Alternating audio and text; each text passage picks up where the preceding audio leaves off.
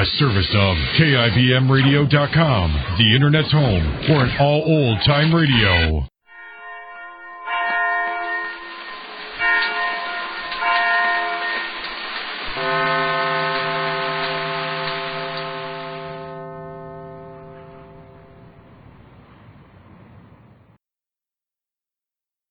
And now, Backstage Wife, the story of Mary Noble and what it means to be the wife of a famous star. Larry Noble is awaiting trial for the murder of Oliver Wilson because the police contend that he hung this fortune-hunting young Englishman high in the wings backstage at the Hamilton Theater after he learned of his elopement with Claudia Vincent, the glamorous actress that Larry is rumored to have been infatuated with. Meantime, since the closing of the play in which she appeared with Larry, Claudia has been having a thin time of it, wondering how to make ends meet. Her first try to sell her testimony for Larry's defense was turned down by defense lawyer Clarence Brewster. But she's been more successful with Lester Jordan, close friend of Larry's, who is anxious to do whatever he can on Larry's behalf. Right now, Claudia is paid up and in good standing at her New York hotel, and her demands for service have the staff in a mutinous mood.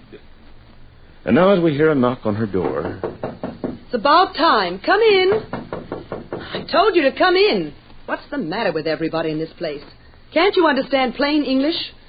Very well, then I'll see what the reason is for this delay. I called fully 10 minutes ago and told the desk... Oh. Hello, Miss Vincent. Am I intruding? Victor, what are you doing here? I come to pay you a little call. I want you to leave here at once. Why, you got callers? Certainly not. I couldn't tell. I heard you talking. I figured you wouldn't be talking to yourself. But if you ain't got company... Victor, I forbid you to come into this room. I don't want to have anything more to do with you. Now, take it easy. That's no way to talk. I come here just to see how you were fixed. Thought maybe you might be having trouble getting along. Well, I'm quite all right. Yeah, so I found out. Listen, you better be smart and talk this over inside if you don't want the hotel in on your personal business. Well, come in for just a minute. And then I want you to go and stay away from me. You're acting kind of high and mighty, aren't you, Miss Vincent? When you stop to consider? Look, I got business to talk over with him. If you bother me any more, I'll report you to Mr. Barlow. Yeah, I can hear you reporting me to my boss. I can hear you telling him that his chauffeur Victor is getting in your hair. He'd sure want to do something to help you out, wouldn't he? Boss is just nuts for you ever since you tried to blackmail him. Yeah, and since you took a couple of pot shots at him with a gun, he loves you, Miss Vincent. Like he loves poison. Victor, what do you want? I told you. Want to have a little talk. See where we stand. There's nothing to talk about. Don't be too sure. We agreed to stick together on our story when this trial comes up and they start bringing in witnesses for Larry Noble, and I want If I ever agreed to any such idea, and I certainly don't remember about it, well, then I've changed my mind. I don't want to have anything to do with you. You're nothing but a cheap crook who does Rupert Barlow's strong-arm work for him. Yeah? You're getting a little above yourself, ain't you? What's the reason? And where does this dough you got all of a sudden come from? Struck oil or something? My finances have nothing to do with you. I'd like you to leave now. And if I don't? Then I'll call the desk and have them send someone to put you out. It'd sure look great, wouldn't it? You think I'm bluffing? I know you are. But don't worry. I'll say what I gotta say and then beat it. Look, you better cut me in on this dough you're getting. We're partners, you and me, Miss Vincent. Ha, that's a laugh. Why should I do anything for you? When I needed your help, you didn't do anything for me. Maybe not, but just the same, you better stick with me. Why should I? Because I can do you a lot of harm. That's why. Nonsense. I'm not afraid of you. You're just making empty threats to try to scare me. You try me and see. Think it over, Miss Vincent. Maybe you'll find out it'd be smarter to string along with me than get me telling tales in court. So long for now. Think it over. I'll be back. Claudia Vincent stands in the middle of her room, her face pale and angry, as Rupert Barlow's sinister chauffeur departs. And at the same time, Larry Noble is taken to the visiting room in the city jail to see Mary, who has just arrived. And as soon as the door is closed... Oh, darling, it's always so wonderful to see you. The hours between these visits are like years. Oh, I hope not. But it's true. You don't know how I count the hours and the minutes till I can get here and see you. You make it all sound very tender and beautiful. But somehow, I have the feeling that you manage to keep fairly busy. What do you mean, Larry? They do bring newspapers to us, even here in jail. We're not that cut off from the world, Mary. Oh, I see.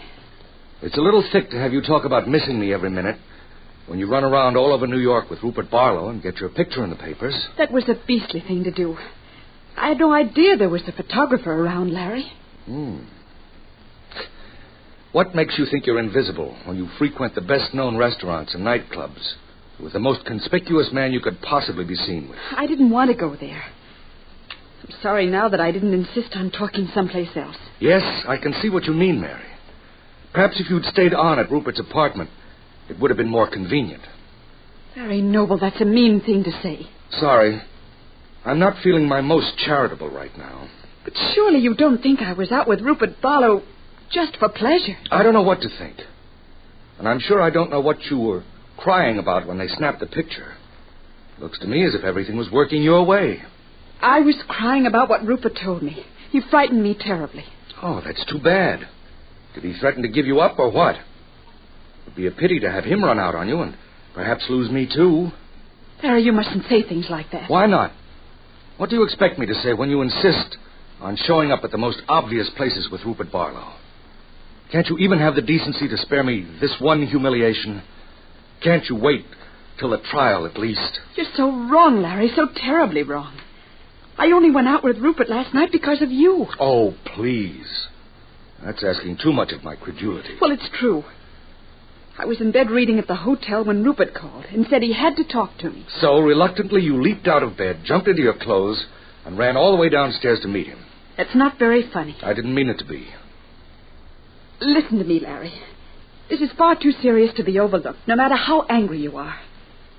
Rupert told me that Clarence Brewster is thinking of giving up your case, of refusing to defend you at the trial. And that's your reason for being with Rupert? Don't you understand how terrible it would be, Larry? You can't let him give up the case. What's his reason for wanting to? Why didn't he tell me he didn't want to go on when he was here yesterday? I don't know, but he told Rupert.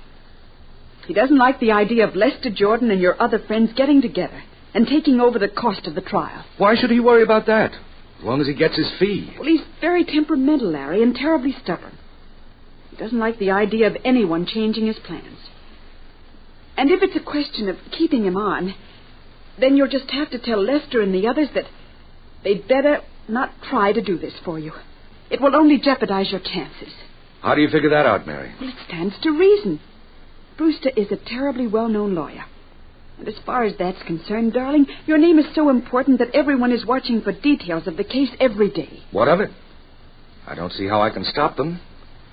And I don't think it helps any to have you photographed in nightclubs with Rupert Barlow. Let me finish, darling. You've got to see this in its proper light. If Clarence Brewster steps out, it'll have everybody saying that he didn't see how he could help you. And if a brilliant trial lawyer like him gives up, think of the effect it will have on everyone. You're talking in circles. No, I'm not, darling. Can't you see for yourself that you must pacify Mr. Brewster? Whatever he wants, you must do. And do you mean to tell me that he wants Rupert Barlow to pay his fee? What kind of nonsense is that? It's not nonsense, Larry. It's true. Rupert had a terrible time persuading Mr. Brewster to take the case at all. And he only did it because Rupert has done him favors in the past. But now that Rupert is being taken out of the picture, Mr. Brewster doesn't want to continue. And so you want me to tell him that I'll be glad to have my good friend and benefactor, Rupert Barlow, pay all the bills? Larry, why are you so determined to be unfair to Rupert when he's doing everything he possibly can to help me? He called me right away and insisted on telling me about this. He wants to go on helping you. And he asked me to make you understand that. He's worried about you, Larry. Oh, I'm so sorry to hear it, Mary. I wouldn't have Rupert Barlow worried for the world. Darling, please be reasonable. How can I make you understand? What can I do? You can listen to me for a minute. And listen carefully. I've heard enough of Rupert Barlow's generosity and his fabulous efforts to save me. I'm sick to death of his smug charity. I want no more of it. And that goes for Clarence Brewster, too. He wants to quit? Good. I'll get another lawyer. Without Rupert Barlow's help. I'll find someone who will listen to me for a change. Oh, you don't mean that, Larry. You've got to reconsider. I mean every word. And there's something more that I mean, too. From now on, I want you to keep away from Rupert Barlow. You understand, Mary? Either you keep away from him, or else. Mary is speechless at the force of Larry's temper. She knows it would be useless to remonstrate. But in spite of herself, she resents the words, or else. Well, be sure to be listening tomorrow to Backstage Wife, the story of Mary Noble and her husband Larry Noble, famous Broadway star. Colgate Dental Cream to clean your breath while you clean your teeth and help stop tooth decay, and Luster Cream Shampoo for soft, glamorous, caressable hair bring you Our Miss Brooks, starring Eve Arden.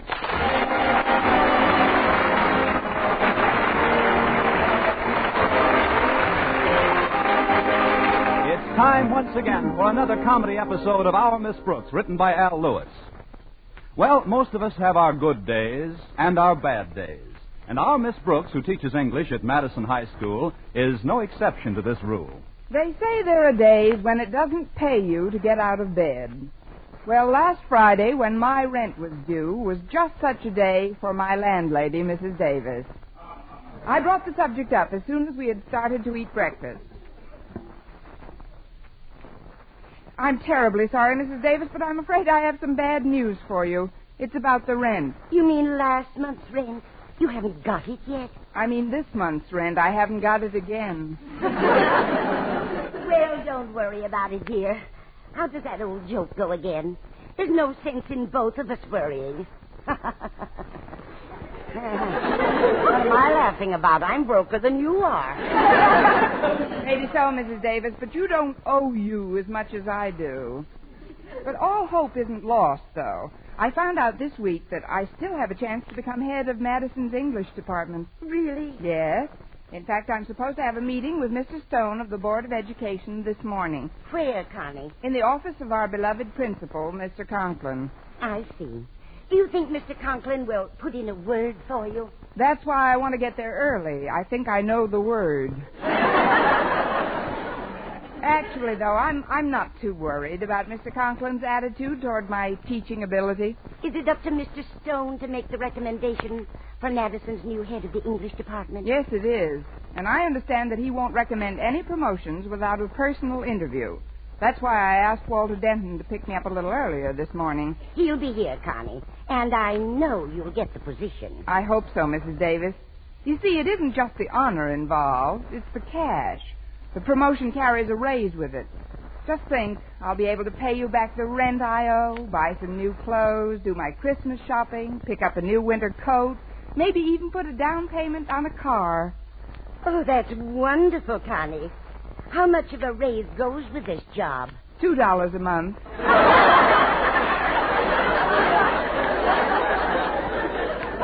Or maybe it's $2 a week.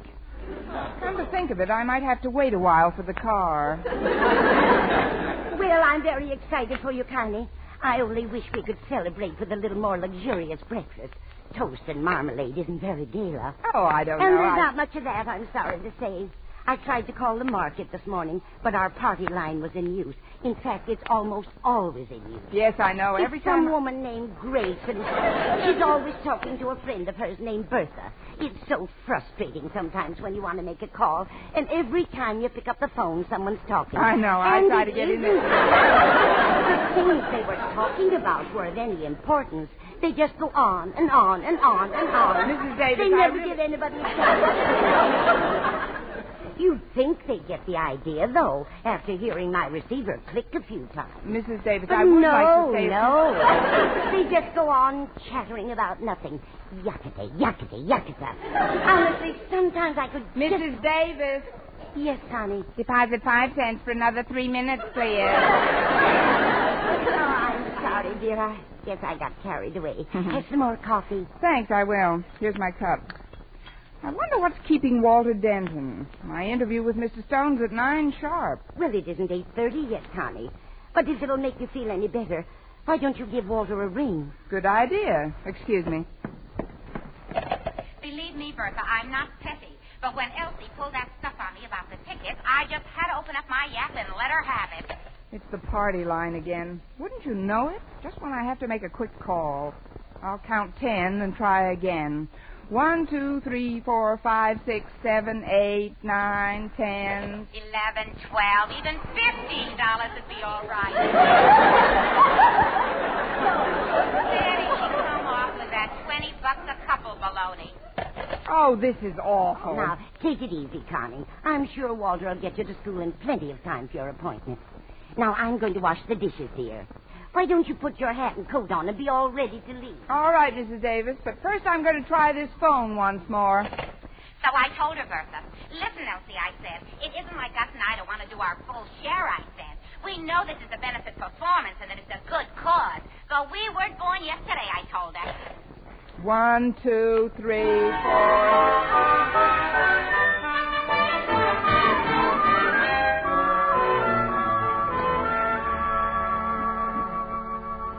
I can't understand why Walter Denton isn't here yet, Connie. It's almost 10 minutes to 9.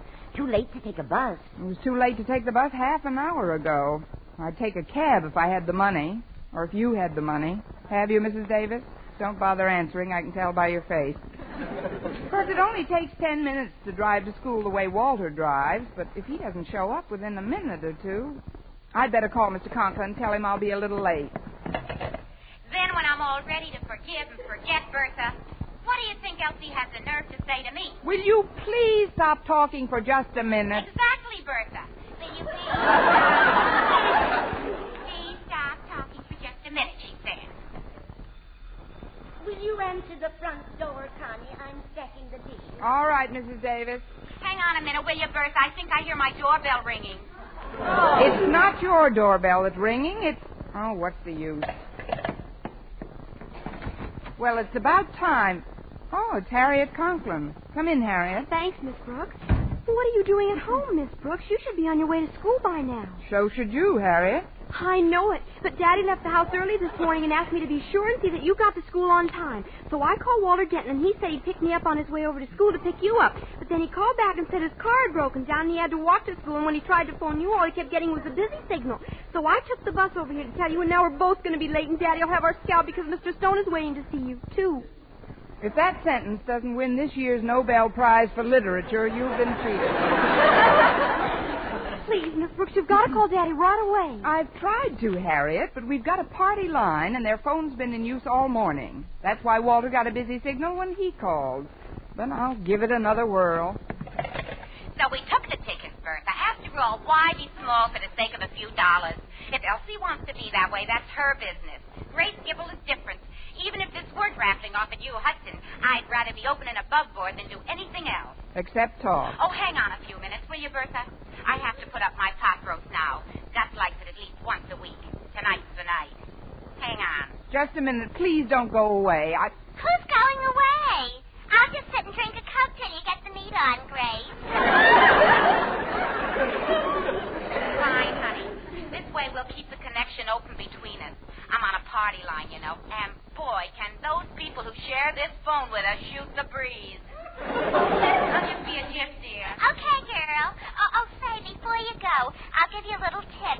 Have you got any bay leaves home? Yeah. You got a lot of bay leaves home? Yeah. Well, stick them in your mouth and jump in the stove with the pot roast.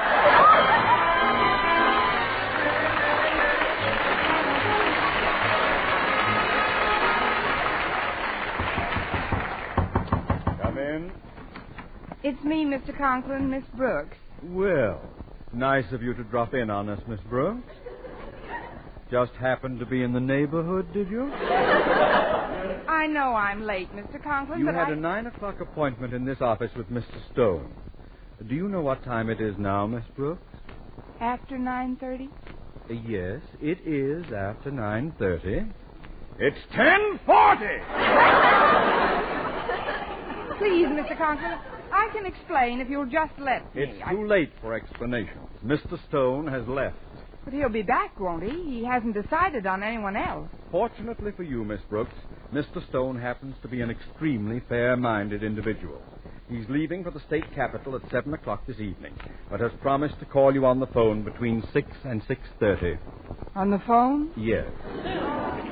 Confidentially, Miss Brooks, in spite of the steady stream of irritants with which you pepper my otherwise prosaic life, my integrity forced me to recommend you rather highly for this position. Oh, thank you, Mr. Conklin. Now, the important thing to Mr. Stone is the availability and cooperative spirit of the person he chooses. That is, if you're going to be head of a department, you'll probably want to know how accessible you can make yourself to the other teachers. He ought to talk to Mr. Boynton. It's very nice of you to tell me all this, Mr. Conklin, but if my getting this job depends on Mr. Stone reaching me on the phone tonight, I'm afraid I'm still out of the running. What do you mean? I'm on the party line that won't quit. They're constantly using the phone. He'll never get through to me. Then have your party line changed. Call the telephone company and tell them you want a different party line. What a wonderful suggestion, Mr. Conklin. I'll do it right after my last morning class. I'll call the phone company and ask for a new party line and a long cord. A long cord? What for? That's so if they don't give me the new party line, I can hang Grace and Bertha.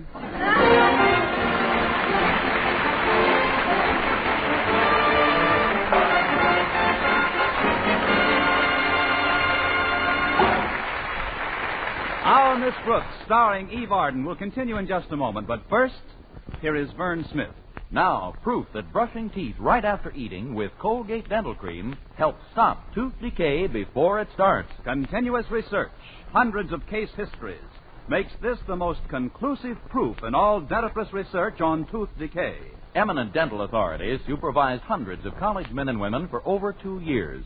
One group always brushed their teeth with Colgate right after eating. The other followed their usual dental care. The group using Colgate Dental Cream as directed, using Colgate's exclusively, showed a startling reduction in average number of cavities, far less tooth decay.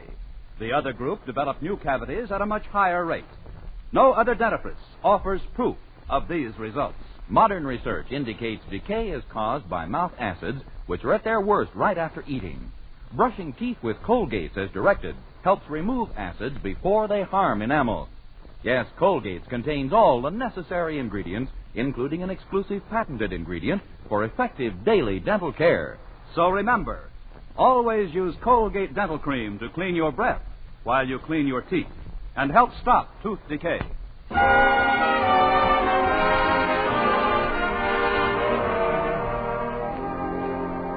Well, when lunchtime rolled around, I called the telephone company and was quite chagrined to learn that they couldn't possibly change my party line by the same evening.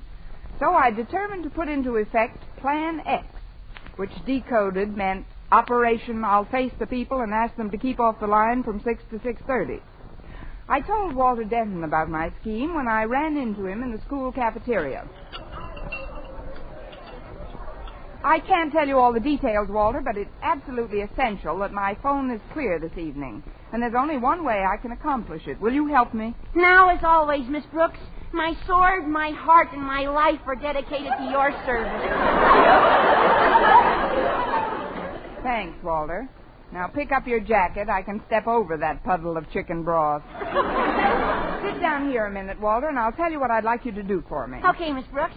First of all, I looked up the address of my party line playmate, Grace Gribble, and I found out that it's quite a distance from my place.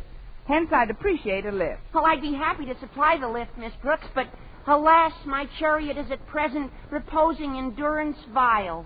Endurance vile? I loused up the carburetor. I mean, the car's being repaired, Miss Brooks, and that's why I couldn't get you this morning. I hope you've forgiven me for that unseeming lapse. What did you have for lunch today? A Shakespeare burger? Look,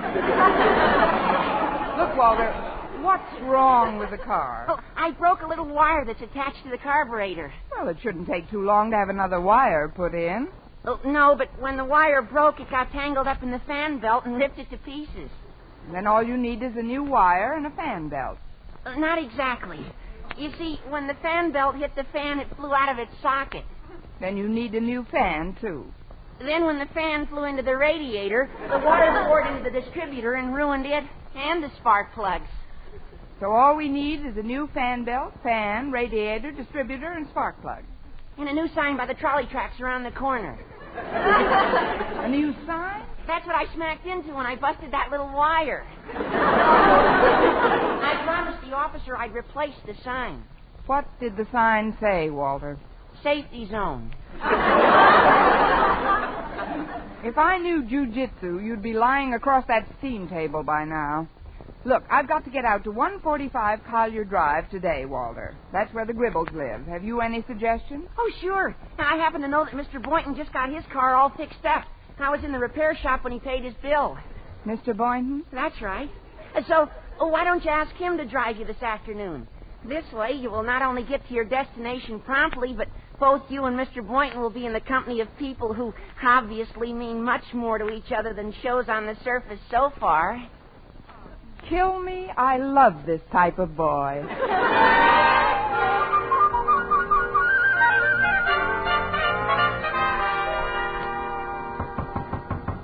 Come in. Well, it's Miss Brooks. Come in. Thanks, Mr. Boynton. I'm glad I caught you before you left for the day. Oh, I was just tidying up the lab a bit. I've had quite a job cleaning my Bunsen burner. Oh, dirty flame?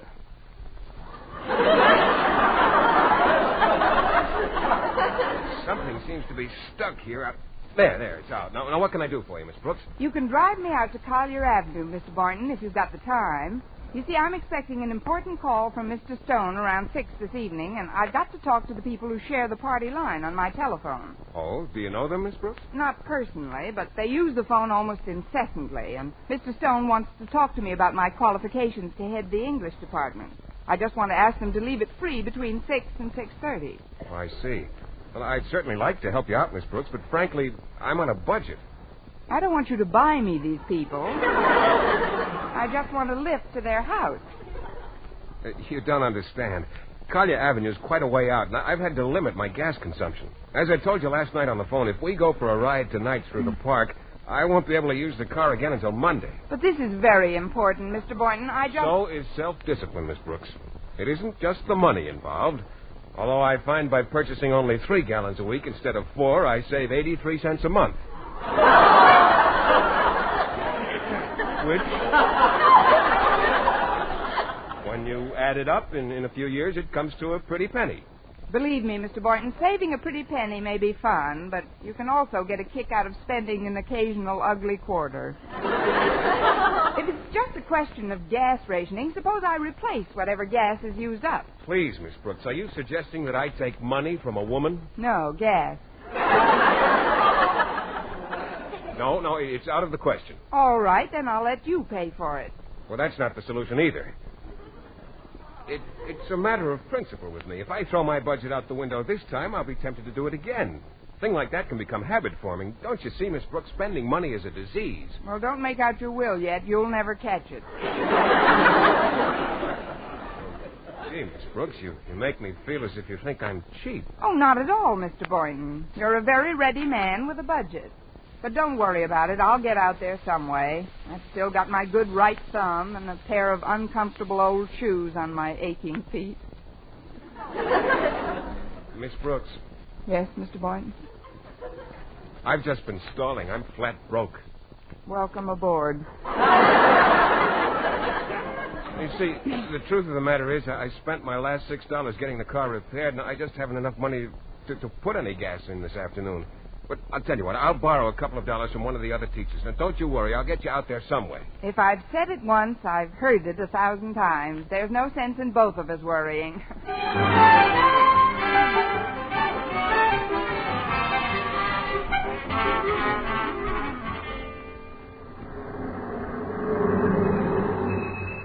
Well, here we are, Miss Brooks, 145 Collier Avenue.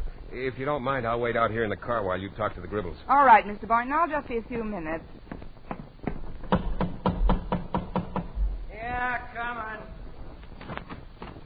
Oh, yes, ma'am. Mr. Gribble? Yes, ma'am? I'm Miss Brooks. I share the party line on your telephone with you. There's something I'd like to speak to you and Mrs. Gribble about. Oh, well, come in, Miss Brooks.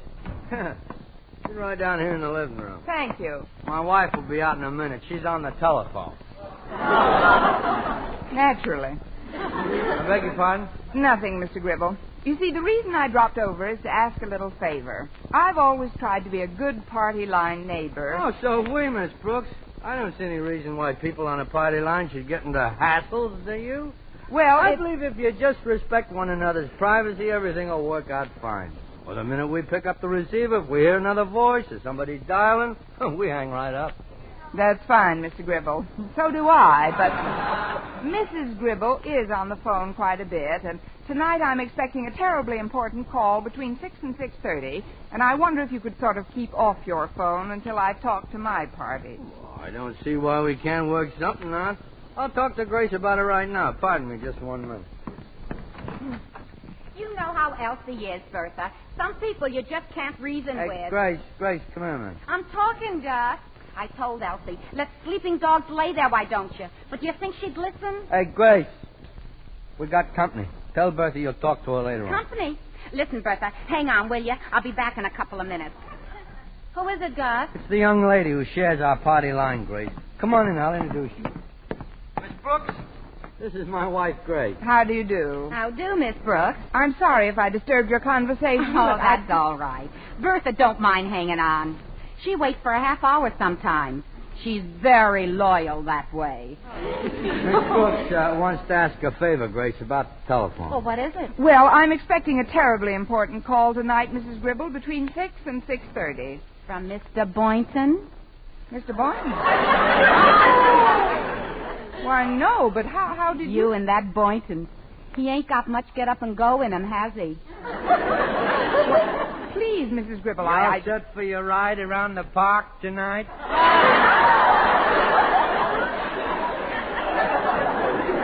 The park? Well, how did you know that? Last week it was the zoo. This week it's the park. Doesn't he ever take you any place that costs money? Listen, Mrs. Gribble, Mr. Boynton isn't cheap. It's just that he's a school teacher, too, and, well, we enjoy going to the places we go to when we go to them. English teacher should talk better. You're alone, Gus. He's a little excited. Listen, Miss Brooks, I think you're a very considerate person. Believe me, when you offered to chip in for the movies last Wednesday night, when Boynton said he was a little short, it was very touching. I was so thrilled I almost hung up.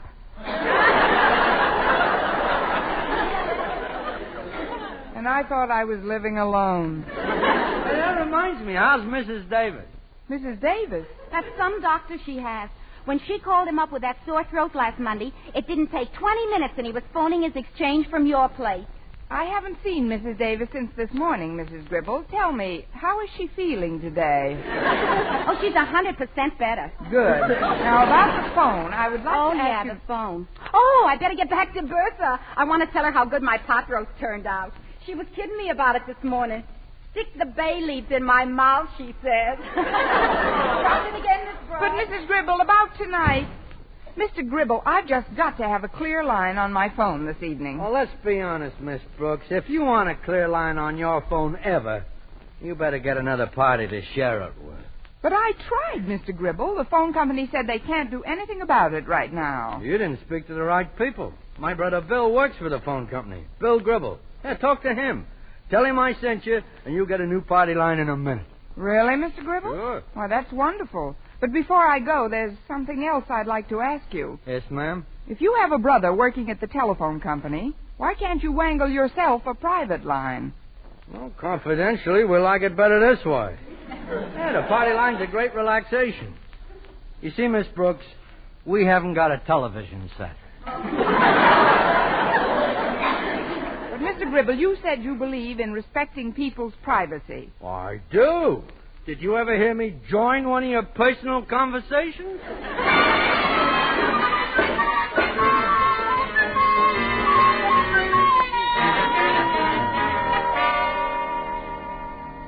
What time is it now, Mrs. Davis?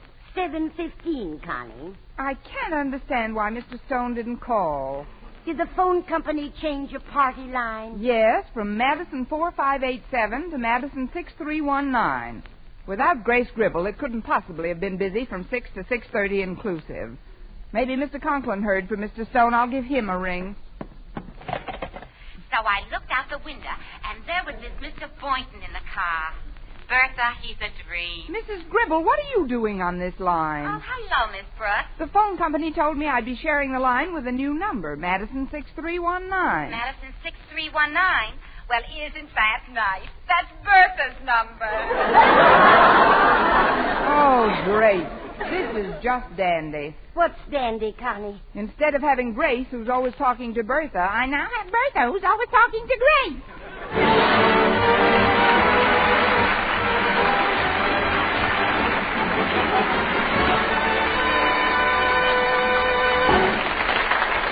Eve Arden as our Miss Brooks returns in just a moment, but first...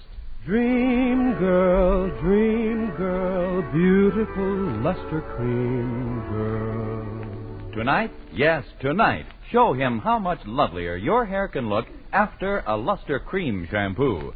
Luster Cream, world's finest shampoo. No other shampoo in the world gives Kay Daumit's magic blend of secret ingredients plus gentle lanolin. Not a soap, not a liquid. Luster Cream shampoo leaves hair 3 ways lovelier. Fragrantly clean, free of loose dandruff, glistening with sheen, soft, manageable. Even in hardest water, Luster Cream lathers instantly. No special rinse needed after a Luster Cream shampoo. So gentle, Luster Cream is wonderful even for children's hair. Tonight, yes, tonight, try Luster Cream shampoo. Dream girl, beautiful luster cream girl. You owe your crowning glory to a luster cream shampoo. And now, once again, here is our Miss Brooks. Well, I was feeling pretty low about missing Mr. Stone's call, and I told Mr. Boynton as much when he phoned me at 8 o'clock. Now, don't worry about it, Miss Brooks. I'm sure Mr. Stone will be back in town soon, and you can have your interview with him then. Now, suppose you cheer up, and we'll go to a movie. Oh, I don't know. Oh, come on, Miss Brooks. I borrowed enough to show us a real nice time. But I don't really feel like a movie. Please, Miss Brooks. Come on, Miss Brooks, say yes.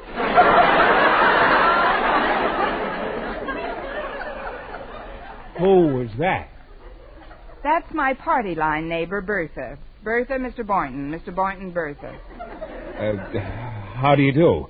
Talk more, Mr. Boynton. I'm crazy about your voice.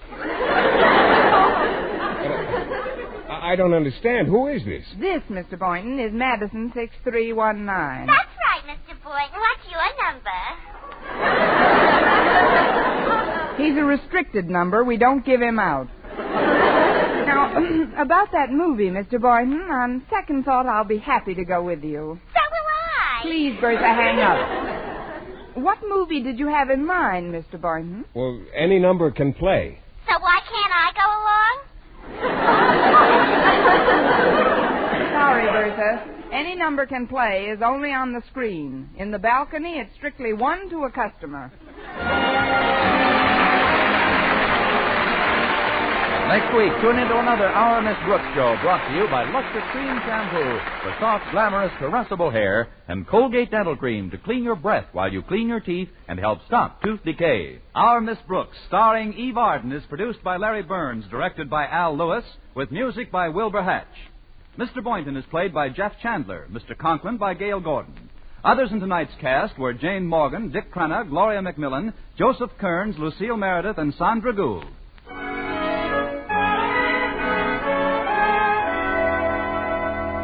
Men, here is actual, factual proof of more comfortable, actually smoother shaves by using Palmolive Lather Shaving Cream. 1,251 men tried the Palmolive Lather way to shave described on the tube. And no matter how they shaved before, 3 out of 4 got more comfortable, actually smoother shaves. Try Palmolive Lather Shaving Cream. See if you don't get more comfortable, actually smoother shaves the Palmolive Lather Shaving Cream way.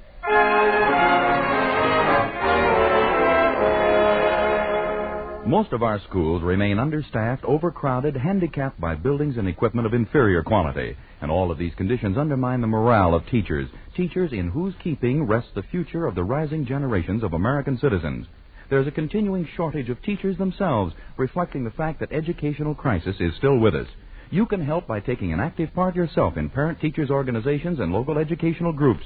Remember, our teachers mold our nation's future, and in that future, you have a vital stake. For mystery liberally sprinkled with laughs, listen to Mr. and Mrs. North Tuesday evening over most of these same stations. And be with us again next week at the same time for another comedy episode of Our Miss Brooks. Bob Lamont speaking. This is CBS, the Columbia Broadcasting System.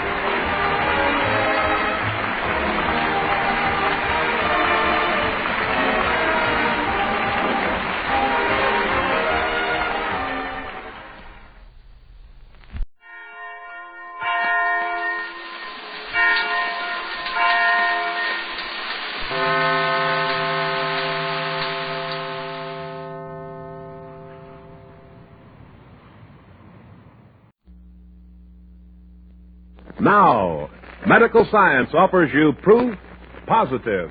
No other leading cigarette gives you less nicotine, less throat-irritating tars than the new, smoother, better-tasting Raleigh. Yes, proof positive. No other cigarette gives you less nicotine, less throat-irritating tars than the new, smoother, better-tasting Raleigh.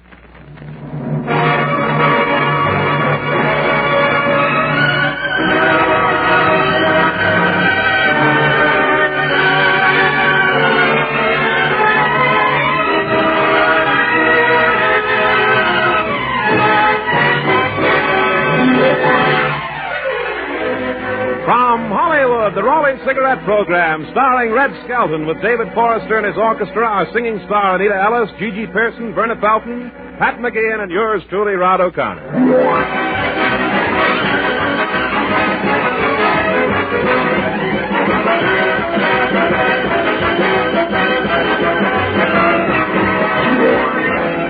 It's a pleasure to bring you Metro Goldwyn Mayer's popular comedian and the star of the Raleigh Cigarette Program, Red Skelton.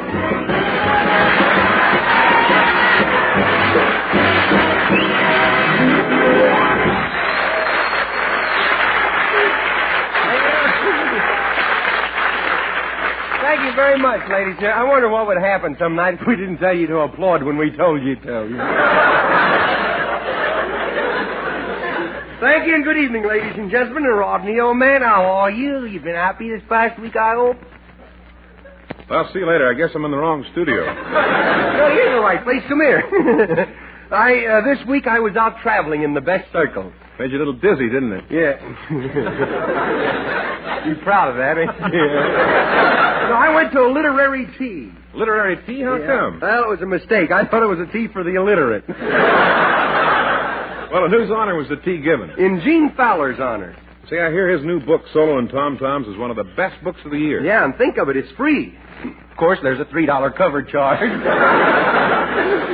It's a wonderful book, though. It's about Buffalo Bill, Jack Dempsey, Colorado, Montana.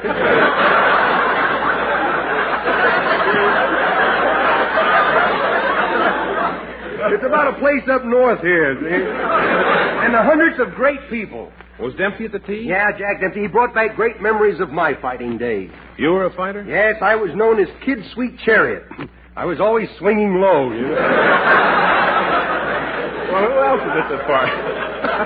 Huh? Who else is at the party? All the people who are interested in books of the world was there. Carlton A. Slop and W.C. Fields was there. Bill Fields is a bookworm? Sure, he's always got his nose in the book. Big books, of course. Okay, and he reads things like 10 Nights in the Bar Room, Drink to Me, Only with Thine Eyes, Lost Weekend. He even took the Grapes of Wrath and beat it with a club. He thought he could get a little out of that. You know, I love the classics myself, Shakespeare and Bacon. I like Bacon, too, but where can you get it these days? Well, tell me more about this gathering. Well, everyone was immaculate. That means no gravy stains on the tie. Some society lady got up to sing. She had on a brown hat, brown gloves, brown shoes, brown... She looked like 200 pounds of hot dogs coming to life. And bow-legged, no kidding. If she ever gets a run in her stocking, it'll go by the way of Pomona. Well, what did she sing? I'm proud of that. Huh? What did she sing? Oh, I don't know. I think she sang Mud from the opera Henry Clay or something like that. You understand opera? No, neither do a lot of people that go. You know, once for a laugh. As a fact, once for a laugh, Lawrence Melchior, he sang at a concert, he sang 5 pages of the Santa Fe timetable.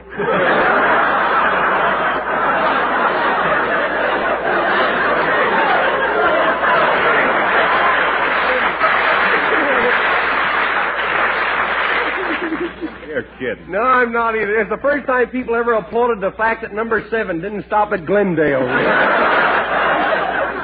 Well, what else happened at the tea? Well, Gene Fowler told me that he might write a story of my life entitled, Don't Let This Happen to Your Daughter. Then Fowler gave a short review on his book, and then we all went swimming. Swimming? Yeah, oh, you should have seen me. I climbed clean up to the top of a 100-foot ladder. Right up to the top of the... You know, it's harder to climb down a ladder than it is to climb down. Johnny Weissmiller was there. Old Tarzan himself. Yeah, boy, can he dive. He did a swan dive that was so graceful a seagull can make matching for his autograph.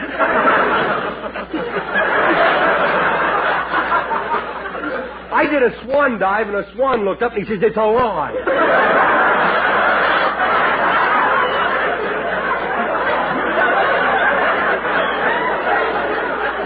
Marilyn Maxwell was there.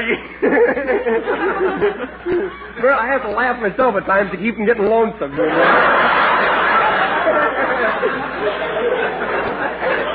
Marilyn Maxwell was there, and you should have seen the bathing suit she was wearing. It was strapless, you know. Say, Red, what holds up those strapless bathing suits? A city ordinance.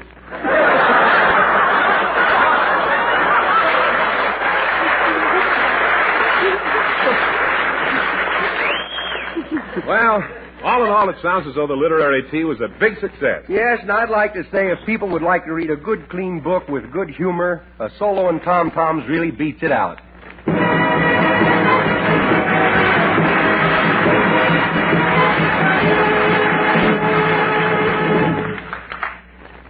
Now, medical science offers you proof positive. No other leading cigarette gives you less nicotine, less throat-irritating tars than the new, smoother, better-tasting Raleigh.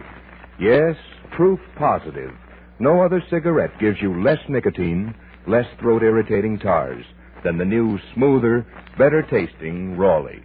Yes, scientific tests of America's 6 biggest-selling brands based on a method used by the United States government.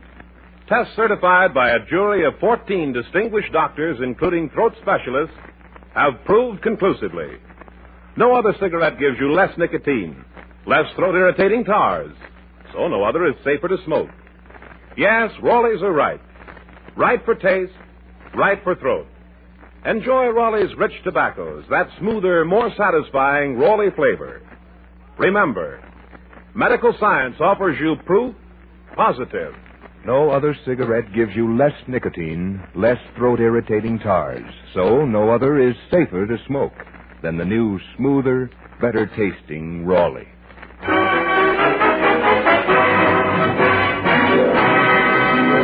And now our lovely Anita Ellis will sing Strange Love.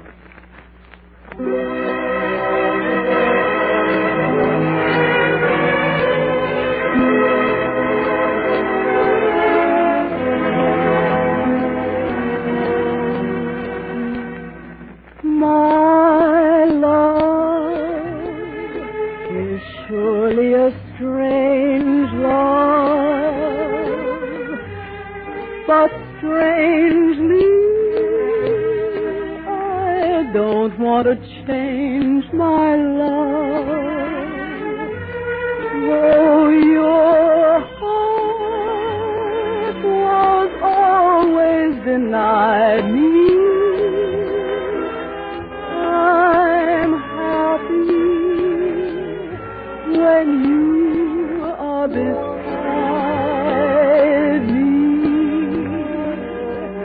My arms are strangers to your arms, and my lips are pleading in vain again.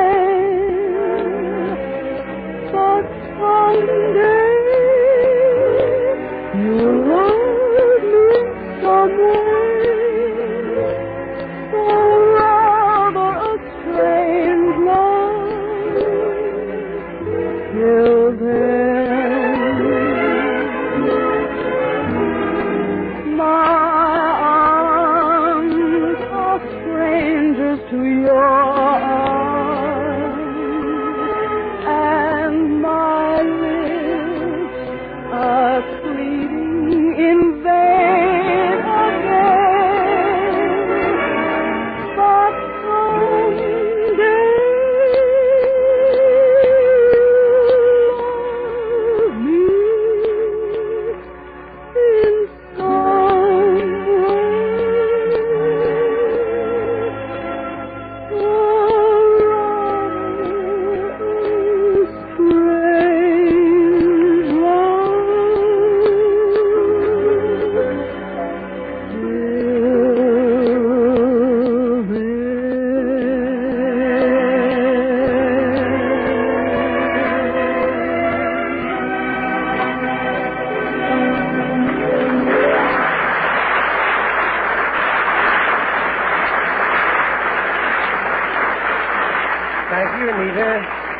Tonight, the story in the Skelton scrapbook of satire is entitled Easy Money. Our characters are fictional. If they resemble anyone you know, get them back in the cage, quick.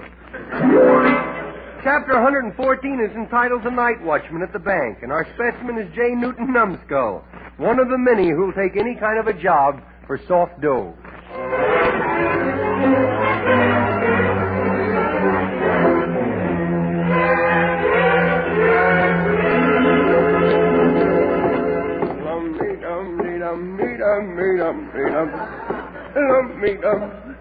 Well, I'm working as a night watchman, and just think, only a few months ago I was putting guys as a lieutenant and me, making them walk on guard duty.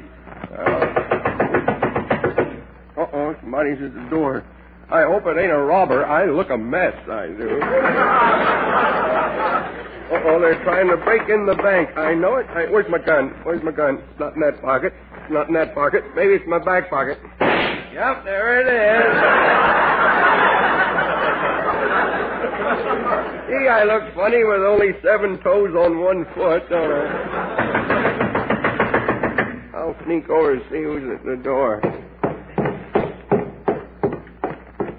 Who's there? It's me, Mary Lou May, the scrub woman. Oh.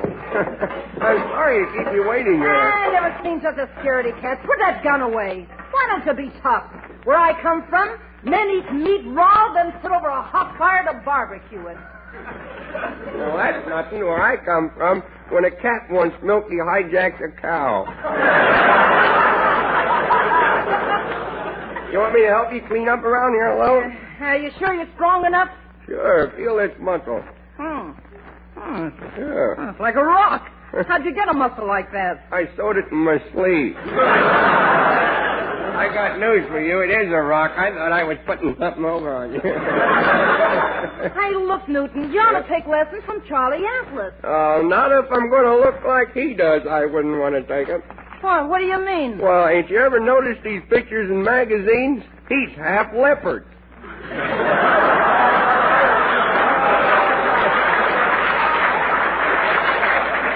That ain't for me, you know. You know, Newton, you're kind of cute. Now, don't start that stuff again. I'm in no mood for that dilly-dally. You better get busy and clean up this floor around here. You know, Newty, I've been thinking a lot about you. Tell me, do you ever think about me? Oh, sure. Last night I dreamed about you. You did? Yeah, I dreamed you and I were married. And I can hardly wait to get to sleep tonight so I can get a divorce again. I got to get to work. You know, our burglar alarm's a little out of order. I better walk around and see if all's well around here. Yeah, well, be careful walking around on that wet floor. It flickers a whistle.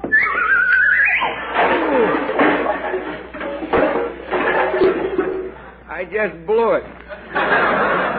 Hey, I'm sorry I flattened your bucket out there. Hey, that's funny. A big black car just pulled into the alley.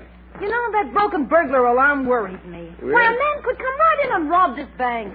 No. Yeah, but no, someone's climbing in the window.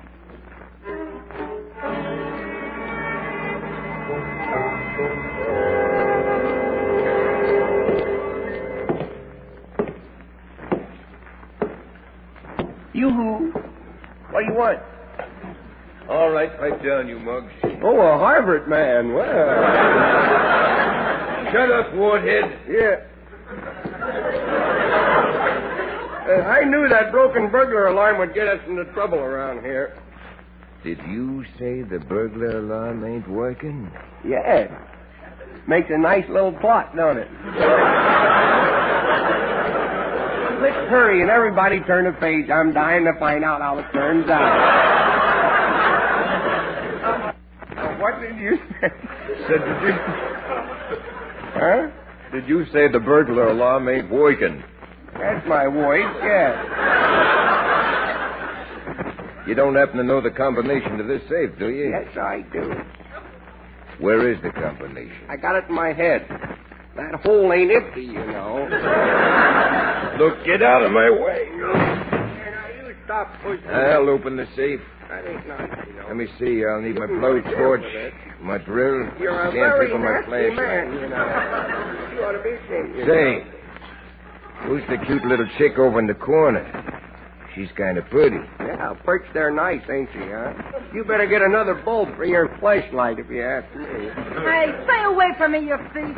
Ah, come on. Give us a little kiss, baby. I will not.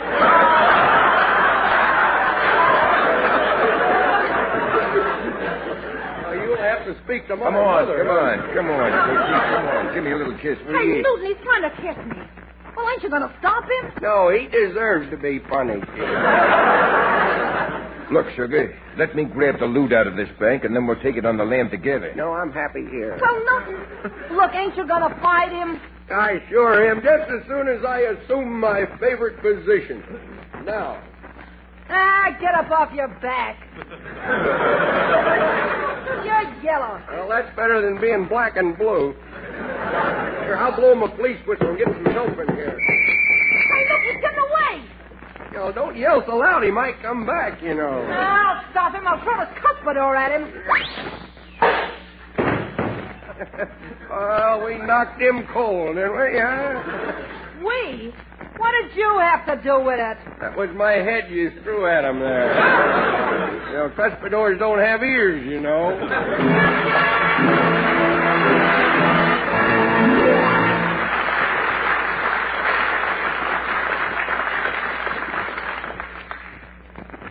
Now, medical science offers you proof positive. No other leading cigarette gives you less nicotine, less throat-irritating tars than the new, smoother, better-tasting Raleigh. Yes, proof positive. No other cigarette gives you less nicotine, less throat-irritating tars than the new, smoother, better-tasting Raleigh.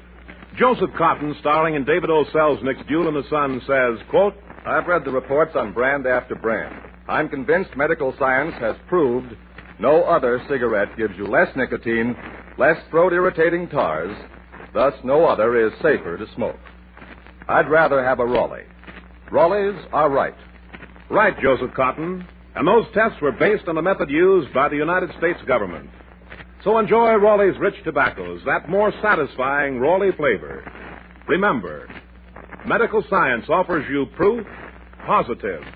No other cigarette gives you less nicotine, less throat-irritating tars. So, no other is safer to smoke than the new, smoother, better-tasting Raleigh. Tonight, David Forrester and his orchestra play Lovers.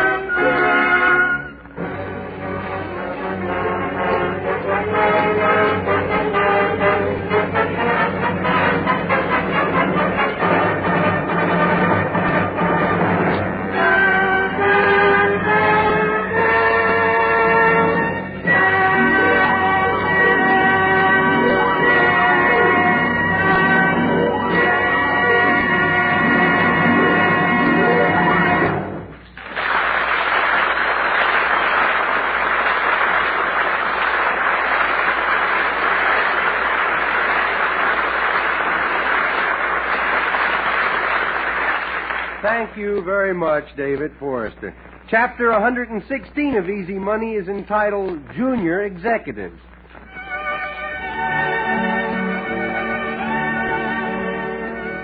All children at some time or other have tried to make money the easy way. All their little schemes usually work, and Junior's no exception.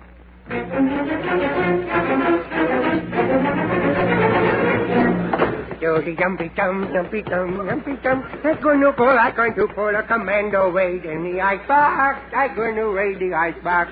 From the halls of Grandma's bungalow to the kitchen further. I open up the icebox door and goodness, look what's there. Oh, boy, look at that chicken. And Widow tummy is growling. I think I'm going to give it the bird. That's Junior? Yes? What are you doing? I'm playing Marine Raider, Grandma. Are you having fun? What you said? Are you having fun? Not getting me fill of it, yeah. Junior, you're not getting into the cold chicken, are you? No, the cold chicken is getting into me. Good heavens, look at that chicken. Yeah, he's boning, ain't he, huh? Junior, Yeah. why do you do these things? Other little boys don't act like you. Well, I don't know why they don't. It's easy once you get onto the rope. Down there? You get not around the seat of the Is dog. that so? Yeah. Well, just for that smart answer, I'm going to cut your allowance off for 1 month. You mean I gotta go without me jelly beans? Me staff of life? LaGuardia will hear about that. And don't go near your piggyback either. Piggyback?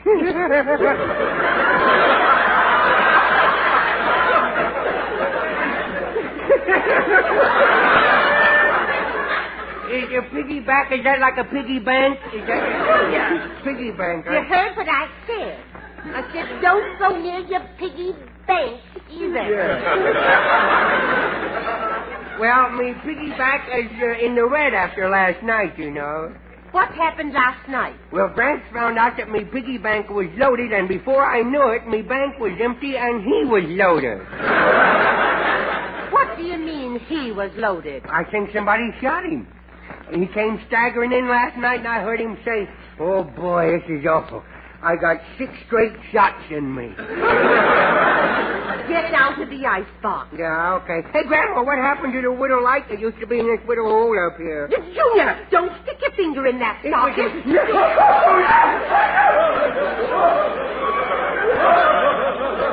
What? That tickles, don't it? Junior, are you all right? Yeah, I will be as soon as me nose stops blinking on and off. Oh, go outside and play. I'm sorry, kiddo. No playing for me. I'm going to go to work. I'm going to open up a lemonade stand out in the front yard. Just a minute. Yep. Where did you get the lemons? You know that lemon tree in Norm Thalen's backyard? Yes. Well, you never know it now.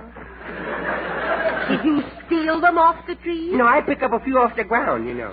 You didn't shake them off the tree first. You pretty smart for an old gal. No. Well, it so happens Mr. Thalen told me I could have all the lemons I wanted. Oh. But don't let it happen again. Okay, I gotta go mix me lemonade now.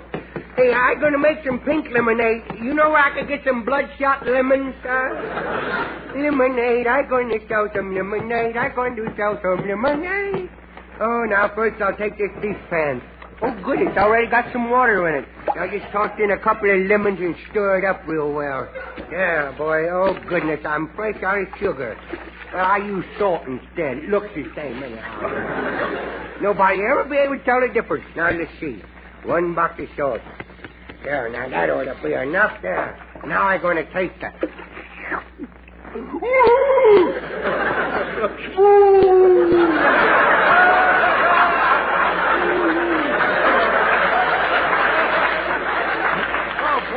couldn't be that bad. It couldn't be that bad. Oh, Junior, don't use the dishpan on the back porch. What? I'm soaking one of your little shirts in it.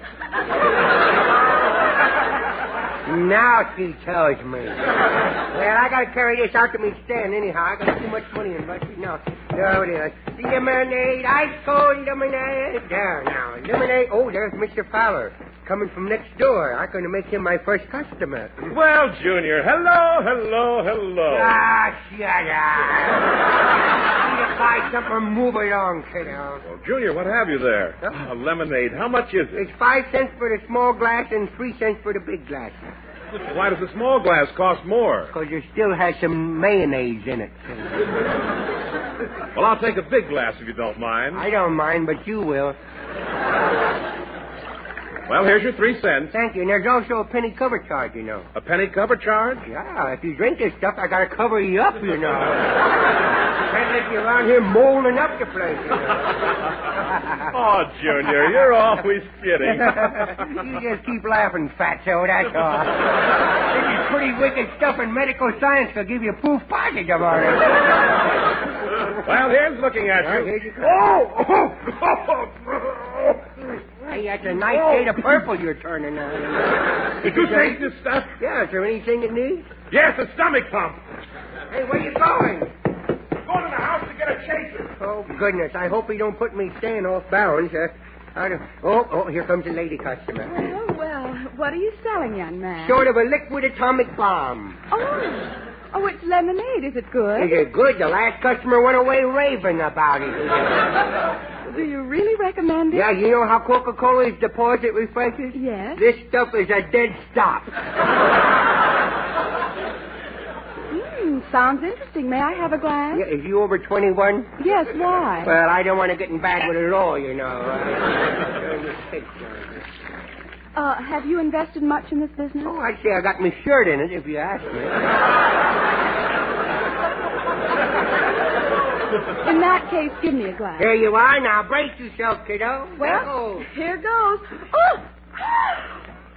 Yeah, get up off of the sidewalk and give me Stan a bad reputation. Get out of here. Get up out of there. Have you seen? Good heavens, the lady fainted. Yeah. Why don't you do something for her? How do you think she got down there to begin with? Are you all right, dear? Here, let me Get her up out of You there. better make him pour that stuff out. He's liable to poison the whole neighborhood. Junior, let me taste that lemonade. No, Grandma. If you don't let me taste that, I'm going to spank you. Well, if I let you, you're going to hang me. That's what you do. Oh, you should whip him within an inch of your life. He does all right without any suggestions from you, Kitty. Let me see how this tastes. Oh, good heavens.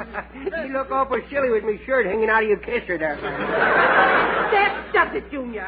Now, Oh, well, I guess I'm not the only fellow who went in business for himself and then took a beating in the end, you know.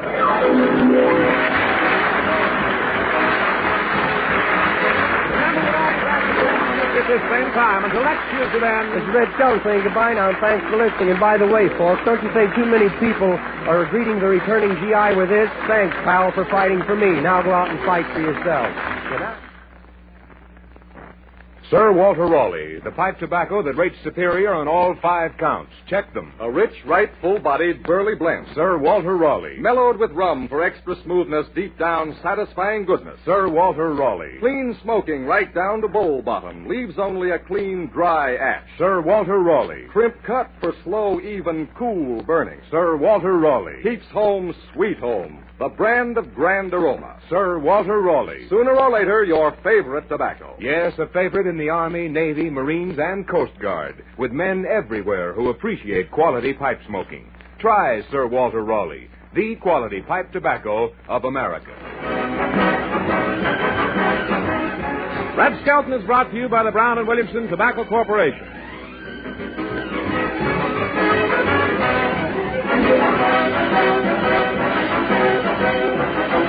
This is NBC, the National Broadcasting Company.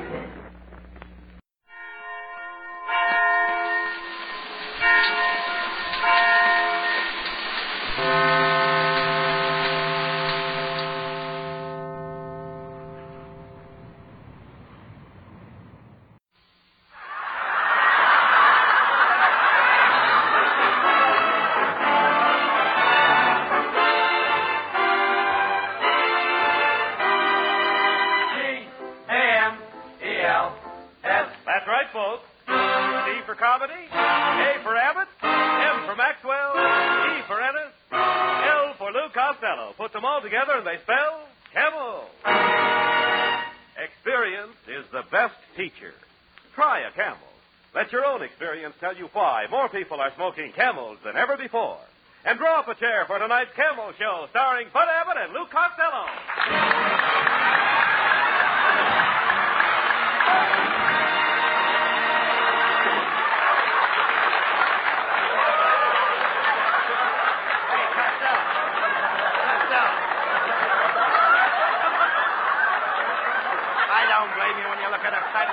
Like that. Come here. Come over here. You're late again. Where have you been? Hey, Abbott, I just come from the contractor that's building my new house. It's going to be a house with 7 gables. You mean 7 gables? Nope, 7 gables. When I build a house, I want it well built. You dummy, wasting your time with a contractor when you've only got 48 hours to get rid of that money that you won last week before income tax time was due. I'm trying to get rid of the money, Abbott. Well. Yesterday I bought a 1923 Maxwell for $75. But with it, I had to take $400 worth of accessories. $400 worth of accessories? Yes, I had to buy 2 horses to pull it. You've got $38,000 to get rid of. And you've got to get rid of it and make sure that you don't get it back. Okay. I'll get rid of it so it'll never come back. How? I'll lend it to Europe.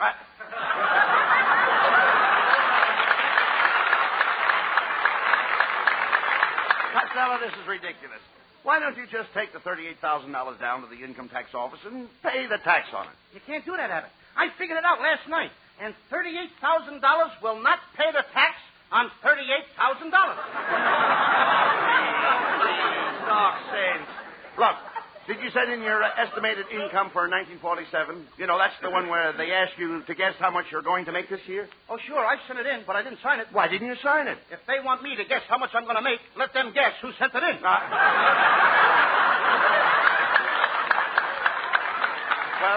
how about deductions? My what? Deductions. Like when I file my tax, the man wanted to allow me $500 for my wife.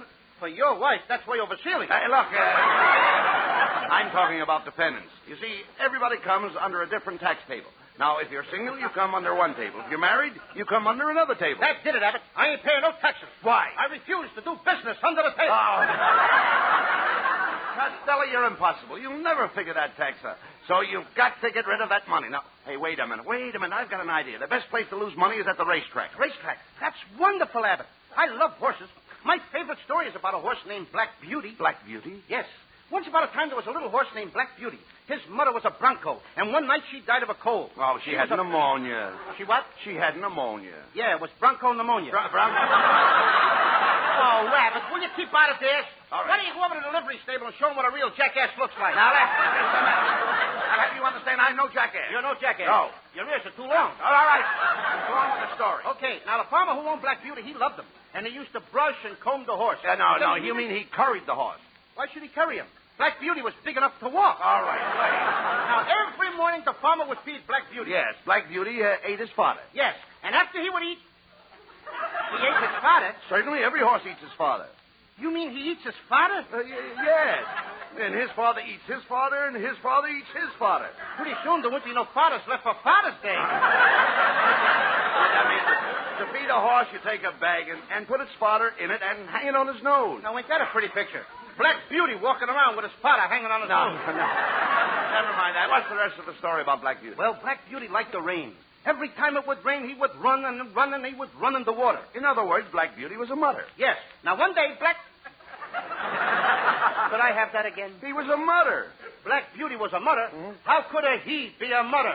Ain't a she a mutter? Certainly not. Sometimes a he makes a better mutter than a she. Well, we learn something new every day. Listen, Abbott, suppose a mama horse has little horses. Don't that make her a mutter? Well, now that depends on her feet. Yeah, and then... Well, if you ask a silly question, you get a silly answer. No, Costello. I own racehorses and have one of the finest mutters in the world. What has your mutter got to do with horses? My mutter is a horse. Now that you mention it, I see the resemblance. Here. Now, one day, everybody on the farm was very, very sad. The farmer was sad. All the little horses were sad, too. They were so sad just a second, Lou. Wait a minute. Don't break me down. Why was everybody so sad? Black beauty was limping around. Oh, it's too bad. There was something wrong with his front legs. Mm-hmm. The farmer took Black No. Beauty to He find had out... something wrong with his forelegs. Yes. And then after... Would you mind running that past me again, please? I said he was having trouble with his forelegs. I just told you he limped on his 2 front legs. Well, Costello, a horse's forelegs are in front. His 4 legs are in front. Yes. What are those things in the back? You don't understand. A horse has 4 legs in front and hind legs in back. 4 legs in front and hind legs in back. Right. What are we talking about, a horse or a centipede? Listen, please. I'm trying to tell you that a horse has 4 legs in front. Oh, Abbott, you're sure his 4 legs are in front? Certainly. Okay, then tell me this. What keeps his tail up? His hind legs. Look, when I say that the horse has 4 legs in front, I don't mean that his 4 legs are in front. I mean his 4 legs are in front. A horse has 4 legs. But all 4 of them are not 4 legs. Oh, when you say that a horse has 4 legs in front, you don't mean that his 4 legs are in front. You mean that his 4 legs are in front. A horse has 4 legs, but all of them are not 4 legs. Now you've got it. Now I've got it. I don't even know what I'm talking about.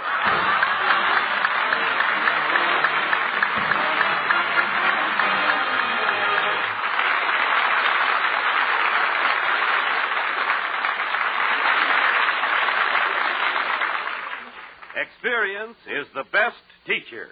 A young man and his girl at a dance. Let's sit out this dance. I'd like to smoke. Cigarette for you? Yes, please. Goodness, it's nice to be able to get the cigarettes you want again, isn't it? Uh-huh. But, you know, I learned something during that cigarette shortage. By smoking whatever brand I could get, I learned that there really are differences in cigarettes.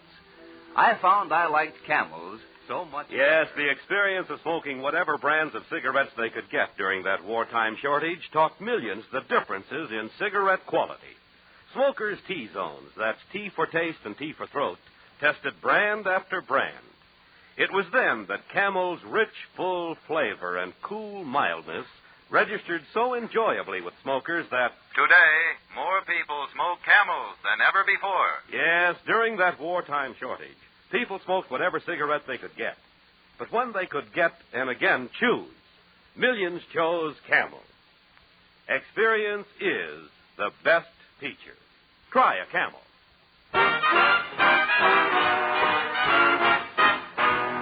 Now, while you enjoy a Camel, Skinny Anna sings Linda. When I go to sleep, I never count sheep. I count all the charms about Linda. And lately it seems, in all of my dreams, I walk with my arms about Linda. But what good does it do me? For Linda doesn't know I exist. Can't help feeling gloomy. Think of all the loving I've missed. We pass on the street, the heart skips a beat. I say to myself, hello, Linda. If only she'd smile, I'd stop her a while, and then I would get to know Linda. But miracles still happen, and when my lucky star begins to shine, with one lucky break, I'll make Linda mine.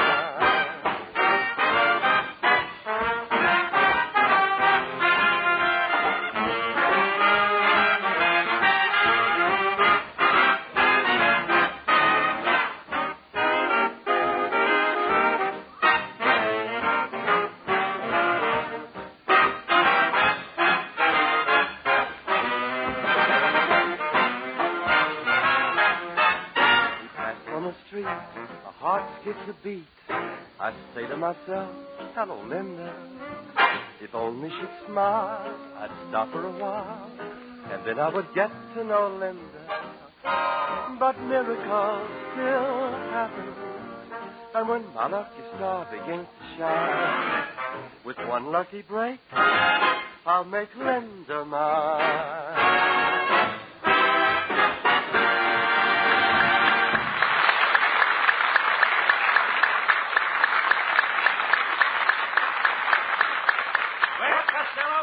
Here's the racetrack. Now, Saturday night is the deadline for income tax, and you've got to lose that money. Now, I'll tell you how to bet because you don't know a horse from the side of a barn. That I know. I do, too. Test me. All right. Look over there. What is that? A horse or the side of a barn? Abbott, this time you're right. See, you know absolutely nothing about horses. You don't study form. You don't know track conditions. And with no information whatever, do you know what can happen to you, Lou? Yes, I can win. You can ask. Costello, to lose, you've got to play long shot. Now, I've got a horse that goes off at 20 to 1. Well, let's hurry, Abbott. It's 12:30 now. Oh, there's no hurry, no hurry. No hurry. He doesn't go off till 3 o'clock. I thought you said he was going off at 20 to 1. He is. He goes off at 20 to 1 at 3 o'clock. How can he go off at 20 to 1 if he goes off at 3 o'clock? No matter what time he goes off, it'll still be 20 to 1. It'll still be 20 to 1 at 3 o'clock? That's right. Abbott, let me smell your hair. What do you mean? Go ahead. Uh-huh. No smell, just as I thought. You've been drinking the hair tonic again. You cut that out, Costello. You've got to lose that money. Now, the smart thing to do is buy a dope sheet. You can get smart from buying a dope sheet? Certainly. If you have the dope, you're smart. Is that clear? Oh, sure. The horse goes off at 20 to 1 at 3 o'clock. Never mind that. Hey, I think that fellow over there is selling tip sheets. Let's ask him. Say, mister. Yes? Do you sell tips on horses? As Dr. Livingston said to Stanley, you came to the right place. I've got Joe's tip sheet, Henry's tips, Eddie's tips, and asparagus tips. Asparagus tips? That's for green horse players. Well, we'll take Joe's tip sheet. Is it any good? As the Queen of Sheba said to Solomon, it's wonderful. Look, mister, forget that. We want a tip sheet that picks losers. Losers? Well, if you want to lose, I've got a horse that goes off at 20 to 1. At 3 o'clock? No, 4:30. Look, mister. Cut it out! Look, mister, as Dr. Jekyll said to Mr. Hyde, take a powder. All right. Quiet, Costello. Mister, give us a copy of Joe's tip sheet. Fine, there you are. And as young Dr. Malone said to Ma Perkins, that will be $5. Okay. Now I'll be able to pick the horses. Oh, you mean you want to use Joe's tip sheet to pick the horses? Well, in that case, you'll need a copy of Henry's tip sheet. You see, that explains what Joe's tip sheet is all about. How much is that? $10. Okay, I'll take it. Let's go, Abbott. Just a minute, Fatty. Can you read the code in Henry's tip sheet? Oh, sure. I can read... What code? Well, then you'll need Don's tip sheet, which explains the code on Henry's tip sheet, which picks the horses in Joe's tip sheet. That'll be $25. Oh. Come on, Costello. We've got to make some bets and lose that money. Nothing doing, Abbott. I can lose all my money right here. Hey, here's $25. Thank you. And as Mrs. Chips said to Mr. Chips, goodbye. Goodbye. Hey, Abbott. I don't need this guy's tip sheets. I got something right special from the feed box. What is it? Oats. And they're delicious. Now, look, Costello. Hey, they're skinny in it. Maybe you can give us a loser. Hiya, fellas. Hey, what time is it? 3 o'clock. Good. I got a horse that goes off at 20 to 1. How can a horse go off at 20 to 1 at 3 o'clock? Now, just a minute. I'm the straight man.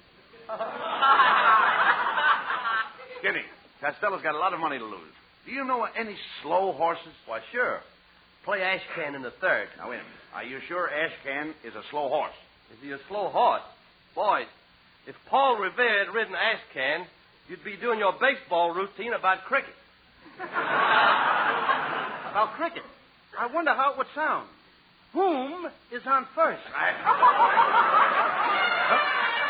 Come on, Costello. Let's call for the first race.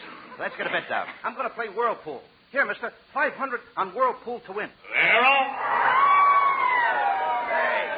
Hey, you got the bet down just in time, Costello. They're off. I hope Whirlpool doesn't win. Abbott, the only way that horse could win is if he had an outboard motor attached to him.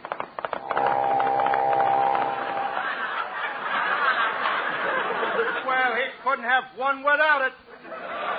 You idiot. Now you've got more money than ever to get rid of. Hey, look. Look at that lady's program and see what she's marking. Maybe she'll pick a loser.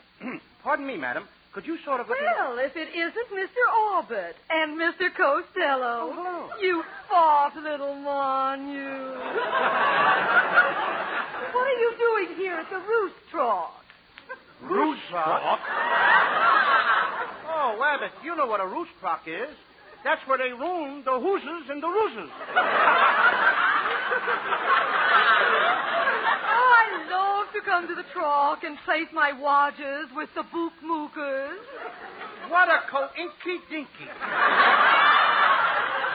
I come here to drink Coca-Cola and eat Frankfurter and try to pick a wiener.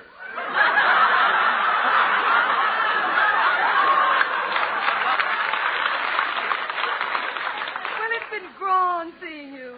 I must be toddling along. As we say in French, je suis de la Pigalle in la qu'est-ce que c'est to you. And a juicy dill pickle in the kissy Costello. Hey, Costello, we should come to the track more often. All the big movie producers come here, and we might make some good contacts. Yes, while they're looking over the horses, they might think of a part for me. They might think of... What am I saying? Well, hello, Miss Rabbit. Where are you going with that big bale of hay? Oh, pardon me, it's Costello. Oh, no, I just love the racetrack. You know, my late husband said I had the makings of a great horsewoman. You're saying that wrong. Your husband said you had the makings of a great horse, woman. Costello, you've just got time to play the third race. Now, look, let's try the old-fashioned method. Stick a pin in Mrs. Wetwash's program and play whatever you pick. Okay, Mrs. Wetwash, may I borrow your hat pin? Yes. Thank you. Now hold up the program. I'll close my eyes and stab it with the hat pin. Costello, you stuck Mrs. Wetwash with a hat pin. Look, she's jumping the fence. She's out on the track. At the corner, Mission Bell is going to the front. Busy Bee is second. Hey, just a minute, folks. There's an added starter out there. That's a strange-looking nag, but, brother, can she run? Now you did it, Costello.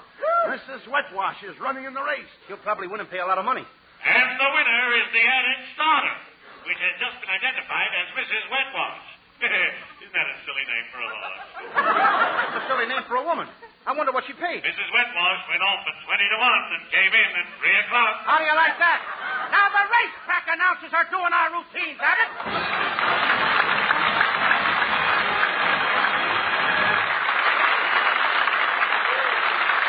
Camel presents lovely Marilyn Maxwell from Metro-Goldwyn Mayer, producers of The Beginning or the End.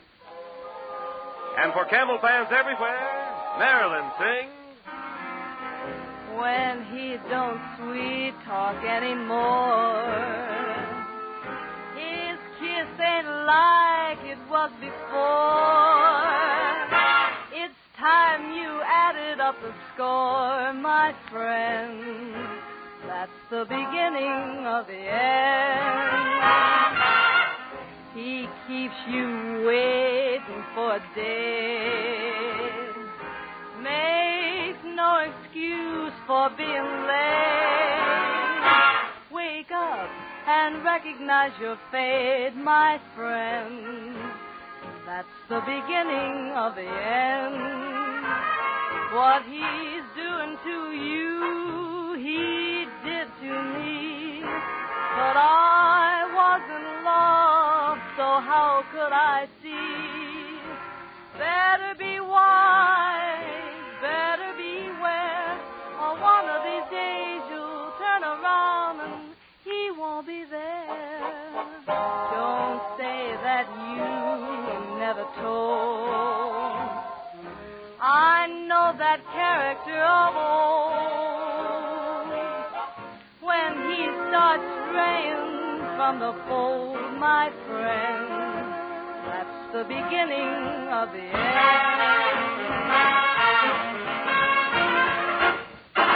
One of these days he'll turn around and he won't be there.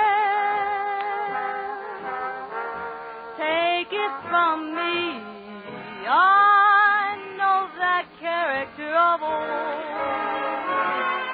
When he starts straying from the fold, my friend, that's the beginning of the end.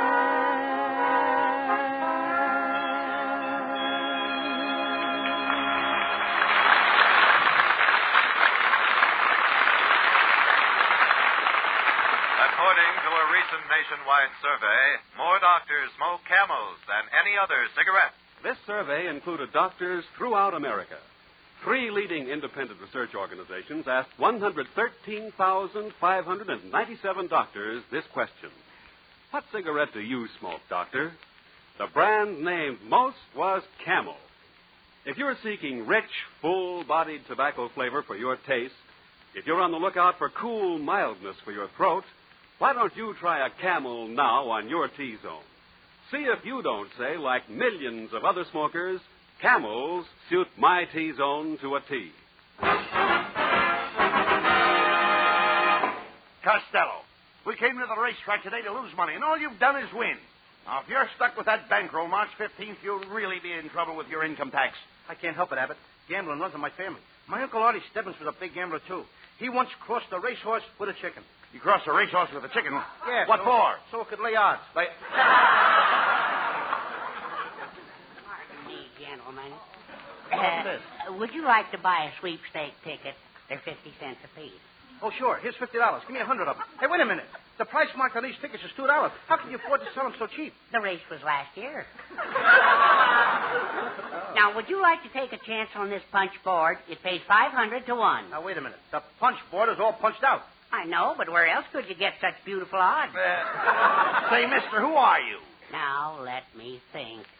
Oh, I've got some business cards in my pocket. Would you mind reaching in and pulling one out? See, my hands are all covered with fingers.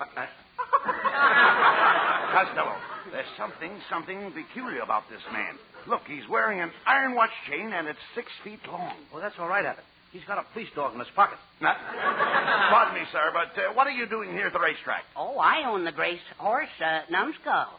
My wife gave him to me for my birthday. Your wife gave you a horse? Yes, she didn't want me to have anything sharp. Your wife must write your jokes, too. You haven't had anything sharp in the last 2 minutes. Well, gentlemen, I've got to go now. I've got to hang up my horse. Hang up your horse?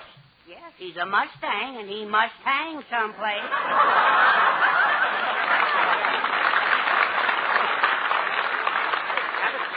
They ought to send that guy to the United Nations conference. As a delegate? No, it's a problem. Oh. Come on, Costello. Let's take a look at his horse, Numbskull. He may be just the horse to lose your money on.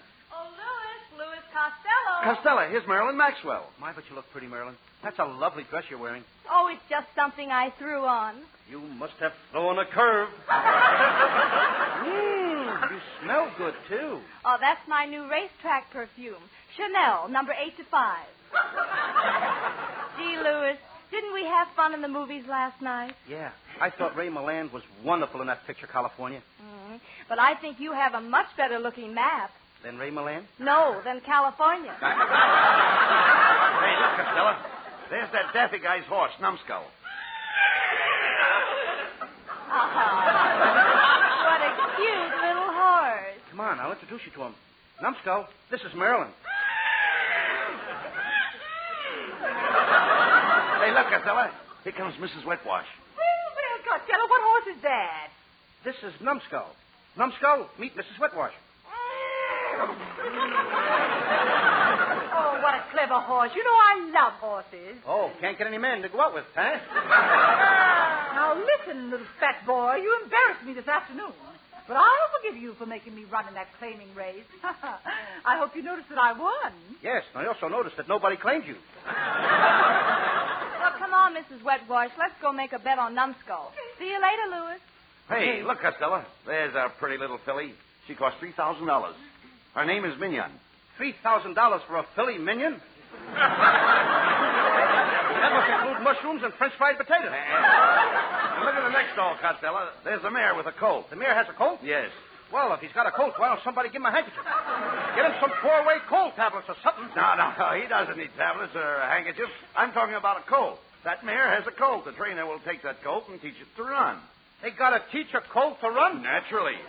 Brother, when I get a colt, it runs all by itself. Look, Lou. Here comes the groom with the horse's bridle. He's getting ready to lead her away by the halter. Abbott, stop the wedding. Stop the wedding?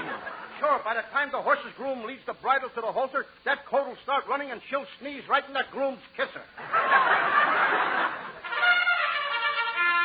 Come on, Costello. That's the post call for the last race. And you've got to bet on a loser to get rid of that money. Remember your income tax. Abbott, I'm going to bet it all on Numbskull. I've been looking up his form. He's got to lose. What does the form say? Well, it says he was beaten at Santa Anita. He was an also ran at Tanforan. He came home in the dark at Hollywood Park and showed a weakness and a preakness. Okay. Numbskull it is. Let's get the bet down.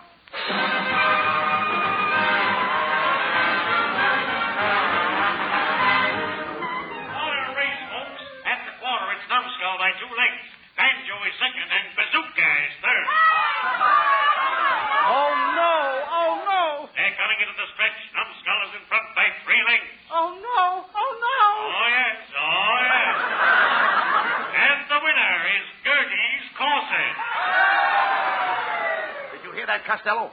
The winner was Gertie's corset. That was a tight squeeze.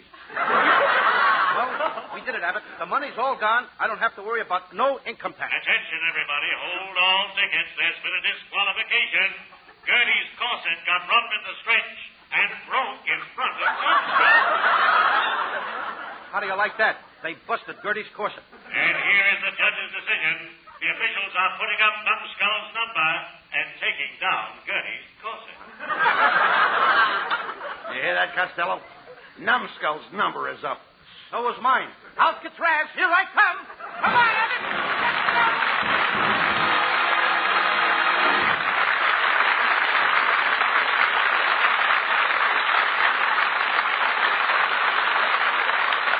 Abbott and Costello will be back in just a moment for Camel cigarettes.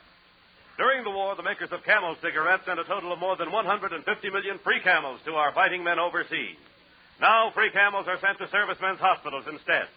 This week, the Camels go to Veterans Hospital, Louisville, Kentucky, USAAF Station Hospital, Bowling Field, Washington, D.C., U.S. Naval Hospital, Santa Margarita Ranch, Oceanside, California, U.S. Marine Hospital, Mobile, Alabama, and Veterans Hospital, Northport, Long Island, New York.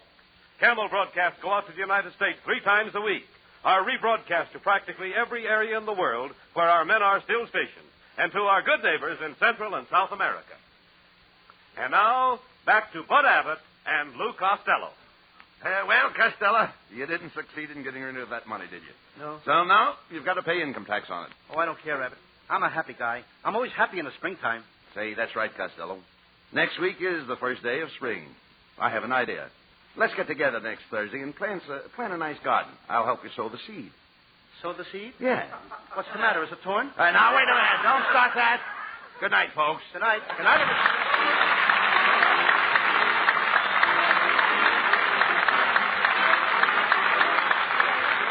Listen to Abbott and Costello next Thursday when Costello plants a spring garden. Don't miss it, because Bud and Lou are going to do their famous sow the seed routine.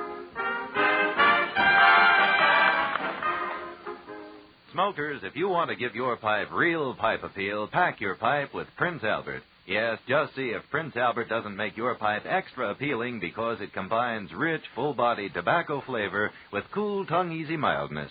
Prince Albert is specially treated to ensure against tongue bite and crimp cut to burn slow and even. So pack your pipe with good PA for pipe appeal.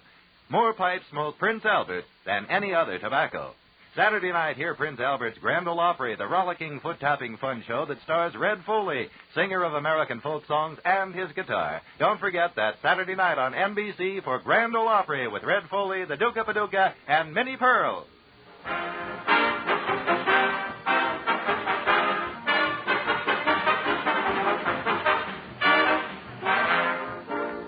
Be sure to tune in next week for another great Abbott and Costello show brought to you by Camel Cigarettes. And remember, experience is the best teacher. Try a Camel. Let your own experience tell you why more people are smoking Camels than ever before. C-A-M-E-L-S.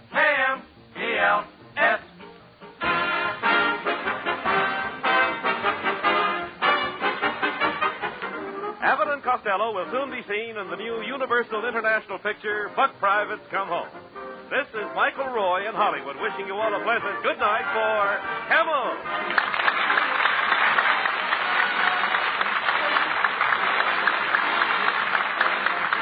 Stay tuned now for the Eddie Cantor Show. This is NBC, the National Broadcasting Company.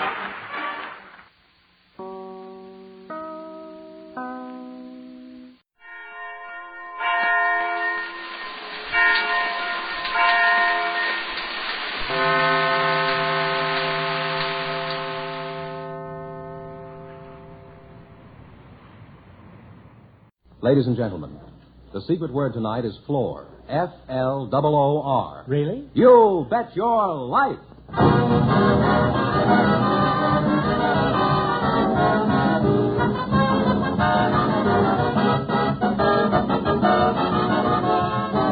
The more than 3,000 DeSoto Plymouth dealers of America present Groucho Marx in You Bet Your Life, the comedy quiz series produced and transcribed from Hollywood. And here he is, the one, the only... Groucho! That's me, Groucho Marx.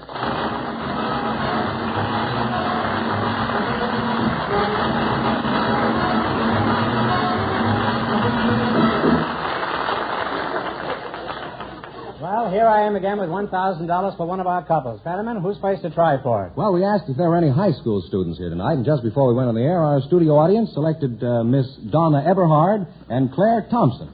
Come on in, folks. I'd like you to meet Groucho Marx, right over here. Welcome, kids, for the DeSoto Plymouth dealers, and if you say the secret word, you'll divide $100 in cash. It's a common word, something you'll find around the house. Donna Eberhard, and Claire Thompson. Oh, nice names. High school students, did you say? What high school do you attend, Donna? Van Nuys High School. Did anybody ever tell you had very pretty blue eyes, Donna? No, they didn't. You don't mind if I don't believe what you just said? I don't care. That's what I like, indifference in a woman. How old are you, Donna? 17. 17, huh? Mm-hmm. And how old are you, Claire? 18. 18. Well, that makes 18, 17, 9, 20, 15, 30. Well, I guess I'm just a generation behind you two, huh? Donna, would you say I belong to your father's generation? Yes, I would, because my father's often said that his father used to take him to your movies. Well, that's true. They used to exhibit our pictures in a covered wagon right outside of Sioux City. And after the show, we'd all go over to Custer Stamp for the last stand for some pictures. How old is your grandfather?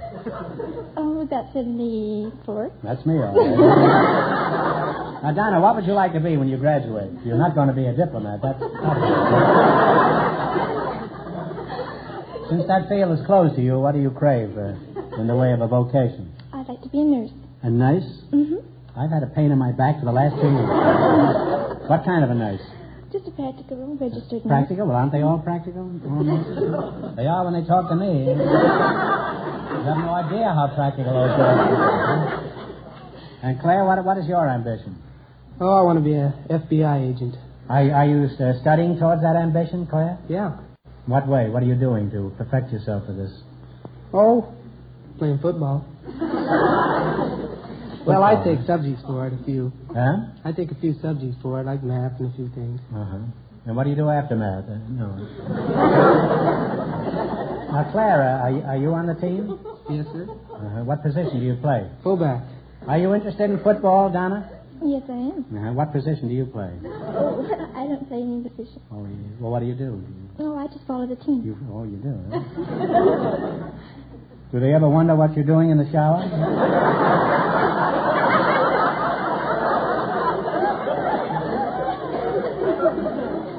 How do you feel about athletics in general, Donna? I like all sports. You do, huh? Mm-hmm. Would you consider an old sport? There used to be an old vaudeville joke about, the fellow would say, do you like indoor sports? And she'd say yes if he goes home early. You don't hear that joke often very often. I think that explains why. Do you have any extracurricular activities? Oh, we have an honor organization. You have to have a B and 3 A's to get into it. That's how you qualify? A B and 3 A's? Yes, it is. A B and 3 A's. That's...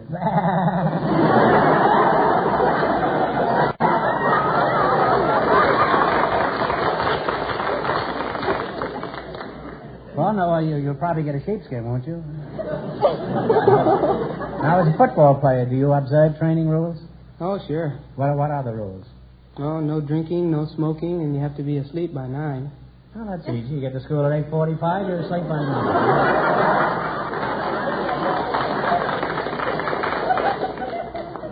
What do you do in football training?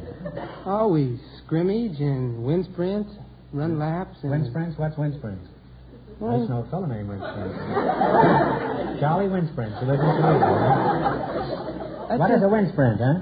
That's just sprints, short sprints, 40 yards up to 100 or something. No, like the Sprints of Wales? Is that it? No relation. There's no relation at all, huh?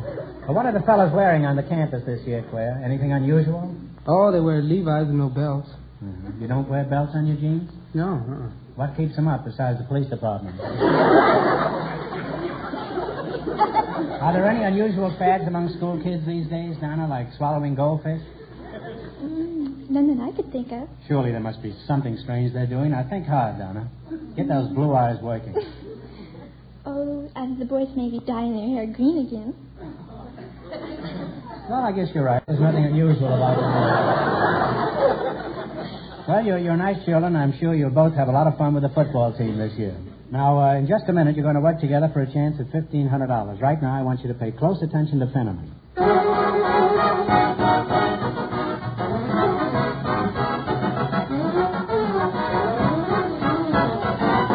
All across the country, DeSoto Plymouth dealers are known for the fair and square way they conduct business. In addition to treating you customers with the fairness you deserve, DeSoto Plymouth dealers are headquarters for two of America's outstanding automobiles, the brilliant DeSoto and the beautiful Plymouth. The DeSoto commands attention at every turn with its sweeping, graceful lines. DeSoto takes you over the roughest roads smoothly and comfortably because of its full cradled ride. The DeSoto is an economical car to operate, and it lets you enjoy the pleasure of driving without shifting. Be sure to drive a DeSoto before you decide on any car. And remember, all dealers who sell DeSoto also sell Plymouth. So look for those two great names linked together, DeSoto, Plymouth.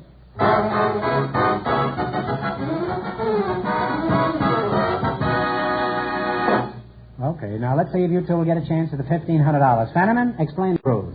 Each of our three couples has $20. They bet as much of that 20 as they want on each of 4 questions. The couple that earns the most money gets a chance at the $1,500 DeSoto Plymouth question at the end of the show. Our other 2 couples are in a waiting room off stage, so they don't know what's happening out here.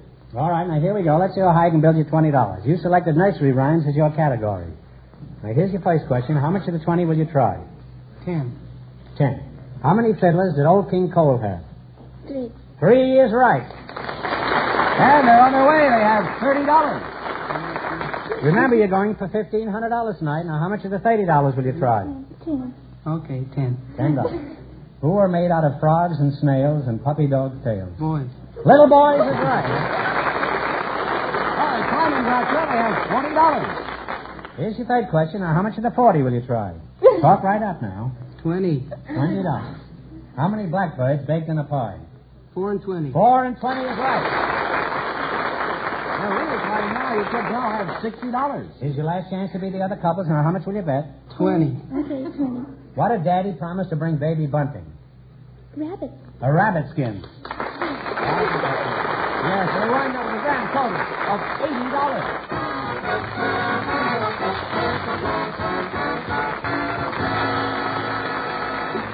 Thanks and good luck from the DeSoto Plymouth dealers. And kids, don't go too He far just said away. a rabbit, but you couldn't bring a rabbit skin without bringing a rabbit. I was going to tell the kids not to go too far away because you still have a chance at the big question at the end of the show.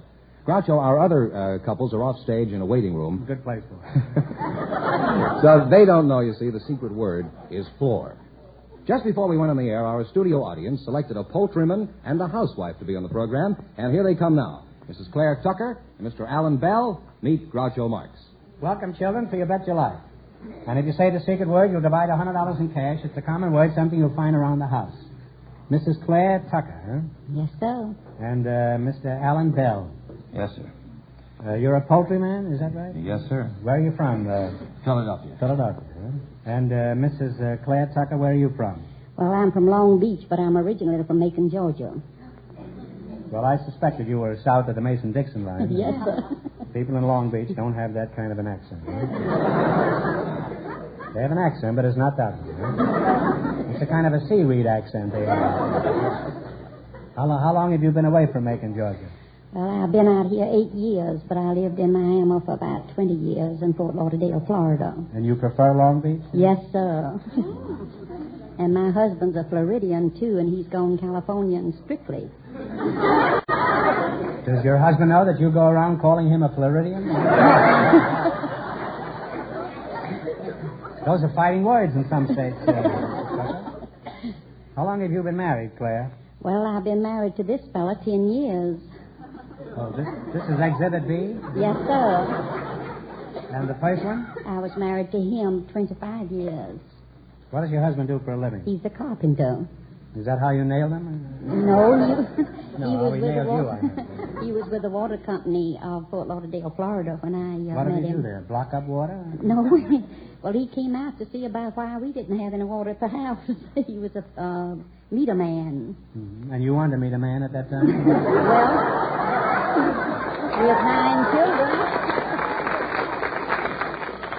You wanted to meet a man with 9 children? I had 9 and he had 4. Oh. Did he know you had 9 when he came out to fix the meal? He didn't know it, but he soon found out. Are you married, Al? Yes, sir. Some poultry man. Got himself in the coop. A DeSoto coop, of course. Huh? Yes, sir. Now, where is your poultry shop, Mr. Bell? That's Bell's Poultry Farm, 2636 South Crenshaw, Los Angeles. All right, you can stop crowing now. Let's not overdo it, Al, huh? Now, just what do you do as a chicken chase, as a poultry man, huh? I retail poultry. You retail poultry, eh?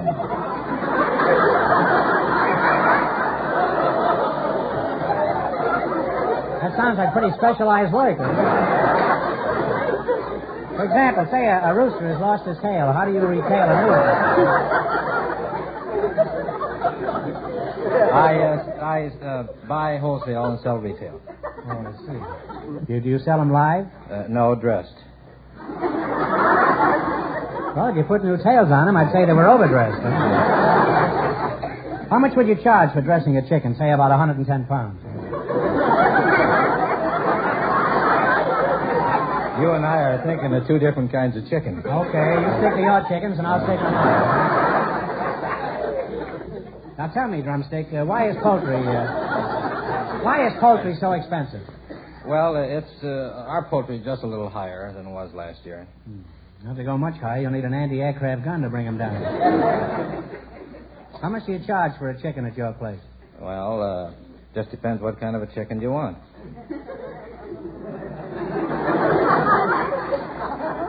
Well, this is a shot in the dark, but let's say I want to eat it. Well, how much would that be? Huh? Well, what do you want? A roaster, or a fryer, or a stewer? Well, I think a stewed chicken would be fun. Well, for that, we'll give you an old hen. I'll thank you to mind your own business.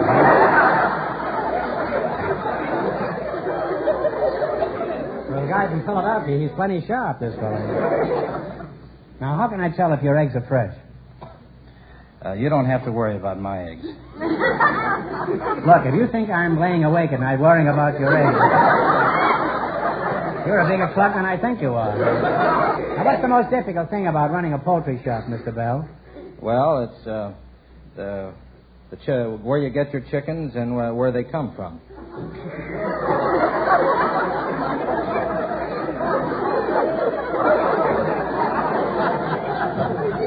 You're in the poultry business and you don't know where chickens come from? Fine poultry man, huh? Have you ever wondered where your eggs came from? My eggs come from Joe Breyer's egg farm in Costa Mesa. That reminds me of an old joke. Which came first, the chicken or Joe Breyer's egg farm? Well, I think you two are a couple of good eggs, and I think you're going to be very happy together. Now, you're going to play You Bet Your Life for $1,500. You run your $20 into more than our other couples, and you'll get a chance at the big question. I can't tell you how much our first couple won, but Fetterman's off stage to remind our listeners. The high school students won $80. Here we go. Let's see how high you can build your $20. You selected former Academy Award winners as your category. Now, here's your first question. How much of the 20 will you try? $10? Yeah, $10. $10. Who won the award in 1942 as Mrs. Miniver? Greer Garson. Greer Garson is correct. And you're just on your way. You now have $30. You're a smart chicken there, Bell. And remember, you're going for $1,500 tonight. Now, how much? $40? $30. How much of the $30 will you bet on your second question? 25. 25. Who won the award in 1945 as the alcoholic writer in The Lost Weekend? Ray Milland. Ray Milland is correct. Oh, these people are really calling me. You now have $55. Now, here's your third question. How much of the $55 will you bet now? 50. 50. Who won the award in 1949 as the politician in All the King's Men? Broderick Crawford. Broderick Crawford is correct. Now they're trying to $105. Now, here's your last chance to beat the other couples. How much will you bet? $100. $100? Who won the award for her portrayal of Scarlett O'Hara in Gone with the Wind? Vivian Lee. Vivian Lee is correct. And they wind up with a grand total of $205.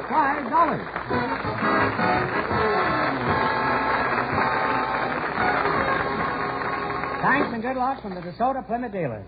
Yes, and now we'll soon know who's going to get the chance at the big $1,500 DeSoto Plymouth question. Because, you see, at this point, the poultryman and the housewife, people who were just here... Yes, have... I remember them.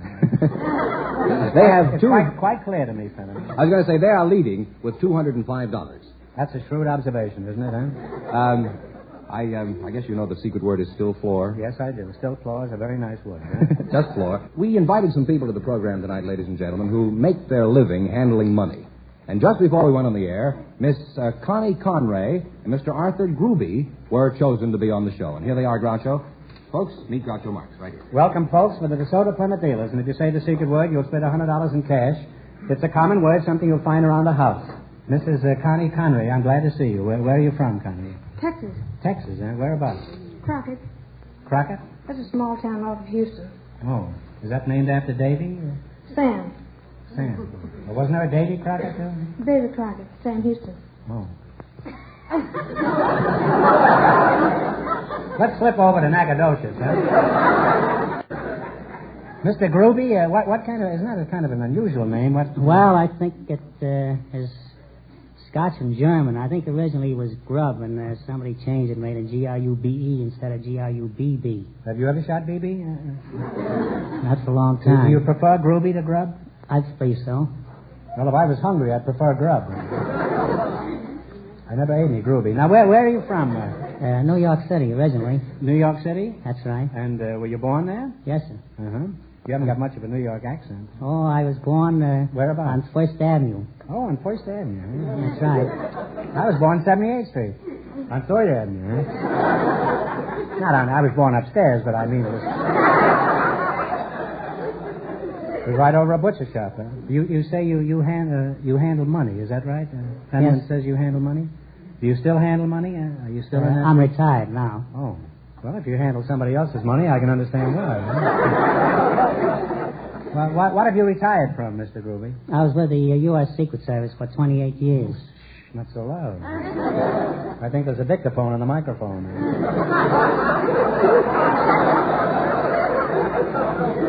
Now, Mrs. Conray, is that right? Yes.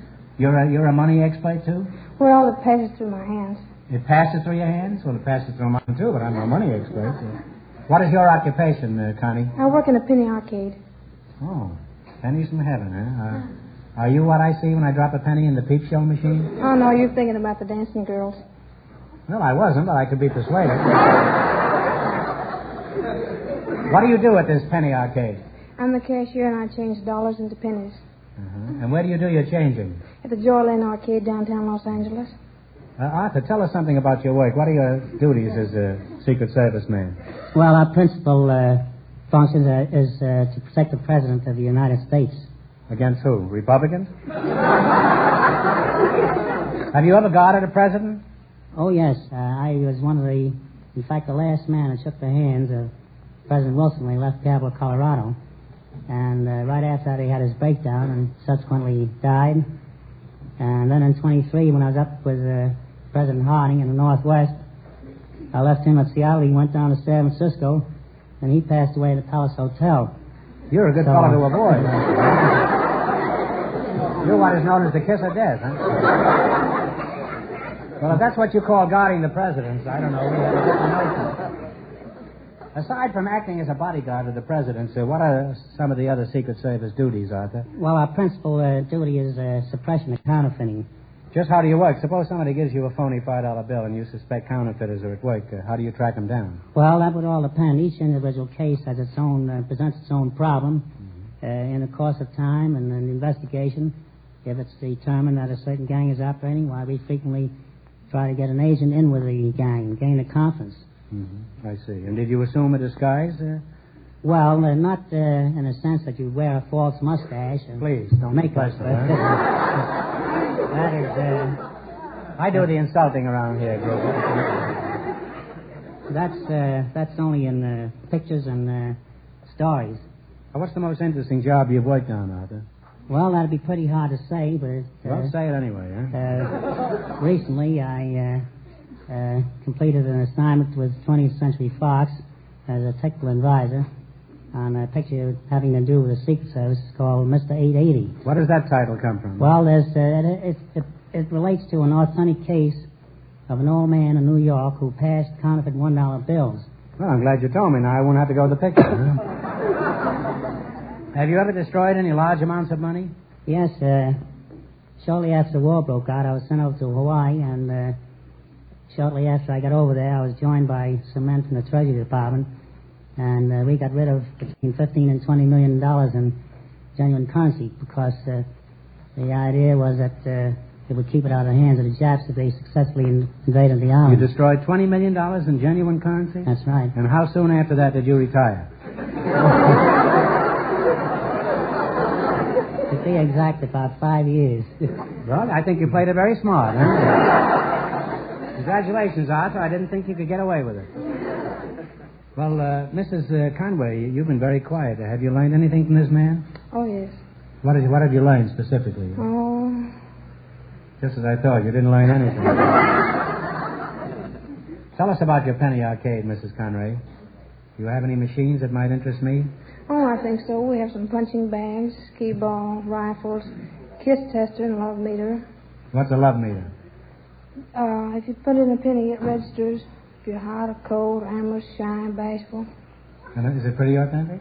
Oh, yes. Depends on how hard you squeeze, though. Uh-huh. Well, for a nickel, will it keep its mouth shut? Suppose I put a penny in the love meter. How do you think I'd register? Well, it depends on how hard you squeezed. Could I try it on you? I suppose so.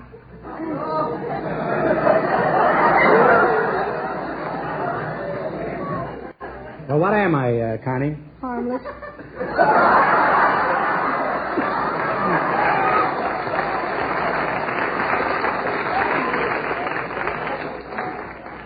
Connie, are you living in a dream world, huh? Well, it's my own fault. I used a counterfeit penny. Huh? Now, you're going to play your bet your life. You beat our other two couples, and you'll get a chance at the $1,500 DeSoto Plymouth question. I can't tell you how much the other couples won, but Fenneman is off stage to remind our listeners. The poultryman and the housewife are ahead with $205. All right, here we go. Let's see how high I can build you $20. You selected Famous Williams as your category. Now, here's your first question. How much of the 20 will you try? $10. $10. Is that all right with you, Connie? That's all right. All right. What William shot an apple from his son's head? William Tell. William Tell is correct. And we're on our way. There's $30. Remember, you're going for $1,500 tonight. Now, how much of your $30 will you try in your second question? Oh, let's make it 18. $18? That's careful figuring, isn't it? What William created the Thin Man in the movies? William Powell. William Powell is correct. That's right. You have $48. All right, you have $48. Here's your third question. How much of the 48? Okay, you name it. 20. Oh, no, 40 anyway. Okay. Okay, $40. All right, here's your third question. You bet $40. All right. What famous politician named William was known as the silver-tongued orator? William Jennings Bryan. William Jennings Bryan. All right, now you've got $88. That's the name of that picture, isn't it? $88? All right. Here's your last chance to beat the other couples. How much are you going to bet? We have 88. Let's all of it, huh? Okay. Okay. What was the name of England's greatest poet and dramatist? His name was William. Shakespeare. And they wind up with a grand total of $176. And that means the poultryman and the housewife with $205 get the chance at the DeSoto Plymouth $1,500 question.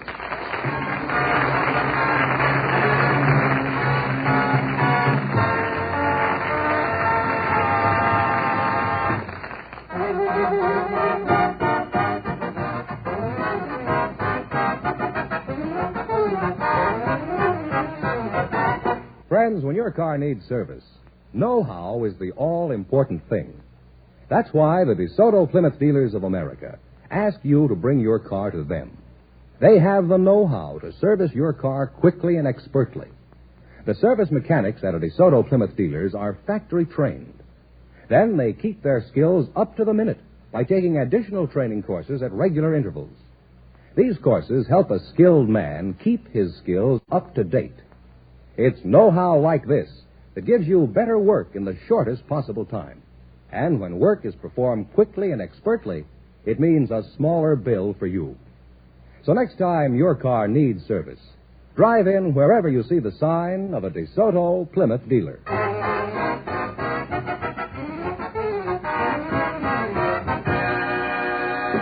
And here's the poultry man in the housewife, all ready for their chance at the $1,500 Desoto Plymouth question.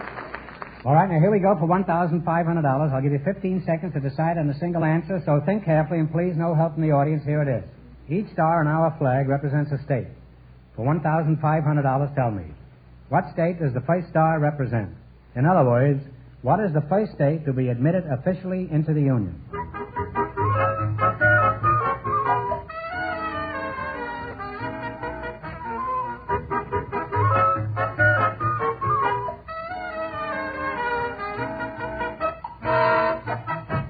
Well, I'll take a stab. My home state, Pennsylvania. No, I'm sorry. It's Delaware. The correct answer is Delaware, so that means the big question next week will be worth $2,000. Well, you lost the big money, but you won how much? $205 in the quiz. Congratulations, and thanks to both of you.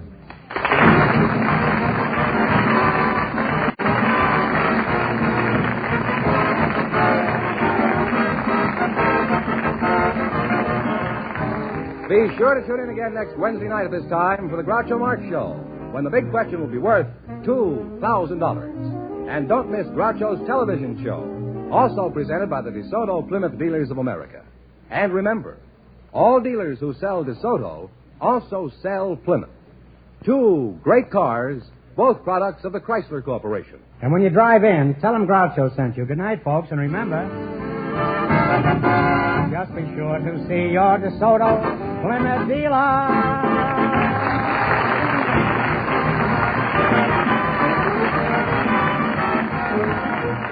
The more than 3,000 DeSoto Plymouth Dealers of America salute all automobile dealers from coast to coast who celebrate National Automobile Dealer Week, October 22nd through October 28th. You Bet Your Life is transcribed from Hollywood, produced by John Goodell, directed by Robert Dwan and Bernie Smith, music by Jerry Fielding. This is George Fenneman signing off for the more than 3,000 DeSoto Plymouth dealers from coast to coast.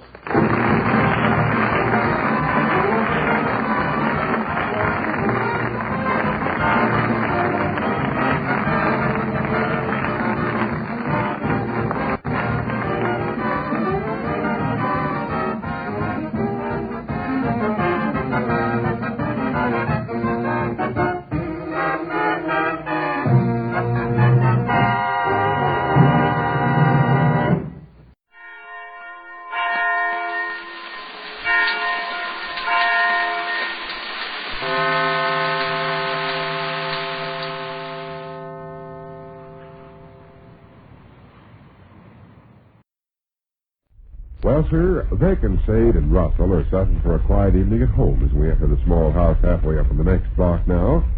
And here in the living room, we find our friends in attitudes of comfort and relaxation. Vic and Sade are seated on the davenport with sections of the newspaper, and young Russell, at the library table, peruses a volume of vigorous fiction.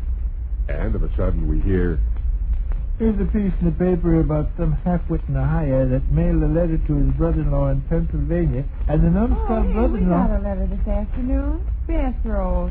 Wonder how I happened to forget that. Go get it, Willie, in the dining room on top of the buffet. Yeah, okay. Wonder how I happened to forget that. This fathead in Ohio wrote to his lame-brain brother-in-law in Pennsylvania and told him there was buried treasure in his backyard. Well, the feeble-minded Pennsylvania guy went right outdoors with a shovel and commenced to dig. He not only dug up his own backyard, but the backyards of several of his neighbors. What on earth are you talking about? This piece in the paper. I was trying to get a word in edgewise about Besser's letter. My miserable little comments concerning this piece in the paper were well underway before the subject of Besser's letter ever arose. Let's not go into this business again, shall we? Well, no, but thunder, I started to read it. Which one is Aunt Bessie? Bring the whole work. It's dark out here. I can't tell which is which. There is such a thing as turning on the light. Oh, the switch is clear over on the other side of the room. Oh, my switch is clear over on the other side of the room. I think maybe I can recognize Aunt Bessie's letter by the deal. She uses them boys. Bring the whole works, I said. Oh, okay. This is kind of funny. Ernest J. Florich of Dismal Steepage, Ohio, in a letter to his brother-in-law... You got another Dun from Kleeburgers. What? 2 letters arrived this afternoon. Beside Besser's little rotten note, Kleeburgers sent another Dun. Well, it's about the fourth one this month. Why don't you pay that? Why don't you pay that? Why don't you pay that? I'll never pay it if they persist in hounding me. I got a postal card from Miss Nagel saying she missed me in Sunday school last Sunday. And you got another Dun From Kleeburgers stuff. Kleeburgers aren't playing the game square anymore. Hand me Aunt Bess's letter, Willie. See? Kleeburgers aren't playing the game square anymore. They're only supposed to dun their victims the first of every month. No fooling, this is about the fifth notice they've sent me during September. Pay them their $2.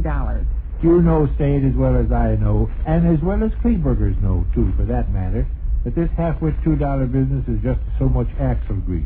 We settle up with them every month. But you're invariably $2 behind. Sure, because as often as not, I drop in and charge a necktie or some socks or something. See, it's a different $2 every month. As a matter of fact, we're good, steady customers. Kleeburgers know that, or should know it.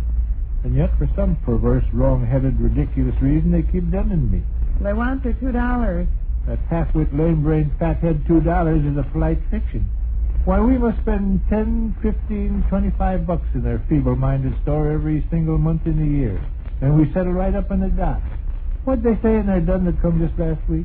I don't know. Something about $2, please. And all 3 words underlined in red ink. Oh, you'd think I was a deadbeat. You think I hadn't paid him a nickel in 6 years. Oh, Vic, I don't care. Listen while I read Bess's letter. Kleeburger, you scoundrel, I should go down there and throttle you. Listen now while I read Bess's letter. We missed you so much at Sunday school last Sunday. You were at Sunday school last Sunday? Sure, I was at Sunday school last Sunday. Why does Miss Nagel write you those postal cards? I don't know. Well, ask her. They come every week. Yeah. All right. Aunt Bess's letter. Yeah. Dear Sister and all, thought I would write and see how you are feeling. We are fine, and Walter's kneecap has let up considerable on the twinges. Knock wood. Hey, kiddo, for Pete's sake, listen to this. What? Listen to this. You want to read me the newspaper, Pete? No, my Dun From Kleeburgers. Vic, every time a poor little rotten, miserable letter arrives from my sister. No, say it honest. Listen what. You want to read me your Dun from Kleeburgers? It's not a dun. It's not a dun. It's not a dun. Dear Mr. Cook, we submit our earnest apologies and humbly solicit your sympathy and understanding in a matter which we feel... Somebody's dead. Huh? Somebody died? No, listen. We submit your earnest apologies and humbly solicit your sympathy and understanding in a matter which... you chuckling and tittering. Let me read you this. Well, just tell me. All right. Kleeburgers, Dave. Yeah. Kleeburgers owe me $2. Really, Duff? Kleeburgers owe me $2. Well, for goodness sake, how did they... They were checking back in their books yesterday for some reason or other, and they came across an entry several months back where we overpaid them $4. Oh, We overpaid them $4, and we're constantly and currently being done for $2, so that leaves a $2 difference in our favor. In short, the shoe is on the other foot. Kleeburgers owe you $2. Isn't that sweet music? Don't those syllables roll richly on the tongue? Kleeburgers owe me $2. Russell Henry. Yeah? Fetch Papa the telephone directory. What you going to do? Or better still, Russell, old man, get the telephone directory and look Papa up a number. What number? What you going to do, Vic? What do you think? Well, I haven't any idea. I am going to Dun Kleeburgers. Oh, now listen. Find me the telephone number of Kleeburgers Outfitters and Haberdashers, son. Yeah, okay. You're not going to do anything silly. Silly? I'm only going to exchange an eye for an eye and a tooth for a tooth. Would you have me do otherwise? No, but I won't have Hey, any. Gov, it's nighttime. Kleeburger store won't be open. Why, of course it won't. I never thought of that. Russell, you're absolutely right. Look up Kleeburger's residence. No. Read me Besser's letter while he's locating the number. You're not going to do any such a silly, childish thing. Why, Sadie, how you talk. Obviously you're joking. You want old man Kleeburger himself, Gov, or one of the sons? Old man Kleeburger himself. T.W. Kleeburger Sr. T.W. Kleeburger Sr. It's old man Kleeburger, Sadie, who sends me these bushels and bushels of duns. He handles all that stuff personally. What is the number, Russell? 6723W. A fine, oraton, sonorous sounding number. 6723W. I will call that pink and euphonious number. Oh, now, hey. This won't take me but a moment. I think you're just fooling. Fooling? Why would I be fooling? Kleeburgers owe me $2. It's my duty to dun them. When circumstances are reversed, they done me. In fact, they done me every few minutes. I would be shirking responsibility if I neglected Dun Kleeburgers. 6723W, please. Correct. This might be carrying silliness a trifle too far. You think so? I don't think so, Gov. I think you're fully justified in demanding your just Well, debt. little jokes in the family is all right, but when it comes to... Excuse me, Dave. Hello, is Mr. Kleeburger there, please? I have to go in that store 3 or 4 times a week. Oh, I see. Uh-huh. I see. Well, I don't imagine you have that telephone number. Oh, really? Well, I'd certainly appreciate having it. Yes, it is rather important. Oh. 9964J. Thank you very much. Remember that, Doctor. 9964. Yes, indeed, and thank you very, very much. Goodbye. I think that is the butler. You think you're awful, awful cute, don't you? No, not at all. What was that number, Russell? 9964J. Bear with me another 10 or 15 seconds, people. Kleeburger wasn't home? No, he wasn't home. He can be reached at 9964J. Exactly. 9964J. Where is that? The office of the pastor of the Second Congregational Church. No. Yes. Mr. Kleeburger is attending a committee meeting there. Seems that he's one of the elders of that church. 9964J, please.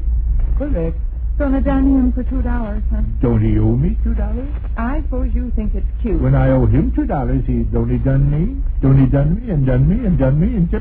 hello.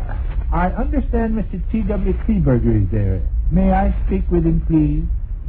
Thank you. I don't think this is a bit cute. Don't you? Margaret, honey, see if this sounds like a villainous laugh. Okay. Yeah, that sounds like a villainous laugh. Now, listen, Vic, I won't have hello, Mr. T.W. Kleeburger, Sr. This is Victor R. Gook, one of your customers, Mr. Kleeburger. Yes. Look here, Kleeburger. You owe me $2, and I want it.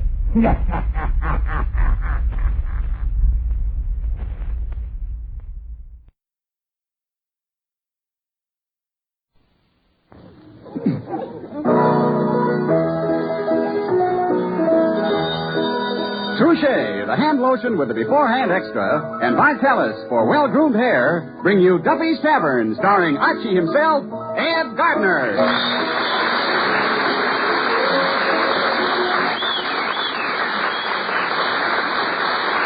Here's the proven way to keep your hair well-groomed. The way successful men in both sports and business keep their hair looking its very best. It's Vitalis and the 60-second workout. See how the Vitalis workout helps your hair, stimulates your scalp. See how it prevents dryness, routs loose dandruff, and helps check excessive falling hair. And see how Vitalis keeps your hair handsome and healthy looking with never a trace of a greasy patent leather shine. For there's not a single drop of mineral oil in Vitalis. So try Vitalis and the 60-second workout. You'll like it, and you'll like what it does for the looks of your hair.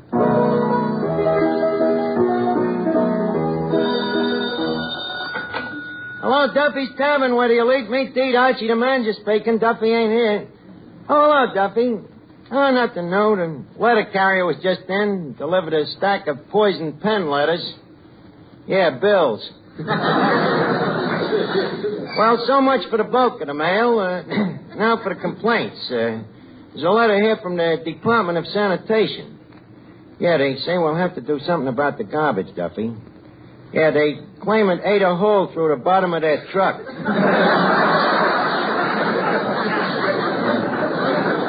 Well, look, I'll call you back. What else have we got, Eddie? Well, get a personal letter to you from the finance company. Oh, yeah? Yeah, they say if you don't settle up right away, they're going to throw you in jail. Oh, yeah? What else did they say? I don't know. I ain't opened it yet.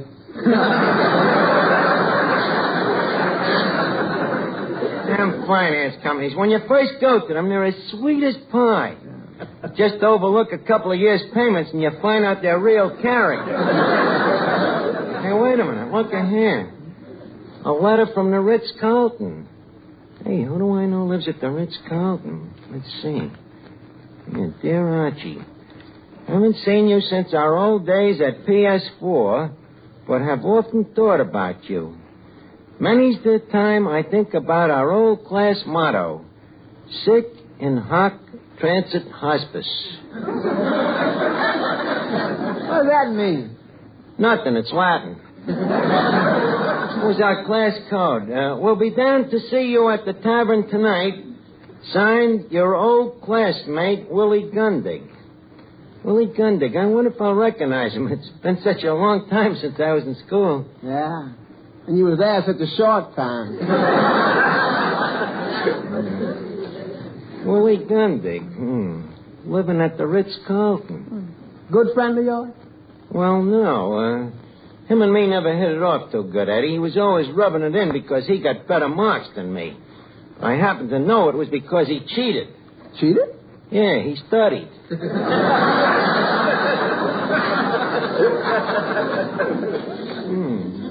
Living at the Ritz-Carlton. I never could stand that guy. Always thought he was such a big shot just because his old man owned his own push cart. Always walking around with his nose in the air like he was smelling something bad. Hello.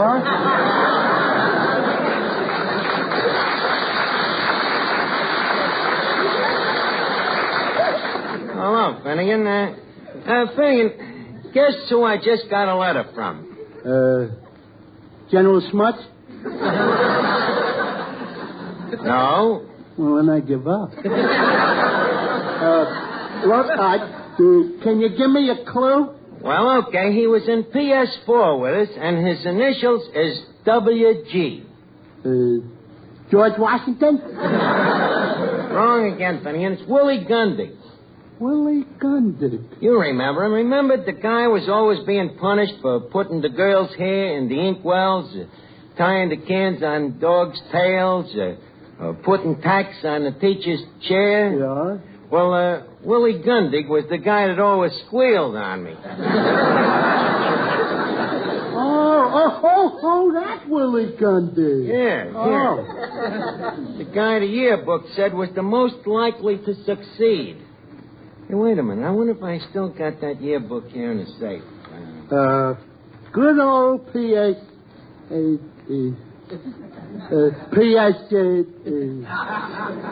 Poor. Yeah, poor.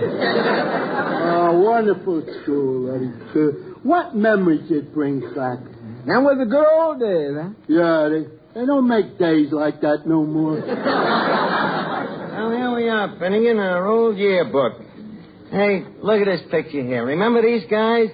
No. You don't? No, that was the graduating class.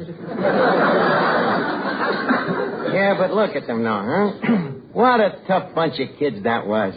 Really tough, huh? Eddie, we used to eat the apples and bring the teacher the worms. Yes, sir. Any kid that was in PS4 didn't have a broken nose was either the principal or a new pupil. That's it. How come the kids are standing around in the shirt sleeves with all that snow on the ground? Eddie, that ain't snow. That's teeth. Tell me something. Who was the girl on the end with the black eye? The teacher. Hey, wait a minute. There he is. Who? That jerk, that Willie Gundig. I see. Well, it says, yeah, he was voted the student most likely to succeed. Yeah. Well, where's your picture, Miss Archie? Somewhere there. It's hardly worth looking for, though. It's a very bad picture. Hey, wait a minute, Arch. Here it is on the next page. Anybody want to see pictures of the girls' volleyball team? No. We want to see your picture. Oh, well, here it is. Miss Archie, your thumb. What about it? It's covering what you was most likely to. Oh. Sorry. What does it say, Eddie?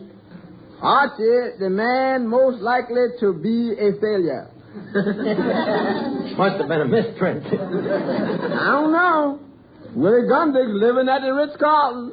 Yeah, you know, I'm just thinking. I bet you that Willie Gundig himself wrote them most likely to's there. He's always jealous of me, you know, because of me and Alice Vanderwater. Alice Vanderwater? Yeah, the prettiest girl in the school. Oh, yeah, I remember her, Arch. The tall, skinny, bow-legged dame with the buck teeth. Okay, so she was the second prettiest girl in school. Yeah. Funny thing. I just ran into Alexander Water the other day over on Avenue A. Oh, really, Miss Duffy? Yeah. Is she married? Yeah. She married Elmer Zinsser. Elmer Zinsser, huh? Yeah. And guess what? They got 15 kids. 15 kids? Yeah. But I don't think she's very happy.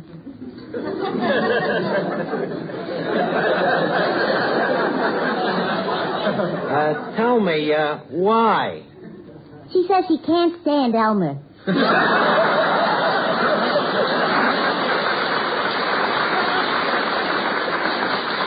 Hey, wait a minute, Art. Ain't this my picture? Where? Oh, yeah. Finnegan, what was you doing with the debating team? Art, what do you think they was debating about?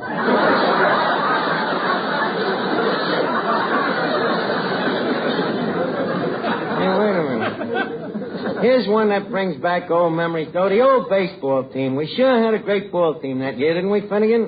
Boy, I'll say. Look. There's Lefty Schultz, a first baseman. Yeah, and Lefty Ryan, a shortstop. Yeah, Lefty McManus, the catcher. Lefty Shapiro, the center fielder. Yeah. Georgie Baker, the third baseman. Georgie Baker? How come he wasn't left-handed? He was. We just ran out of nicknames.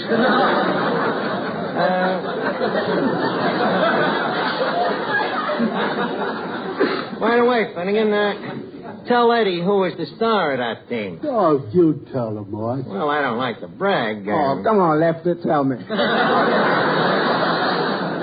Well, Eddie, I'll never forget the day we played PS6 for the Division C championship. Get this, Eddie. Get the drama. I'm pitching for PS4, see? It's the 9th inning. There's 2 out, and the bags is loaded, see? Up to the plate comes home run Feigenbaum, the heaviest hitter on PS6. So I give him a cool look in the eye for a couple of minutes, and I start me wind-up, see? Eddie, I threw 3 straight strikes at him. The guy never got his bat off his shoulder. I'm telling you, the crowd went nuts. That strikeout won the game for PS4, huh? Not exactly. They nosed us out 43-0.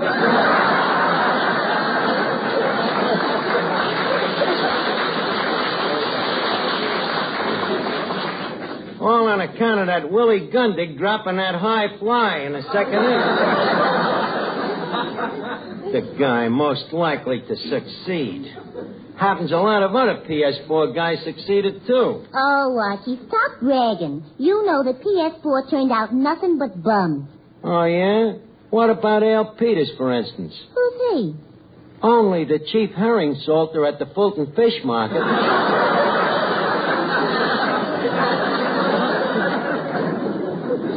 And what about Henry Sharp? Another success? Merely the head of the Will Call Department of Feinberg's Tiny Tots Toggery Shop. And what about Gus Christopoulos, the famous television actor? A famous television actor? Ain't lost a fall in 15 straight bouts. And they pick Willie Gundig as the most likely to succeed. Miss Archie, here comes Joe Moran, the radio announcer. Hey, well, wasn't he one of your pals at PS4? Oh, sure. Hiya, Joe. Hiya, Lefty. Hey, Joe, we were just going over the old yearbook here. You remember Willie Gundig? Willie Gundig? Yeah. Whatever happened to him? He's living at the Ritz-Carlton. Say, that's swell. I'm always glad to hear that one of the old gang made good. Yeah, me too. Say, I wonder if Willie knows that I am now a radio announcer. Well, if he don't, I'll break it to him gentle. I'll tell him first that you're dead. Hey, Art, is Joe's picture here in the yearbook? Yeah, let's see. Oh, yeah, here you are, Joe. What a silly picture. Look at me with my mouth wide open. Yeah, even them days you look like a radio announcer. Look, why do you guys have to open your mouths anyhow, Joe? What do you mean? Well, people never listen to them commercials. Why don't you just save your breath and read them silently yourself? But, Arch, if people listening heard nothing but silence, what would they think? That radio had at last been perfected.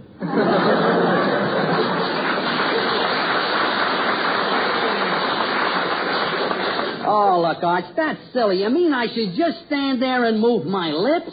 Why not? Go ahead, just move your lips and see if I can tell what you're saying. Well, okay. Touche is the different hand lotion? Right.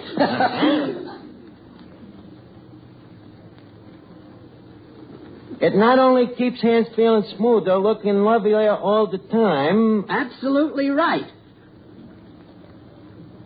Wait a minute, you stuttered a bit. Stuttered a bit. Oh! He stuttered a bit. Okay, we both stuttered a bit. Okay, well, what was it you said? We got to get this thing in here. Well, you want to know what I said? What did you say? All right. Trouche also has a unique beforehand extra that protects hands from chapping. Okay, try another one. Right. As long as Trouche is on your hands, they're guarded against painful chapping. That's right. Water chapping as well as weather chapping. Arch, I didn't say that. Well, I didn't want to make you seem like a blabbermouth. But that's all aside to the point, Joe. Tell me something. Look, when Willie Gundy gets here, what can I do to impress him that I am also a big success? You could hide.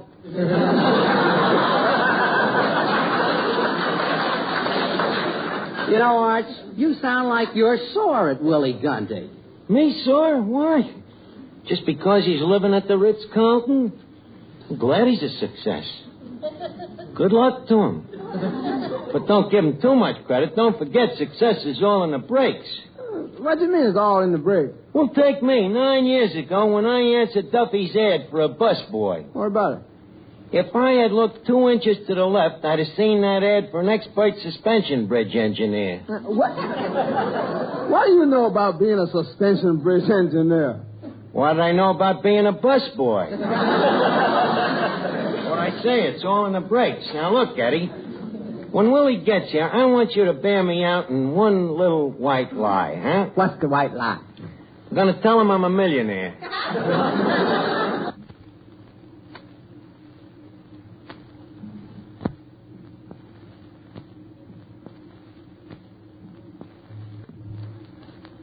Yeah, then how you going to explain to him why you're working as a bartender? I'm eccentric. Yeah, but them clothes of yours, how you going to explain all them spots? Money stains. Wait a minute. Why couldn't I have me stockbroker come in and tell me what a fortune I just made, huh? Who's going to be the stockbroker? Well, let me see. Who could, Eddie, I know what you're thinking, but who else is there? Look, Finnegan. Yes? When Willie Gundy gets here tonight, I want you to tell him that you're a big stockbroker from Wall Street, see? What's Wall Street? Well, it's sort of an unsocial pyramid club.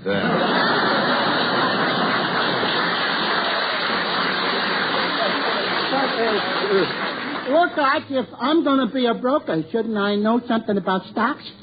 Believe me, you know as much about them as anybody. But just in case, I'll try to explain to you quickly how the market works here. You see, the dollar, or as it was originally known as the wampum, was used as barter until the gold standard came in, see? Now, this change didn't take place just overnight. It took many years of civilization for the dollar to get up to as little value as it has today. Now, to continue, as you probably know... Art, let's not take anything for granted. Okay. As you probably don't know... That's better. All business is based on money, you see. Now, when you have money, it's called capital. When you're trying to get it, it's called labor. This is what they call the Dow Jones averages. In other words, when you buy stocks and they go up, you get a seat on the stock exchange. Gee, but what happens if the stocks go down? Then you lose your seat.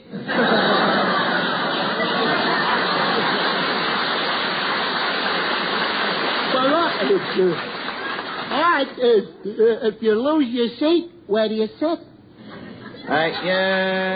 You sit on a thing called the curb. Any further questions? Yeah. What?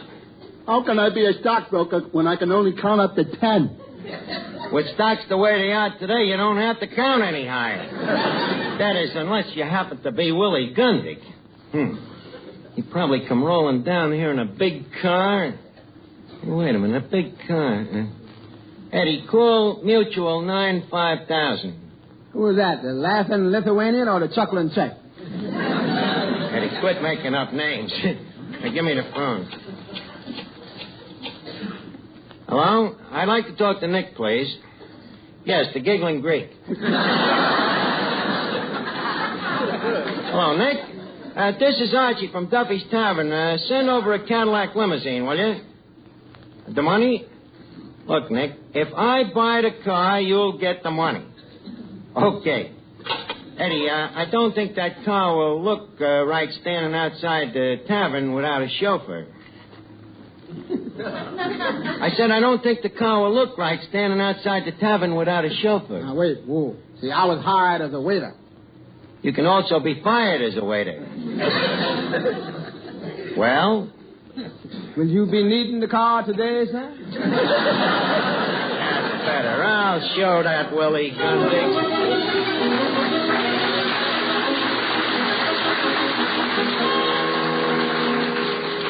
Good afternoon, sir. I'm looking for the gentleman who ordered the new limousine.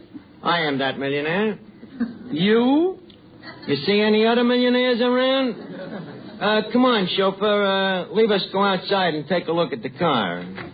Well, there she is, gentlemen. A brand new 1949. Ziggity. Man, with a car like that, I could be the alley con of Harlem.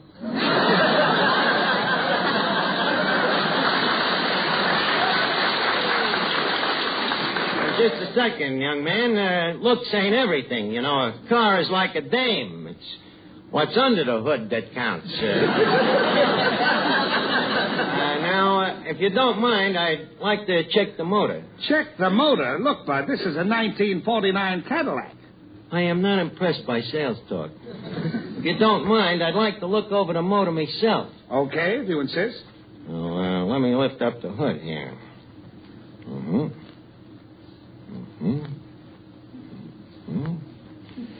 Yeah. Looks like a pretty good motor. You're looking in the trunk compartment.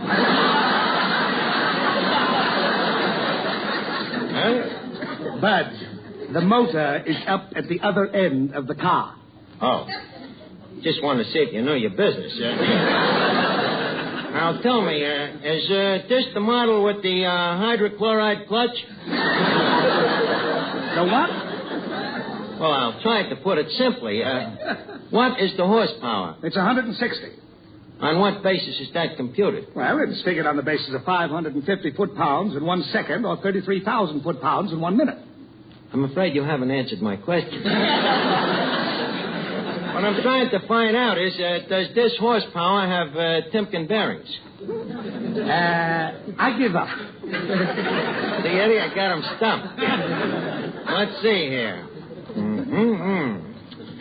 Yeah, see, they got a new type carburetor.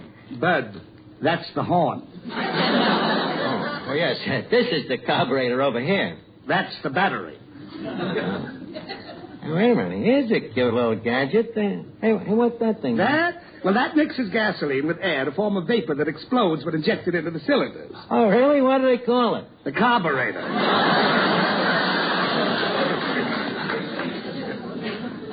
You was doing better in the trunk rack. You was in there with me, I think. Look, young man, just leave the car parked here at the curb for a few hours, and I'll think it over. By the way, what's the price? $6,000. Only 12,000 payments, and she's yours. Yeah, it's worth it, though, just to burn up that Willie Gundig. Well, look, young man, as I say, I'll think it over. Just leave it parked there in front of the tavern for a few hours until I make up my mind, huh? Okay. But you don't mind if I take the key, do you? Not at all. Just be sure that you'll leave the price tag on in a prominent place.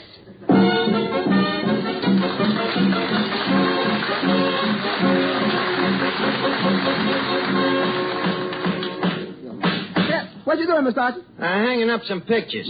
I'll show that Willie Gundig. Look at this autograph here, Eddie, huh? Let's see.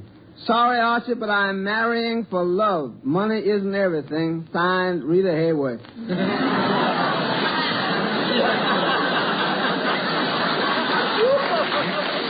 Me, the man most likely to be a failure. Give me another tack, will you? Yeah. I want to hang up this map of the world. Yeah. How's that look, Eddie? Let me see. To Archie, thanks for the loan. Signed, France, Italy, and Great Britain. And that's the same Archie that was voted the most likely to be a failure. Wait till that guy gets here. Between me stockbroker, me chauffeur, me Cadillac, and them autographs, I'll have that Willie Gundig borrowing money from me. Hey, wait a minute. This looks like him coming in now. Willie? Archie? Yeah. You ain't changed a bit. I wouldn't say that. So you're Willie Gundig, the man voted most likely to succeed, huh? That's right, Arch. You remember that, huh? I certainly did. Arch, tell me, do you remember the time that... I remember it very well. Well, it's great to see you again, Arch. Thank you. I noticed your letter was wrote on Ritz-Carlton stationery. Yeah, that's what I was going to talk to you about. Don't brag about it. There's a couple of other guys that are doing okay, too. Did you see that limousine outside? Yeah? It's mine. Well, I'm glad to hear you're doing so well, Arch. As for me... Just a second. Oh, James... Yes, my lord? Better put the limousine in the garage and get out the convertible. It's beginning to look like rain. Okay, sire. James is me chauffeur, you know. Oh, a chauffeur, huh? Yes. Oh, by the way, James. Yes, sir. When I go for my usual drive in the park today, be sure to cover me with me buffalo robe. And take care to tuck me in with the fur side towards me. What? Why? Well, you always keep the fur side closest to you. Know it's warmer that way. Uh-huh. Too bad the buffalo didn't know that.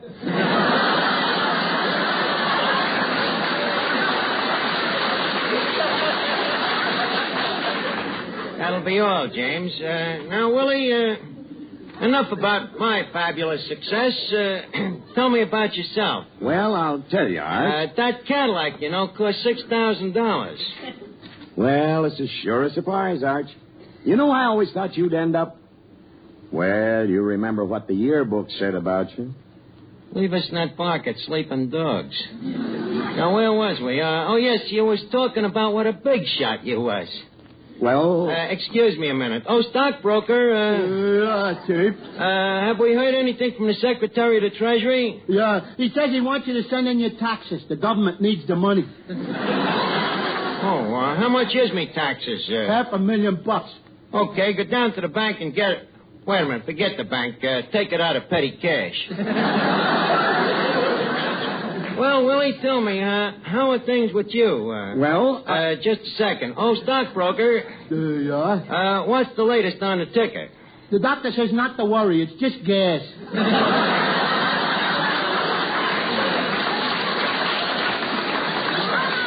My broker was slightly stunned in the crash of 29, you know. But enough about me and my sensational success. Tell me about you, Willie. How you doing? Well, frankly, Arch, I could use $10. Oh, stockbroker. What did you say, Willie? I could use $10. You mean you're broke? Yeah. But how can you be broke and live at the Ritz-Carlton? I don't live there. I just work there.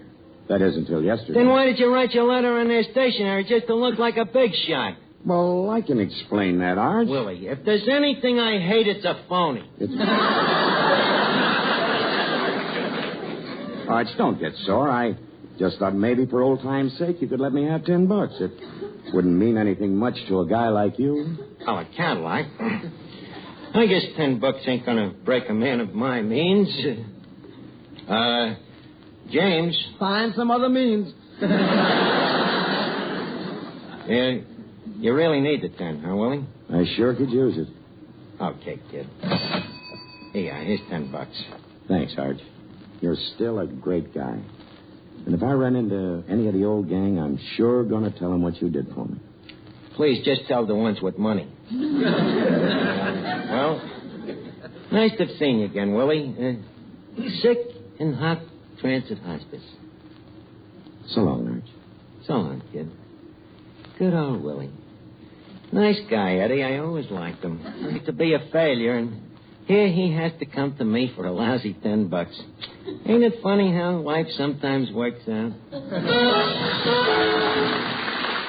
Men, the quickest way to discover something better is to try it. That's why I want you to try Benex Brushless Shave Cream. Benex is the new wonder shave with a sensational beard-softening formula that has brought better shaving to thousands of men. Benex Brushless leaves your face feeling extra smooth and comfortable. And Benex doesn't clog your razor or drain either. But don't take our word for it. Just try Benex yourself. Get a tube at your nearest drug counter. Or we'll send you a trial tube free. Write your name and address on a postcard and mail to Benex, B-E-N-E-X, Empire State Building, New York, 1, New York. Remember, buy Benex Brushless.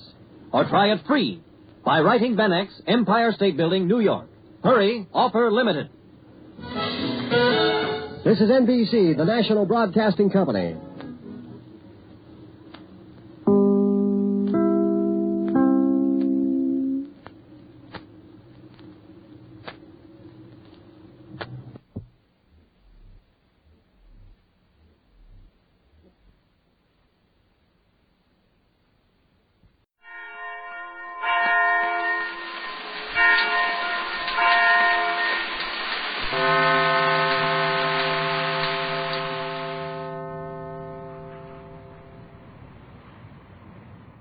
It's new. It's amazing. It's Prell, P-R-E-L-L, Procter & Gamble's new Radiant Cream Shampoo in the handy tube.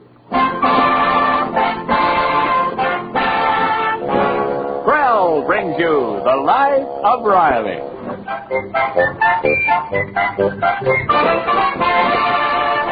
Prell, the shampoo that removes unsightly dandruff in as little as 3 minutes and leaves hair radiantly clean, radiantly lovely, presents The Life of Riley with William Bendix as Riley.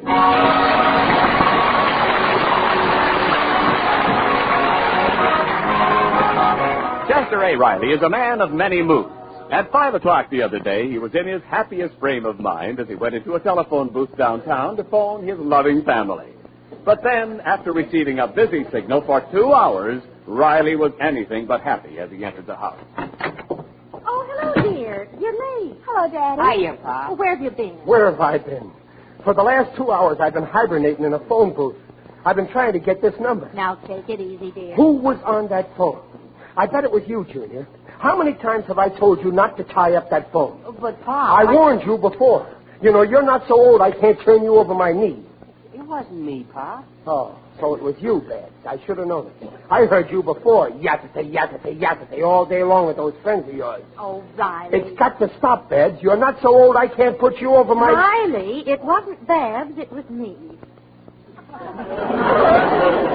Oh, well, you're too old.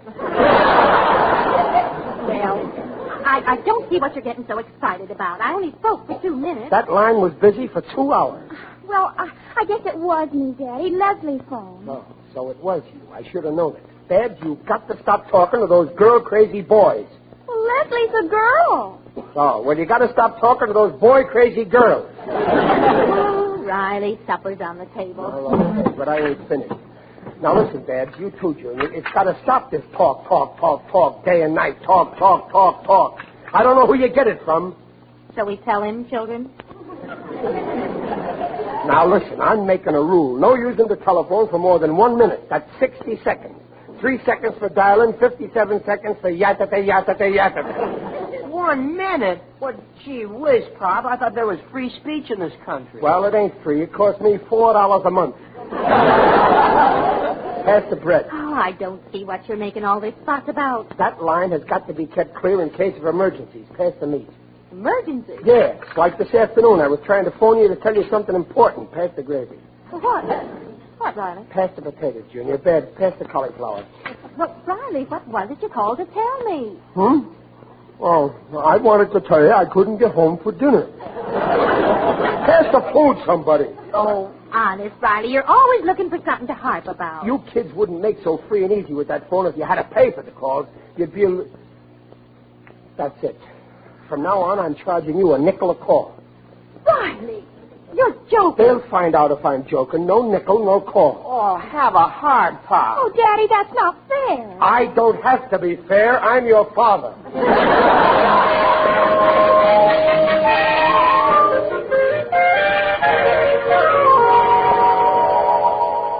Riley, I want to talk to you. I'm busy right now, Peg. I got to figure out this contest. What contest?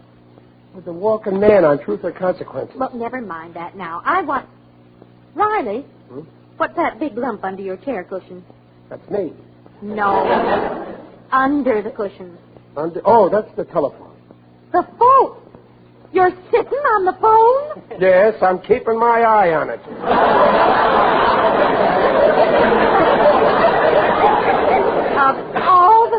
Now, you put that phone right back where it belongs. Peg, I know what I'm doing. I ain't going to have those kids gabbing on the phone while all kinds of important people are trying to get me. What people? Well, the business. Oh, the only people who call you on business are bill collectors.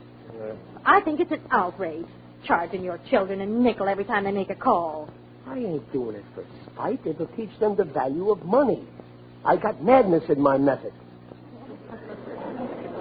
Now, let's see. Who is the walking man? Peg. What's wrong? I don't feel good. I got a ringing sensation in my stomach. You're sitting on the phone. Huh? Oh, yeah. Hello? Yes, this is Mr. Riley. Oh, how do you do? Why, I'd be delighted. Simply Yeah, anytime tomorrow. I'll be home. Okay, call me back and let me know definite. I'll wait for your call. Happy to oblige. Farewell. Who was it, Riley? You see, you say nobody important phones me. You know who that was? That was Mrs. J. Wickersham Cantwell. Mrs. Cantwell? The president of the parent teacher? Yes, sir. She wants me to be on the Child Guidance Committee. You? Well, why not me?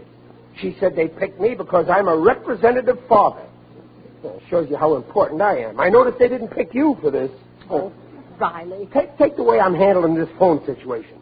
I might even write up a little lecture about it so other fathers can get some real childish guidance.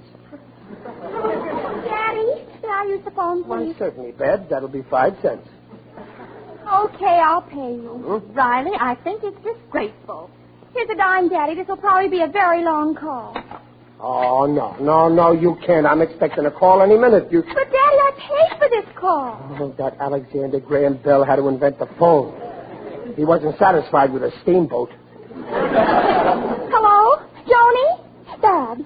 Joni, I'm just dying to hear what happened at the dance. Oh, no, I'm collapsing. Collapse in a hurry. I'm expecting a call. You mean Mickey actually said... Oh, I'm dying. Babs, call her later. I'm expecting What did she say? Oh, I'm dying. Babs, call her back. I'm expecting... Oh, no, Joni, he didn't. Oh, I'm dying. Hang up before we all die of old age. Oh, no, Joni, I've got plenty of time. I'm having that phone taken out. Oh, Joni, you're kidding. Oh, I'm just sick. She don't even make sense. First she died, now she's sick. Okay, Joni, so long. Yeah, well, it's about time. Babs, do you realize that I'm expecting I a very... told my basketball team, here's a nickel. A nickel, but there's 5 kids on that team. And 6 substitutes. That settles it. I'm going to stop this jabbering once and for all. I'm moving that phone into the closet, and I'm keeping the closet locked. And I'm the only one who's going to have a key. Chester Riley, you will not lock up that phone. Oh, yes, I will, Peg. Now, there's no use being stubborn about it because my head is solid on the subject.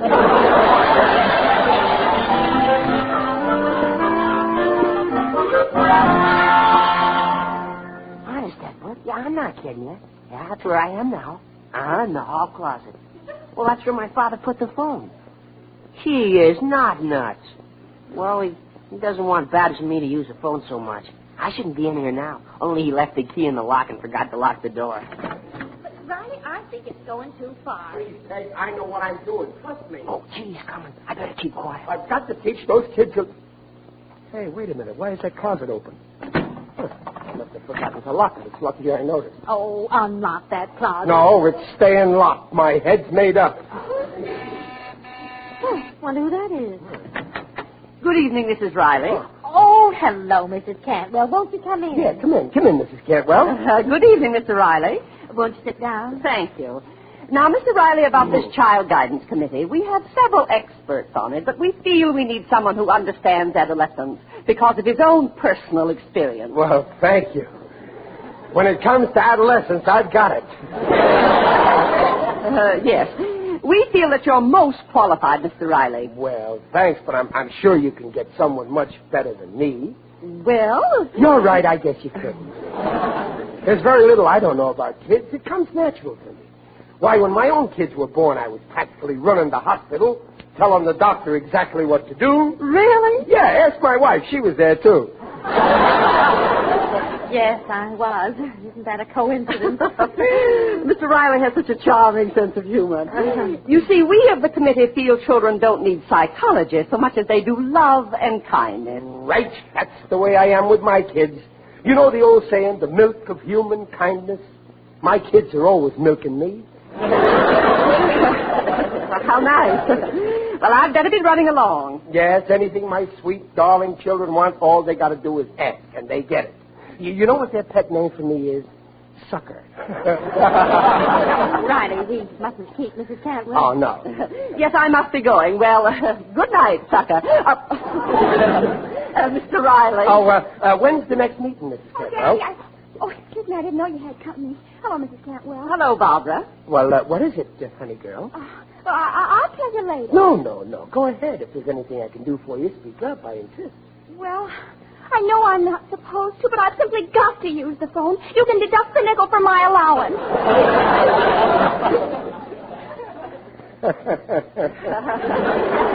Forget it, Betsy. Oh, please, Daddy. Mr. Riley, you make your children pay to use your phone? Why, of course not. Honey, child, what are you talking about? But, Daddy, you said... Never mind what I said. I must have been drunk.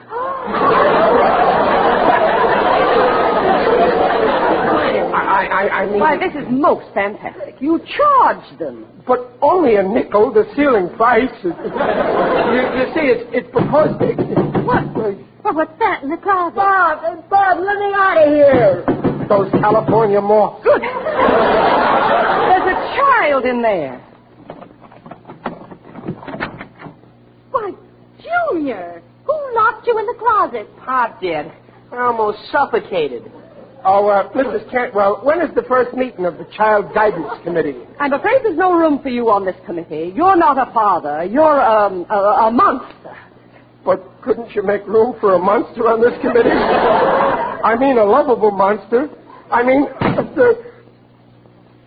what a revolting development this is.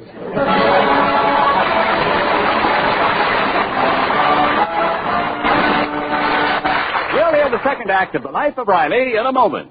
Say, Ken, more and more people are switching to Prel, Procter & Gamble's new Radiant Cream Shampoo in the handy tube. Naturally, and there are two good reasons why. First, for a more radiant you, it's Prel Shampoo. Because Prel leaves hair far more radiant than old-fashioned soap or soap shampoos. Second, Prel removes embarrassing dandruff in as little as 3 minutes. Examinations by a group of doctors proved it. In case after case, even stubborn dandruff was controlled by only 2 shampoos a week. And don't forget that handy Prel tube. No messy jars, no slippery bottles. A little makes mountains of rich, sudsy lather.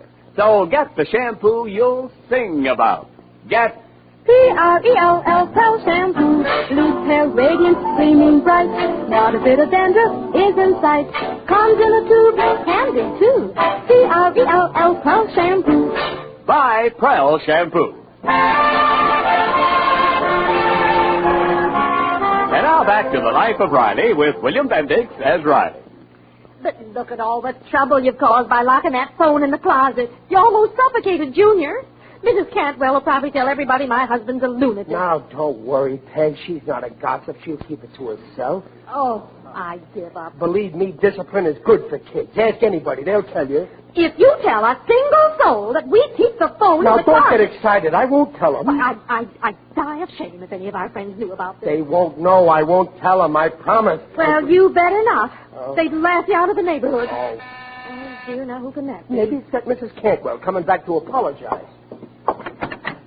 Oh, yes? Good evening. I'm Trixie Walker, your new neighbor across the street. Oh, yes, I saw you move in yesterday. Well, come in, won't you? I'm Mrs. Riley. This is my husband. My name is Riley, too. How do you do? I thought I'd drop in and get acquainted. Well, that's fine. I always like to be friendly with my neighbors. Yes, and it's about time we had a good-looking neighbor. No, Mr. Riley. No, I mean it. Why, there isn't a good-looking woman on the whole block, is there, Peg? I didn't mean that the way it sounded, Peg. I meant a good-looking young woman. I mean, I did. It's nice weather we're having. Do you like smog, Miss Walker? It's Mrs. Walker. Oh. Are you married, Mrs. Walker? Of course she is. As a matter of fact, we're newlyweds.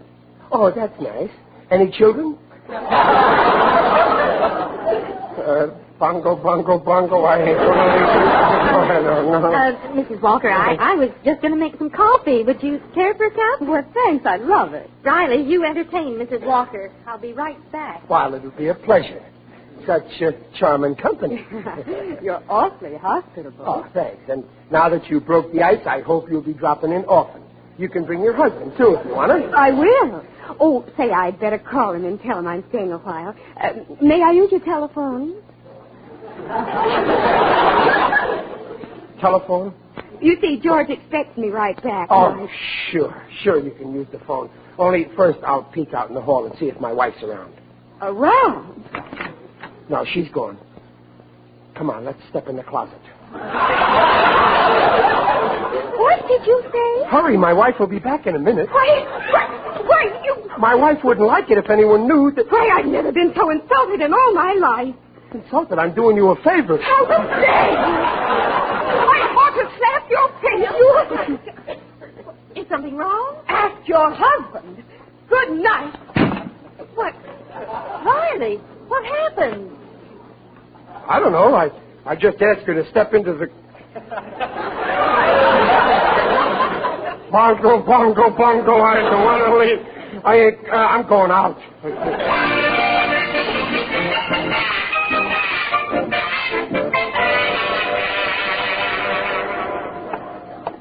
Trouble.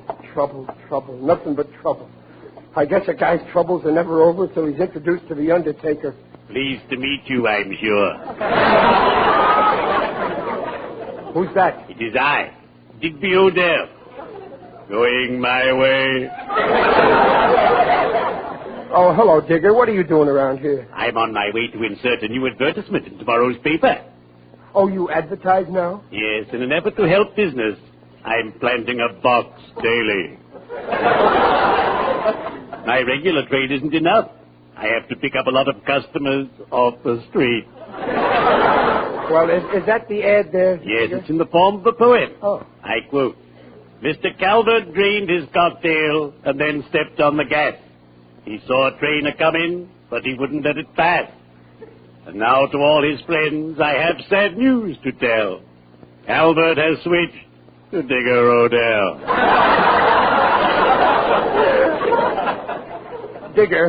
Digger, I'm having trouble with my kids. Ah, yes, children can be a problem.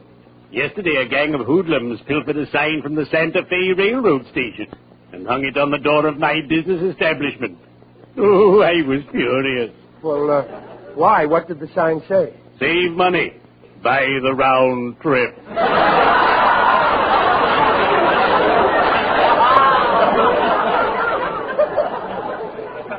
Well, Digger, the trouble with my kids is they're always using the phone. That's why I locked it up in the closet. Oh, you shouldn't have done that.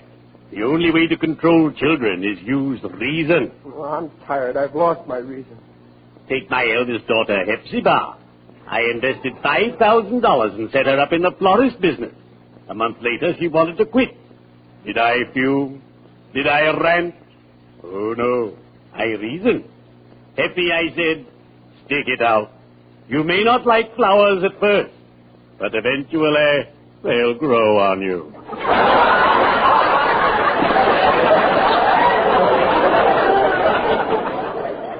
What happened? Now she adores the business.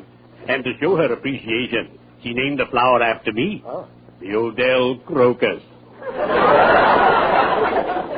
Well, I'm teaching my kids a lesson if it's the last thing I do. It won't be, believe me. Now, you take that phone out of the closet. No, I'm leaving that phone where it is. Very well. Have it your way. Dig your own grave. But don't start yelling for me if you get in too deep. Well, cheerio. I'd better be shoveling off.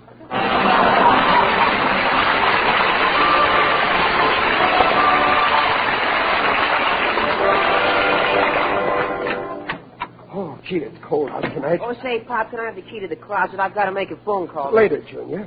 Hey, look at the time. We got to listen to Truth or Consequences. Oh, here you are, Riley. Oh, the sink in the kitchen's blocked again. Later, Peg, after I hear Ralph Edwards. Oh, you're always putting things off now. Honest, Peg, sometimes I think you should have married a can of Drano. I'll fix it later. All right, leave the man underwater for another 5 minutes. Are we devils? Yes, sir.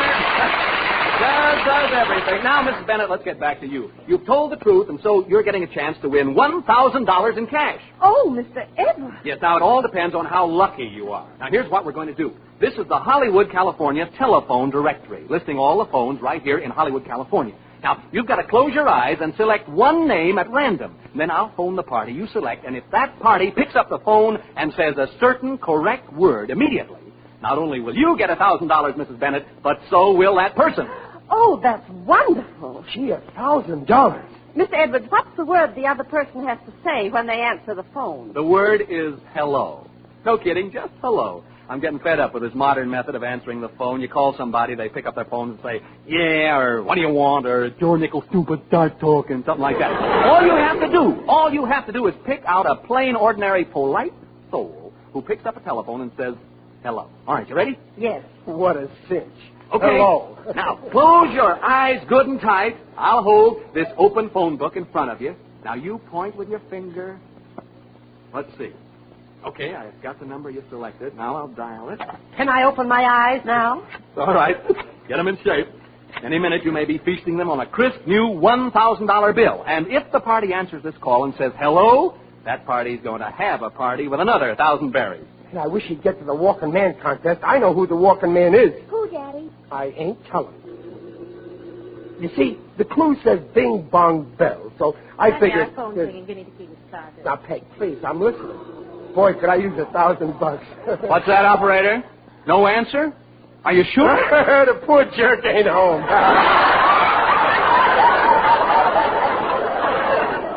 Shoot, $1,000 gone. The phone is... Oh, for heaven's sake. Maybe it's... Give me the key. Oh, quiet, Peg. I don't want to miss this. Are you sure you're ringing the right number, operator? Blueview 1313. Listed in the name of Chester A. Riley. Riley, that dope Riley's going to hate himself in the boat. It's me! It's me!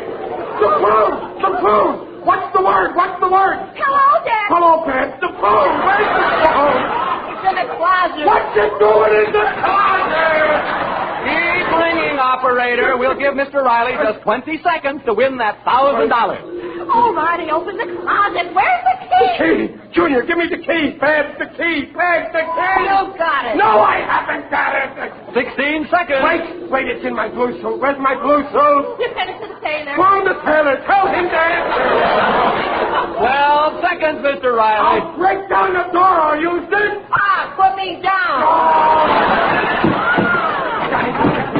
6 seconds, Mr. Riley. Hurry. Get a knife. Get a blowtorch. Get some dynamite. Yes, sir. Does everything. Get some dust. Oh, what'll I do? All right, operator. All right. I'm afraid we'll have to cancel that call. Time's up. No. Wait. Riley, not with your head. Chester Riley talking. Hello. Mr. Edwards. Yes. Speak to me. Who is this? It's me, Riley. Mail me the money. Oh, I'm sorry, Mr. Riley. You're too late. No. Yeah. No, but I was here. You see the phone? Mr. Riley. They locked the phone. Yeah, Mr. Riley. Please, you got to give me a chance to get $1,000. Mr. Riley. I've been supporting that phone for years. Now it can support me. Mr. Riley, please. Oh, you're me. Mr. Riley, please stop crying. I can't. You broke my little heart. Oh, please stop. You're breaking mine. Well, then, please, let me try for the Walking Man contest. Oh, no, I'm sorry. But I know who the Walking Man is. It's Martha Graham. Martha Graham? Martha Graham was Miss Hush. That contest was over 6 weeks ago. But I got an old radio. Oh, you can't do this to me. I got all the money spent already. Now, wait. Don't start crying again, please. Mr. Riley, listen. You're the only grown man who's ever cried like a baby on Truth or Consequences, so I think that deserves a special sort of consolation prize. You do? You're going to give me a prize? Mm-hmm. Oh, you sweet man. Now, you say you worked hard on this contest, yes. So I guess you could do with a vacation. Oh, you bet. Okay. How would you like to take a free trip, all expenses paid, both ways, to Vermont? To Vermont? Oh, boy. Yeah, but you have to leave tonight. Get down here right away. Yes, sir, Mr. Edwards. Oh, I've always wanted to go to Vermont. The snow, skiing, tobogganing. Oh, thank you, Mr. Edwards. And thank your sponsor, Mr. Proctor and Mr. Gamble. They've got a wonderful product that does. I love that does. I eat it every day.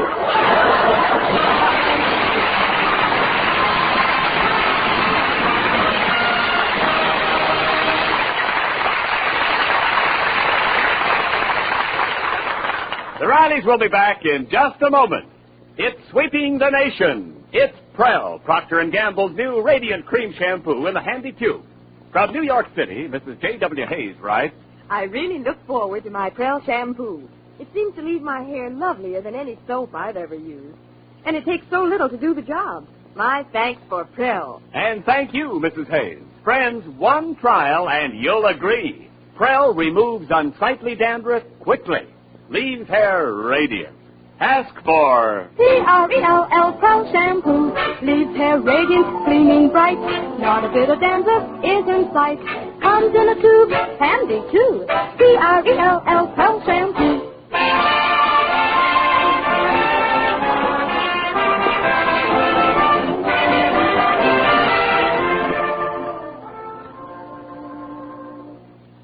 Sure was nice of Ralph Edwards to give Papa a free vacation in Vermont. Oh, I think it's wonderful. Your father needs a vacation. Oh, after tonight, so do we. Well, with your father out of town for a few weeks, we'll get it. Hello, Peg. What? Riley! Daddy! Ah. What? Did you forget something? No, What are you doing here? Aren't you going to Vermont? I went. I'm back. That Ralph Edwards, he put me on a streetcar and sent me to Vermont Avenue.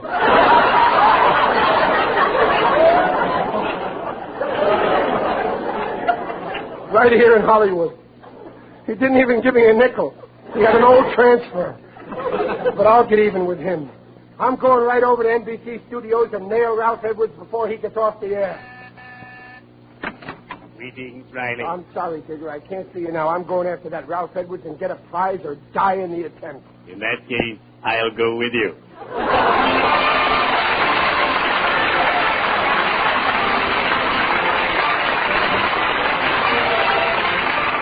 Will Riley get what he's going after? Stay tuned for Truth or Consequences, which follows in just a moment.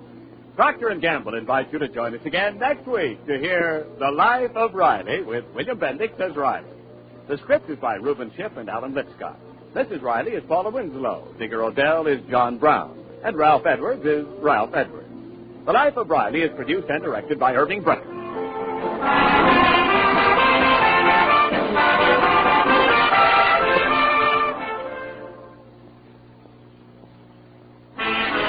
Oh, he was the Gibson girlie.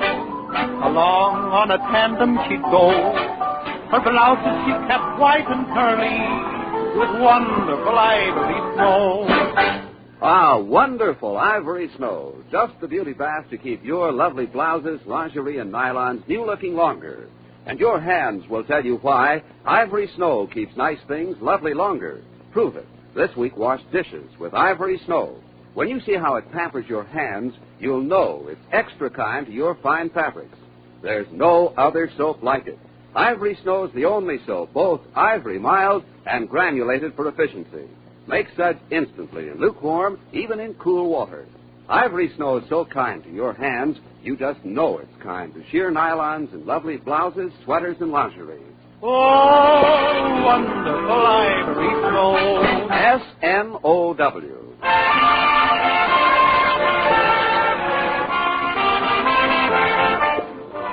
And this is Ken Niles reminding you that for radiantly clean, lovely hair, get the shampoo in the tube. P-R-E-L-L, Prell Shampoo. Listen again next week when Prell brings you The Life of Riley. And now stay right there at your radio and listen to Truth or Consequences. Riley means business about tangling with Ralph Edwards. And, of course, anyone who tangles with Ralph Edwards is heading for hilarious trouble. Don't miss it. Good night.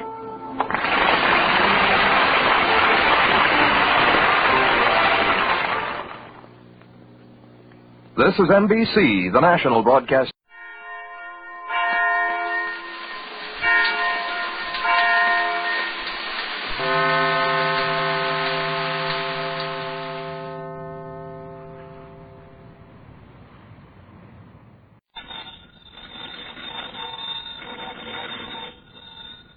Granny's Abner, I believe that's our ring. I dog his Lum, I believe you're right.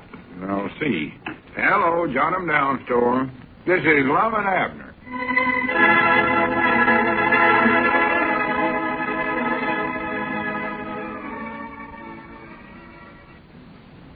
And now, let's see what's going on down in Pine Ridge. Well, Diogenes Smith hasn't returned to Pine Ridge yet, so Lum is still carrying on his work for him. However, the main topic of conversation in town is Cedric's sudden wealth. Cedric won't reveal the source of his money, but he continues to spend it with reckless abandon. As we look in on the little community today, we find Lum in the Jot 'em Down store and library. Grandpappy Spears is at his favorite place at the library table, reading a book. Listen. Yeah, here's another interesting story, Lum. I don't want to hear it, Grandpap. Them stories is for children. This is about a king that lived way back in the old times. King Midas. He was crazy about gold. Says he had a chance to wish anything he wanted, and what do you think he wished for? I don't know, and I don't care. Well, I'll tell you then. He wished everything he'd touch had turned to gold. Granny, I don't blame him. That's a good idea. Bound you never had no trouble paying his income tax. No, it turned out to be a nuisance. That's the morals of the story. Everything he touched turned to gold. Go to pick up an apple or a pear off of a tree, and before he could even take a bite out of it, it turned to gold. And he complained about it? Well, he never got nothing to eat. Finally, he touched his little girl, his own daughter, and she turned to gold. Granny, that's right, ain't it? Yeah, it just goes to show there's something else in this world of heap more importance than gold. Yeah, never had thought about that. Of course, a fella could be careful what he touched. He could wear mittens. Yeah, the trouble of it is, when you put them on, they'd be gold, too. Yeah, that's right. Granny's, maybe that's what Cedric's got. Gold mittens? No, maybe that's where he's getting all this money he's been spending the last few days. Maybe everything he touches turns to $10 bills. Yeah, I heard Cedric had struck it rich. Oh, he's been down here ordering stuff out of the mail order catalog right and left. Whereabouts did he get all the money? I don't know. He won't tell. Had a roll of bills in here this morning he couldn't reach around with both hands. Don't reckon he's won that $10,000 prize Diogenes Smith was offering for the most honest and kind person in Pine Ridge, do you? No, the contest ain't over yet. No, that ain't it. Well, I don't much think he can just catch something and make it turn into money, though. No, I know that, Granddad, but it's coming awful easy for him some way or other, the way he's spending it. Yeah, there's some talk around. Of course, I don't like to spread tales, Lum. But wait a minute, though. Here comes Squire Skimp. You heard what? I'll tell you later, Lum. There's all sorts of stories about where Cedric's getting his money. Well, howdy, Squire. Come in. Yes, wonderful world, Lum. Oh, yeah, wonderful world. Wonderful world, Grandpap. What can we do for you, Squire? Oh, nothing at all, Lum. I just thought I'd drop over and loaf a while. Yeah, good for you. Draw up a chair there and sit down. Yes, thank you, Lum. I don't care if I do. Oh, me. Yeah, just reading a story here about King Midas, Squire. Did you ever hear Oh, yes, Grandpap, yes. Everything you touch turned to gold. Oh, you done heard it? Yeah. Read them stories to yourself, Grandpap. We ain't interested in hearing them. By the way, Lum, has Cedric been in here? Yeah, he was in here this morning, Squire. You wouldn't know where he might be found this afternoon, I don't suppose. No, I wouldn't. I never heard him say. Did you want to see him about something special? Oh, well, no, not particularly. That is, I understand that he has come into a considerable amount of money. Had you heard that, Lum? Well, he's got some, all right. I don't know where he's come into it or not. I know it's going out mighty fast. He's ordered might nigh everything he can find in the mail order catalog. Well? Ordered over $300 worth of stuff in here this morning. Abner made out to order for him. Yes, well, I heard that he was spending it rather recklessly. I wonder, Lum, if you wouldn't speak to Cedric in my behalf. Now, I've had considerable experience as a business manager, handling large amounts, funds for estates and things like that, sort of an investment advisor. Well, I don't know, Squire. Why don't you talk to him?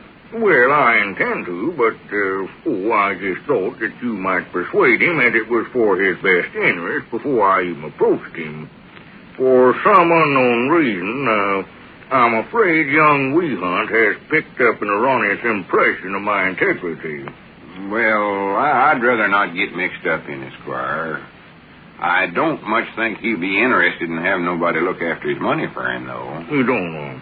I know I tried to talk to him this morning about the way he's spending his money, and he just kept saying not to worry about him. Said there was more money where that come from. Well, that sounds very interesting. Very interesting, yes. Well, I think I'll drop over about the blacksmith shop and see if I can find him, and perhaps I can talk him into it. That is, demonstrate to him the wisdom of the plan that I have in mind for him. Well, good day, Lum, and if you get a chance, I'll appreciate anything that you might say in my behalf. All right, Squire. Yes, wonderful world. Yeah, wonderful world. Strange it wouldn't be if they's all like him. Strange that Cedric better watch that Squire. The minute he hears about anybody getting hold of a little money, he's right after him. What'd you say, Lum? Squire's heard about Cedric having all this money. Now he's going to try to get a job managing Cedric's business for him. What business? Looking after his money. Wait a minute, I think that was our ring. Hello, jot 'em down, store and library. Lum Edwards, air raid warden speaking.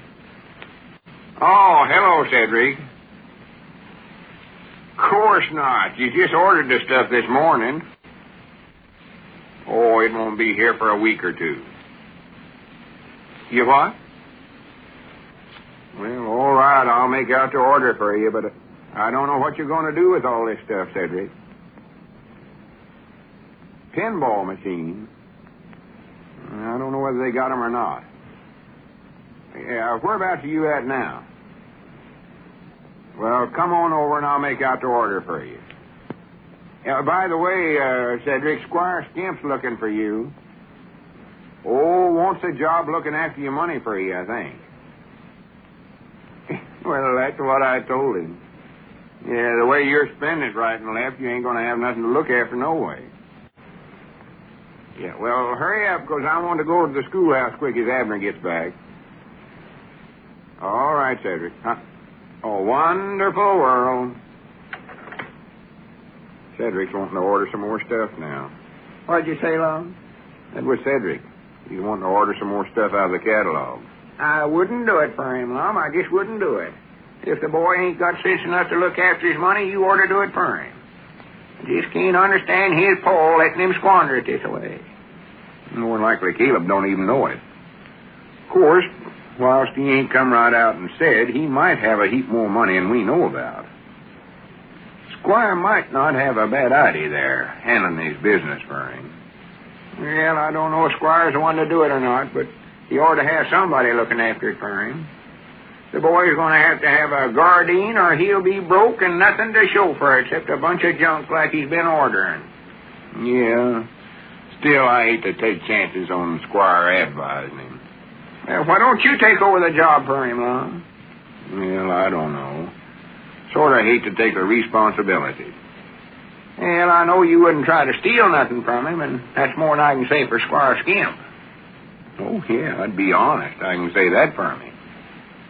If he's got enough money, I might be able to invest it for him to where he could be one of them big business tycoons. Stocks and bonds and stuff. Corner some markets for him, one thing and another. Real estate.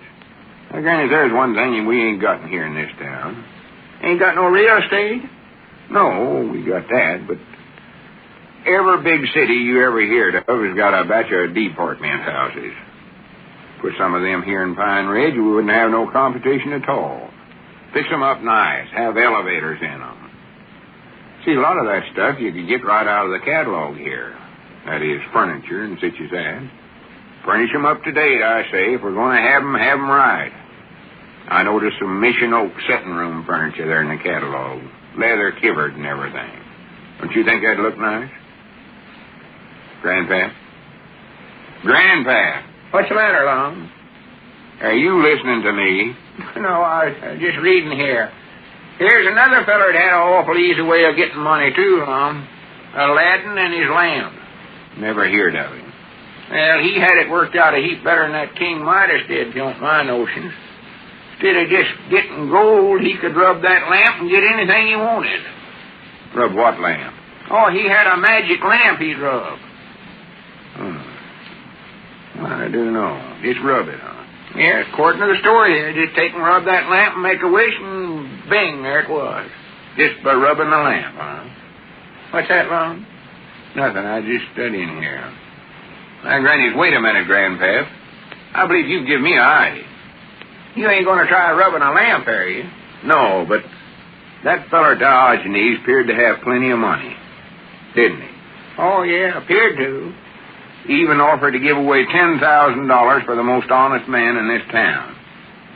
And he carried a certain lantern with him all that time. Yeah, I saw his lantern. Grannies, when he left town, he give that lantern to Cedric. And now Cedric's got plenty of money and throwing it away. That's where they're getting all that money right there. That lantern is magic just as sure as the world.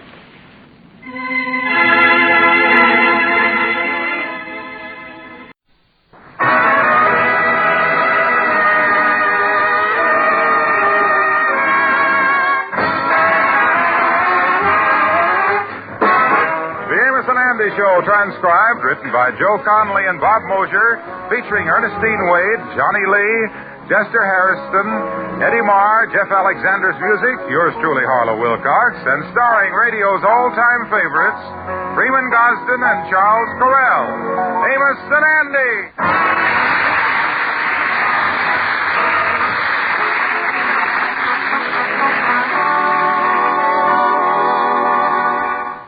So old Goofy got into town today, huh, Sapphire? George, my brother Leroy is not goofy. Not goofy. He nutted in a pecan patch. That personality he got, he's about as warm and friendly as an octopus in a bathtub. George, you always carry on like this when Leroy comes to town. What has you got against him? What has I got against him? That's like asking a fellow in the death house what he got against electricity. Tell me this, how is he arriving in the horse van again? Now, George, you know Leroy is a horse trainer. He has to ride with the horses to keep them quiet.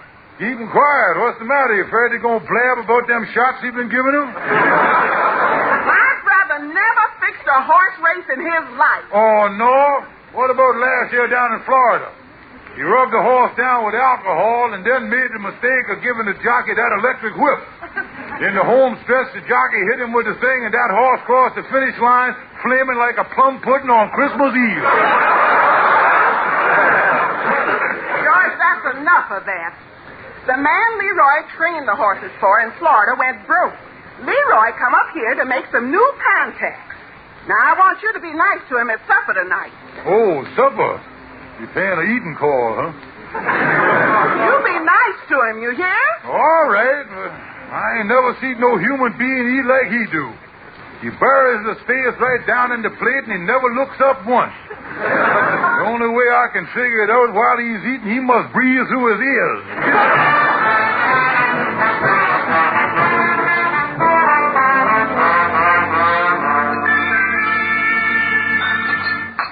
Well, Leroy, would you like another piece of pot roast? Not right now, sister dear. I've had a genteel sufficiency, enough to substantiate my capacity. What's that, Leroy? Roughly speaking, it means the pig has had enough swill.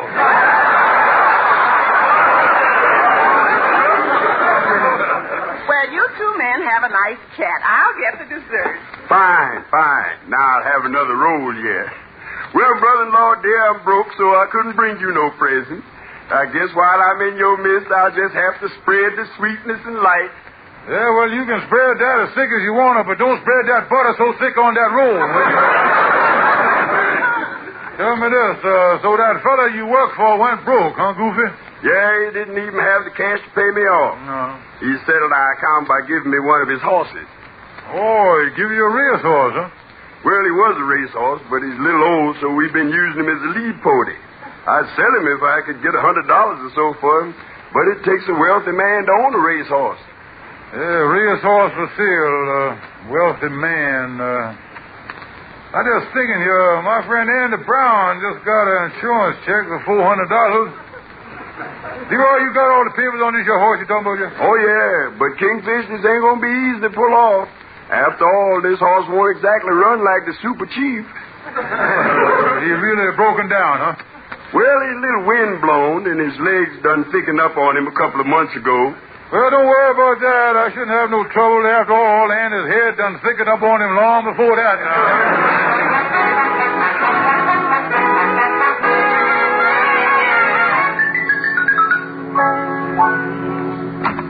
Say, Kingfish, I come down here to see... Listen, Brother Andy, I ain't got no time to mess with you today. I'm going to be too busy here with the horse auction. What is this, a horse auction? Yeah. You is selling horses? Yes, Andy, the New York Racing Commission just made me official horse auctioneer. I ain't got my official insignia yet, but, it's a beautiful thing.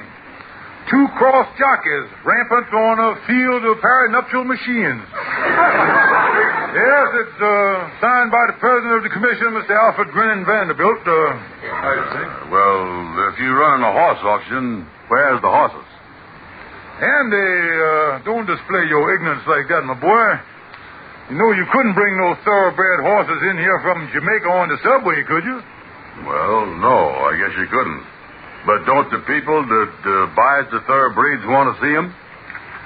Well, listen, Andy, the people who buys racehorses are so familiar with all the horses that you don't have to have the horses at the auction. The horses must be pretty familiar with the people, too, because there ain't none of them here either. To tell you the truth, I expected a big turnout of millionaires today, but some of them run into a little trouble.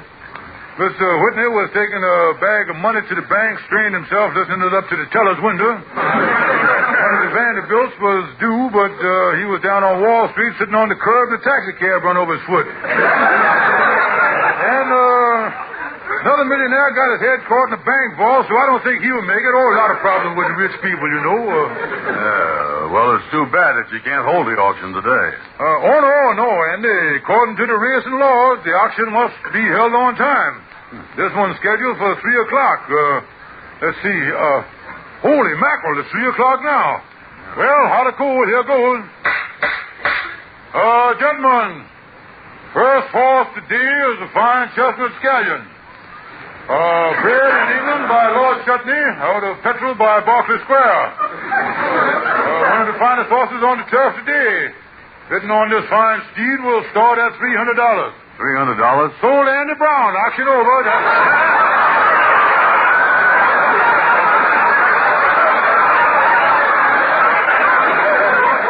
Wait a minute, Chair. Wait a minute. These horse auctions is pretty fast, ain't they? Oh, yeah, the racing commission won't let you waste no time. Once a man opens his mouth, he's good as dead. Oh, that's the law, boy. Listen, Kingfish, I don't want no racehorse. Now, wait a minute, Andy. It's the law. You done bought a horse. Ain't no sense in dragging the police in this thing, is it? Yeah, but I tell Wait a minute, Sheriff. Now, I'm going to tell you something, Andy. It'll be great for you, boy, owning a racehorse. Well, oh, yeah, you picture in the newspaper and everything. Gals will go for you in a big shot, you know. They say you a big shot. They going for you in a big way, boy. Yeah, that's right. Well, it was only $300. Yeah, that's all it is. $300 you bought. But I don't know nothing about him. All I know is he's a scalded chestnut. What is the name of this horse? The name? Yeah. Well, I tell you, Andy, in racing circles, the name ain't important. It's the way he runs. Well, I know that, but what's his name? Well, like I say, Andy, the name ain't important. It's the breeding that counts. Listen, I don't care if he breathes through his nose or his mouth. I want to be sure that I didn't buy no dog. Now, what's his name? Rover. Kingfish, the deal is off. Oh, I saw, Andy. My hands are tied by the racing commission. There's an English horse, too. They'd get Scotland Yard after me, too, you know. Well, I don't want to get you in no trouble. Now, it's a deal. A deal is a deal, Andy, and this here is a deal. Well, okay. Here's the money. Yeah. There he is. $300. Now, you'll never regret it, Andy. You done bought yourself a wonderful racehorse. And I'll tell you what I'll do, son. For another $25 a week, I'll go out to Jamaica racetrack and train the horse for you personal. Oh, that's great, Kingfish. Say, by the way, how old is this horse? How old? Yeah. Well, I guarantee you one thing, Andy. You ain't buying no young squirt. You have got an experienced, mature animal that's been around and knows the ropes. Now,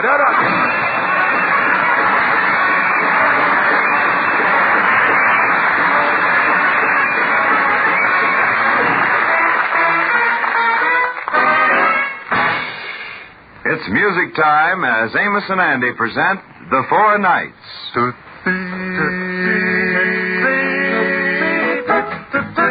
Goodbye. Tootsie, don't cry. The choo-choo train that takes me away from you. Nowhere to tell us that it makes me kiss me, Tootsie, and then do it over again. Watch for the mail, I never fail. If you don't get a letter, then you know I'm in jail. Tootsie, don't cry. Tootsie, goodbye.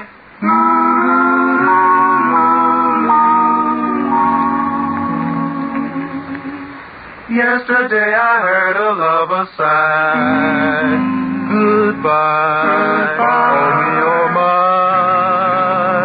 7 times he got aboard his train. And 7 times he hurried back to kiss his love again. And tell her Tootsie, goodbye. Tootsie, don't cry. The choo-choo train that takes me away from you. No words can tell us that it makes me kiss me, Tootsie, and then do it over again. Watch for the mail, I never fail. If you don't get a letter, then you know I'm in jail. Tootsie, don't cry. Woo, woo. They'll come to get you. Woo, woo. The train is waiting. Goodbye, Tootsie, goodbye.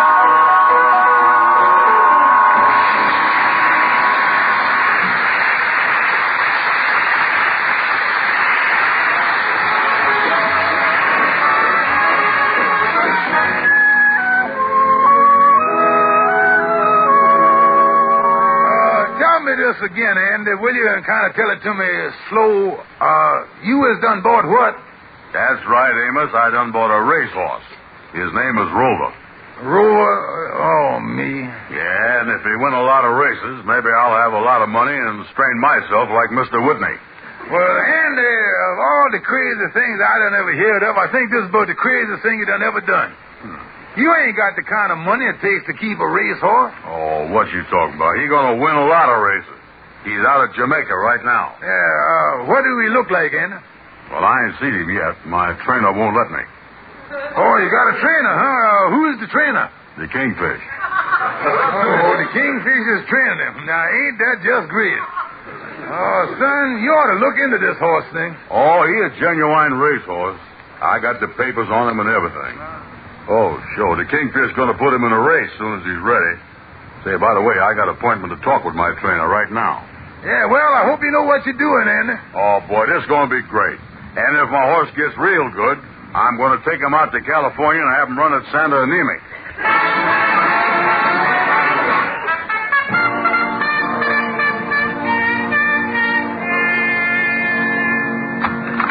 Well, come in, Brother Andy. How's the big horse owner? Well, how is you, trainer, dear? Oh, fine. Say, has you found a race for my horse yet? Oh, no, Andy. We getting him in shape, old boy.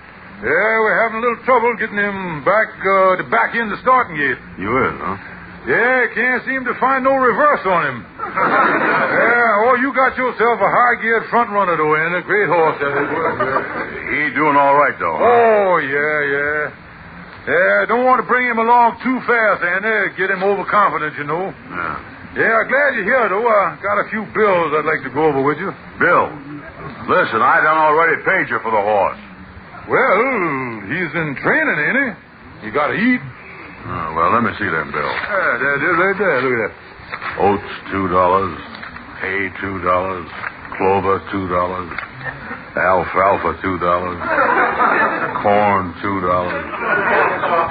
Kingfish, this horse is going to $2 me to death. Tell me this, ain't there no horse blue plate special for 75 cents or something? Oh, no. Now, you got to expect these little things, Andy. You was a big racehorse typhoon. Huh? Oh, yeah, all the gals are talking about you, boy. I hear them all over town. Andy Brown got a horse. Oh, they're really crazy about you. Yeah, well, let me look here. This next bill here is for shoes. Yeah, that's right, Andy. The horse needed 2 shoes, so I bought a pair. Yeah, so there wouldn't be no argument. I brung the receipted bill. There you is right there, $22.50. Where's the receipted bill? Right there, Andy. The one from Florsheim.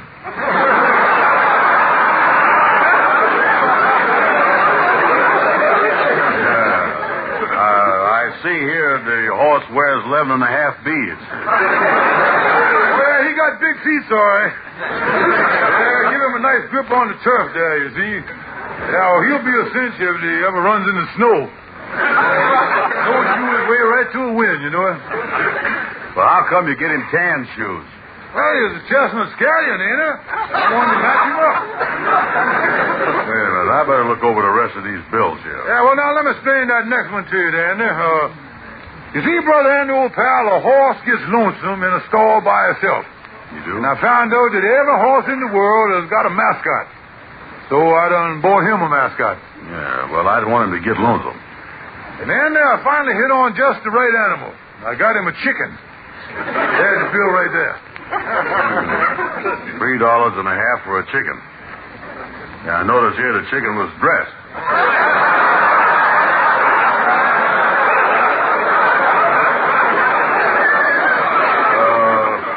Do that help him not to get lonesome? Oh, yeah. Done the trick all right. Yeah. Hey, what's this bill here? Blanket, $47.50. Electricity, $3.75. Oh, electric blanket. Oh. Now, here you is, Andy. The bill's come to a total of $93.50. Yeah, well, all I got on me is this 100. Yeah, well, that's fine, Andy. I'll take that. Yeah, but listen, Kingfish, this is getting into a lot of money. I want to see that horse. Well, now, wait a minute, Andy. You'll see him when he's ready. Just give me a week or 10 days more of this training, and I'll have him in good shape. Yeah, well, wait a minute. Don't go away here. You give me my change from that 100. You owe me $6.50. Yeah, well, don't worry about it, Andy. I tell you what. I'll just buy the horse a couple of more chickens. Yeah, well, there's no sense letting the chicken get lonely either. No.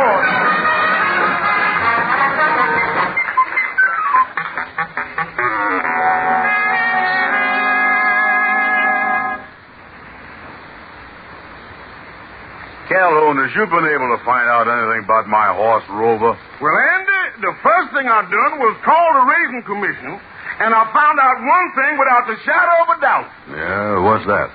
He definitely is a horse. Yeah, well, I figured he was. Ain't you found out nothing else? Well, I stopped off at the office of the racing farm and got this book. It's got a record of every horse that done ever run anything.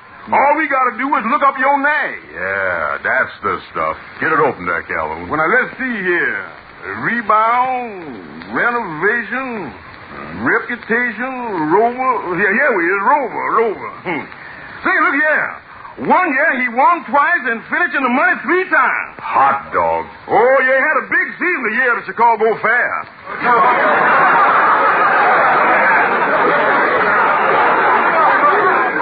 You know something? I think this horse is even more mature than I think he was. Ain't he done nothing since then? Well, let's see. Since his last win, he been to the post 196 times. Well, how has he done recently? Not so good. The last time out, he didn't even make it to the post. Oh, me. I has done bought a pig, ain't I? Yeah. Calhoun, what can I do? Well, Andy, sometimes these old nags make a comeback. The thing to do is make the kingfish take you to Jamaica and look him over. Yeah, that's the stuff. That's just what I'll do. If he's as bad as his record, I'd make the kingfish give me my money back. Yeah, but tell me this. You think there's any chance of this horse being any good at all, Calhoun? Well, I was noticing in the book here. In 1949, he won another race here. But they done disqualified him. Disqualified him? Yeah, they tried to give him a saliva test, but he didn't have no saliva.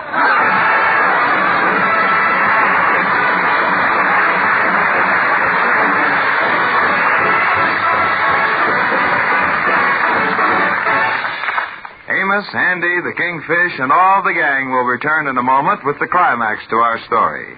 Meanwhile, here are the 4 knights. Has anybody seen my gal?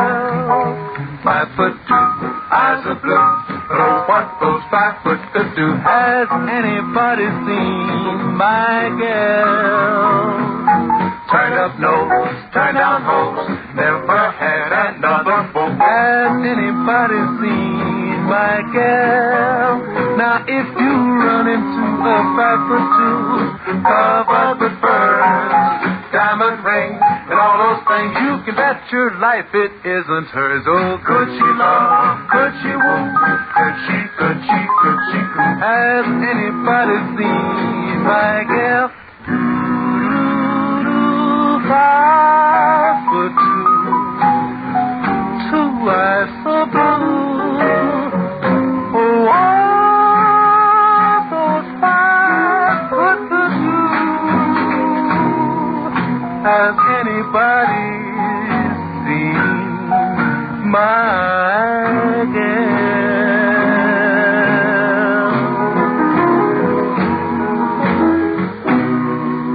Turned up nose,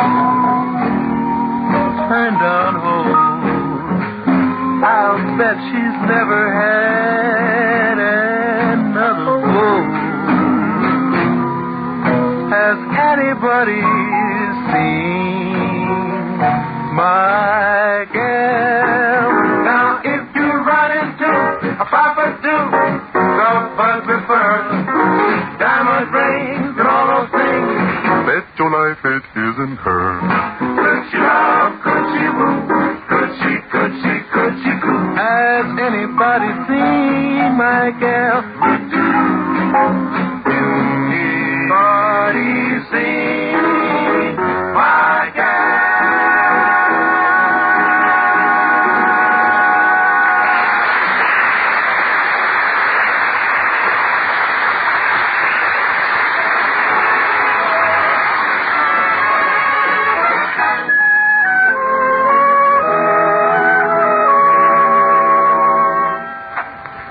Well, now listen, Brother Andy, there was no sense in you coming all the way from New York out here to Jamaica. I done told you that I was taking care of your horse. Look, Kingfish, I done found out about this Rover. I wants my money back. He ain't nothing but a broke-down nag. Well, now, Andy, you can't say that. Now, wait till you see the horse. Now, come on, just follow me down here a little bit. Here's the store right down here. Come on here. Here we are. Now, just look in there and see that beautiful animal. Where? Laying right there in the straw. Give me my money back. Now, wait a minute. He's just conserving his strength, Andy. He's getting up now.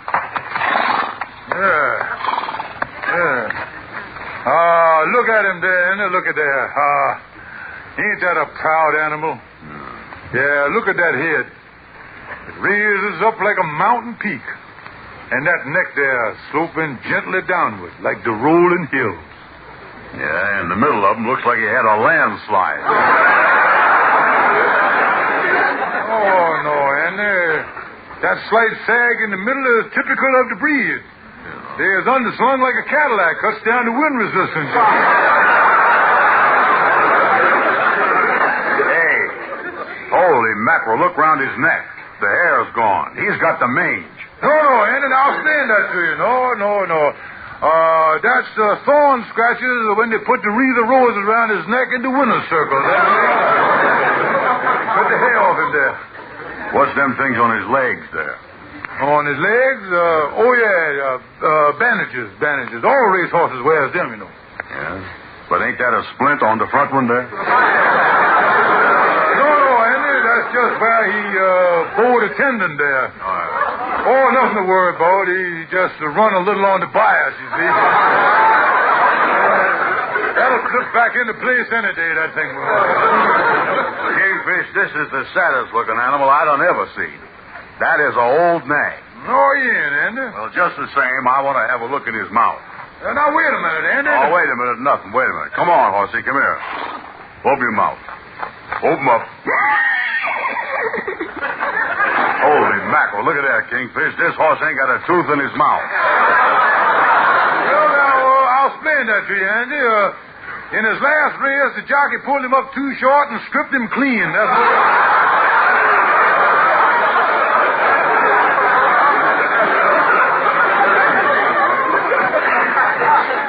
Listen here. I don't want this no-good horse. Now, I want my money back. Nothing doing, Andy. Now, you bought the horse fair and square. And you keep your big, fat, toothless mouth out of this. Now, look, Andy, don't be too hasty here.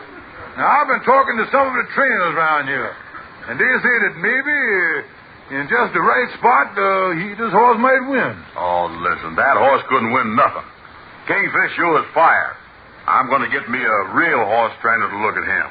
Then I'm going to take you into court and sue you. Well, now, wait a minute, Andy. No, sir. And another thing, I has done bought and paid for them Florsheim shoes, so get them off of your feet and put them on my horse.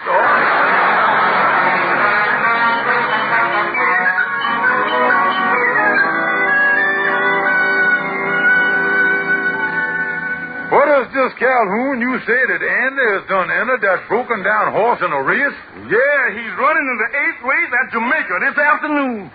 Why, that crazy horse ain't got a chance. What's the matter, Andy? What is he? Well, Andy got himself a trainer, and the trainer don't think he got a chance, but he'd like to put the horse in the race to see how he does. That chance he got with that old nag. Yeah, the only future ahead of that horse is hamburger.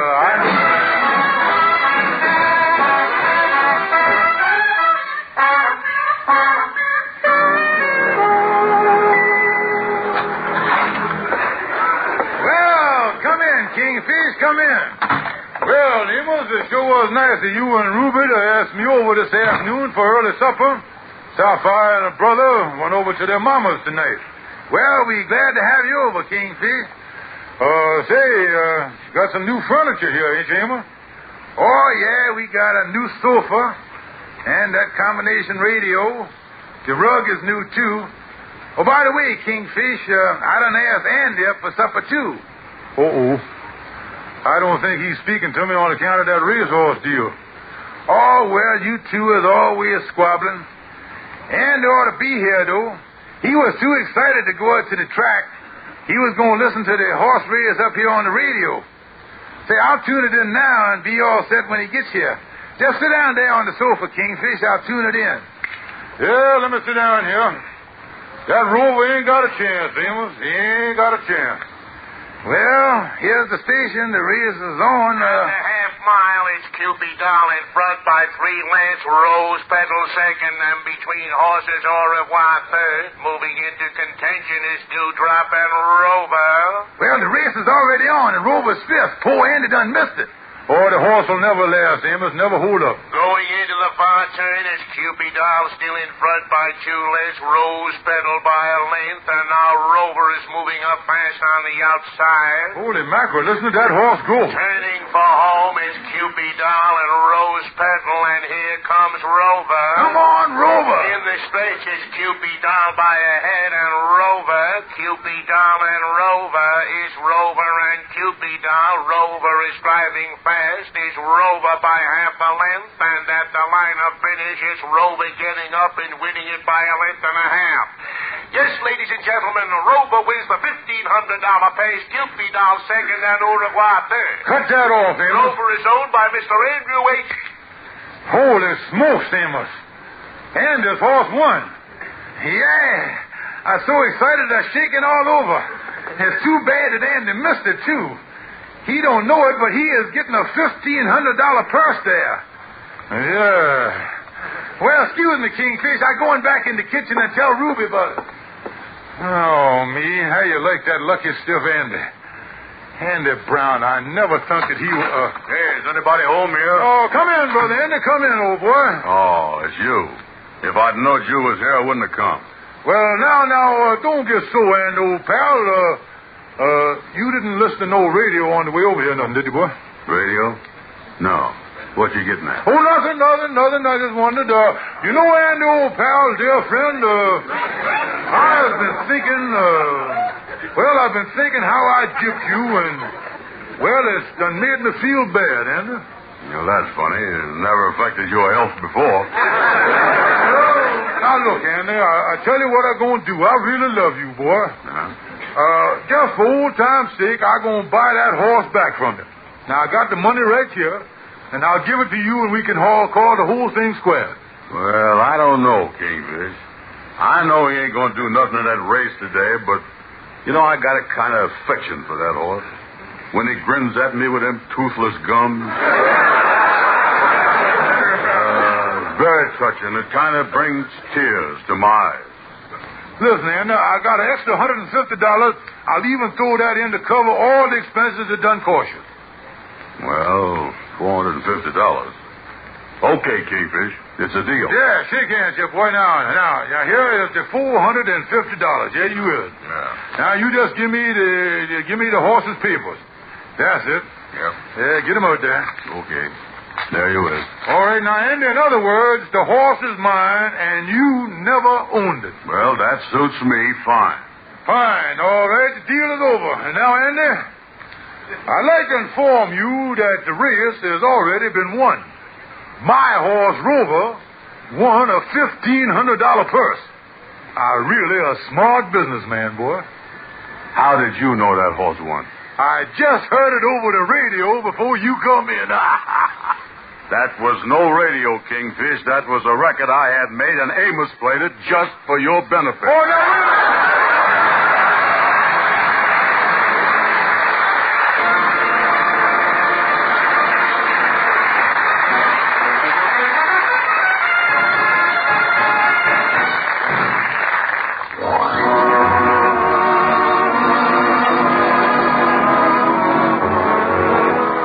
Listening to the Amos and Andy Show with all the Amos and Andy characters, the Four Knights, and Jeff Alexander's orchestra.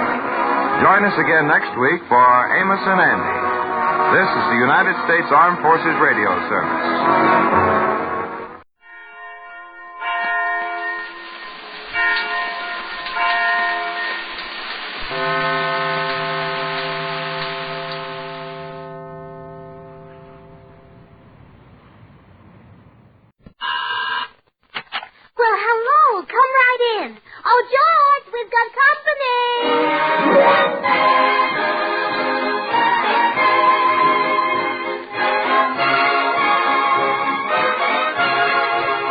And now meet the people who live in the Burns house, George and Gracie.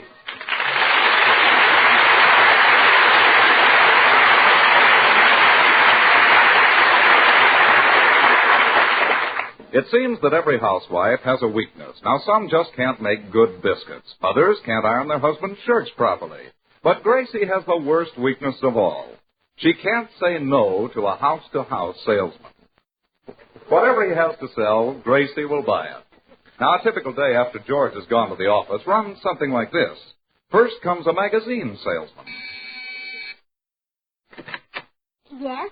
How do you do, madam? Is your husband a sport lover? Well, yes and no.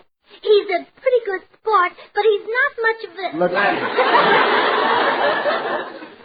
a... I mean, does he hunt and fish? Yeah, oh, yes. Good. I'm selling Field and Stream. Well, we wouldn't have room for a field, but I'll take a stream. Field and Stream is a magazine. Oh, well, I'm sure my husband will like that. I'll take a 20-year subscription. Is that your husband's picture on the piano? Yes, mm-hmm. I suggest you give him a 1-year subscription and renew it if necessary.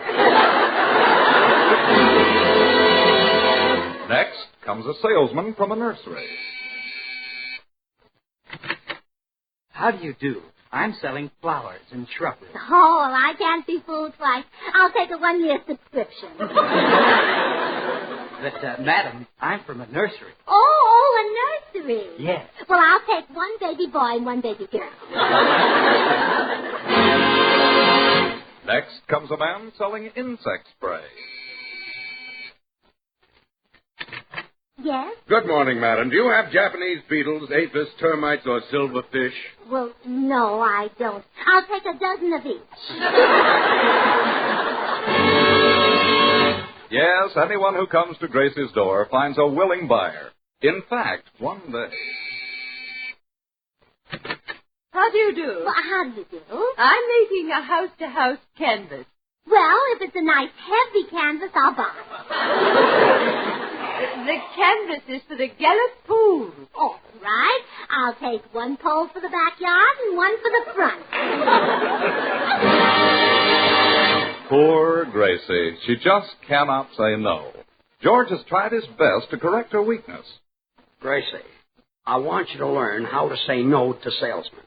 Whatever they say, you answer no. Mm-hmm. All right, then. Let's see you say it. No. Try it again. No. Now, the next time a salesman comes to the door, that's the only word I want you to speak.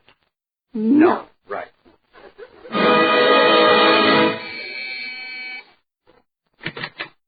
Good day, madam. Have you a concert grand piano? No. Would one be too expensive for you? No. Do you think your husband would object if you bought one? No. Well, splendid. I see you're both music lovers.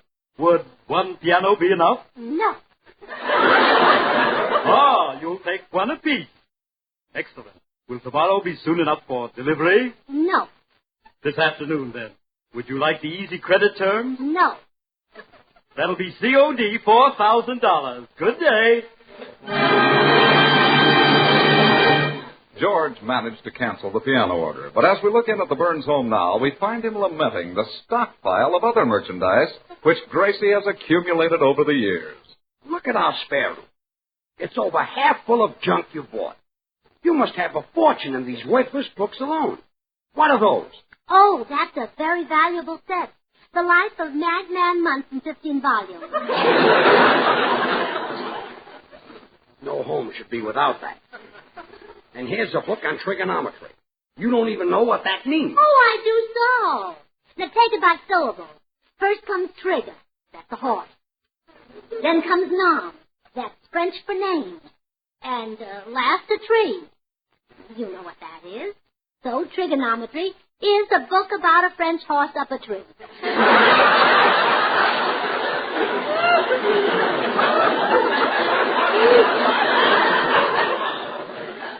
Did you read it? Now I'm going to wait and see the picture. Yes, it ought to be great. Crosby and Hope in the road to trigonometry. What is all this other stuff you bought? Well, that's a rubber stove poker. Rubber poker. Uh-huh. If you make a mistake, you can erase it. That's a gadget that sharpens pencils underwater. While I'm down there, I'll say hello to Esther with you. Yes. And that's a large economy size 5-gallon cocktail shaker. Just the thing to go with my cowboy suit. And that's over there's a pair of garbage cans marked his and hers.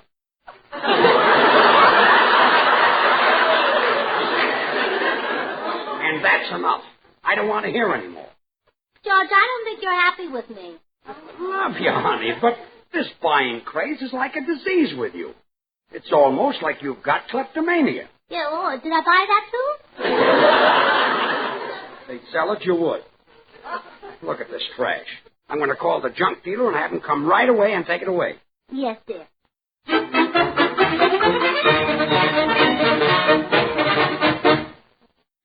Well, the junk man was here, George, and I made a wonderful deal with him. Good. How much money? $34. Only $34? Well, wasn't that a bargain? And I bought everything but his horse and wagon. I give up. I'm going to the cigar store.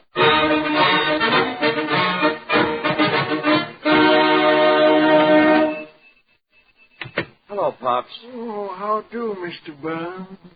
Yeah, you're looking worried today. I am, Pops. Gracie buys everything that comes along. Spends money like water. Well, you ought to be glad she can. Look at me. I run an army store down south during the war, made a big bundle of money, but I can't spend none of it. Why not? It's Confederate money. Oh, you're in the Confederate Army? Yeah. Which side was you on?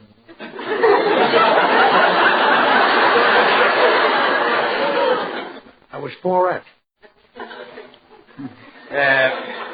Let me have a couple of my favorite cigars. Yeah. Here you be, 2 Perfecto Royales. That'll be nickel. Yeah, Pops, I gotta find some way to keep salesmen away from my house. If smoking them cigars won't do it, nothing will. Here, wait a minute. I got an idea. A friend of mine works for the Board of Health. Now, suppose he has a policeman tack a quarantine sign on your door. Yeah, quarantine sign on my door. Yeah, that'll keep them away. Sure. Now, you wait on the customers. I'll go back to the stock room and telephone the Board of Health. Excuse me, won't take long. Those salesmen think we're quarantined. They won't... Hello, Pops. Say, you're looking older than usual today. You recognize me, Joe Bagley. Oh, it's you, George. Well, you don't look so good either. You wouldn't either of you are married to Gracie. She can't say no to a salesman. Our spare room is completely filled with junk that she bought. You lucky guy. Lucky? Sure. Our spare room is empty, so what happens? My mother-in-law is coming to visit us. The old moose. Joe. What's the matter? Wouldn't you call your mother-in-law that? Certainly not. The old moose would kill me. Hey, Joe. Joe, you just made me realize how valuable that stuff is. As long as our spare room is full, Gracie's mother can't visit us. Yeah. Wish I had it. Oh, lucky me. Now I can go to the office and do some work. So long, Joe. Happy mother-in-law.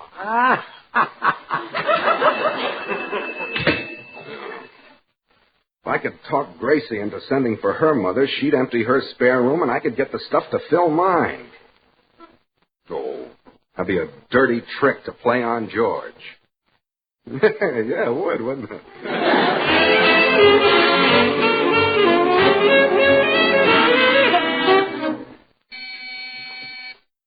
I hope Gracie goes for this.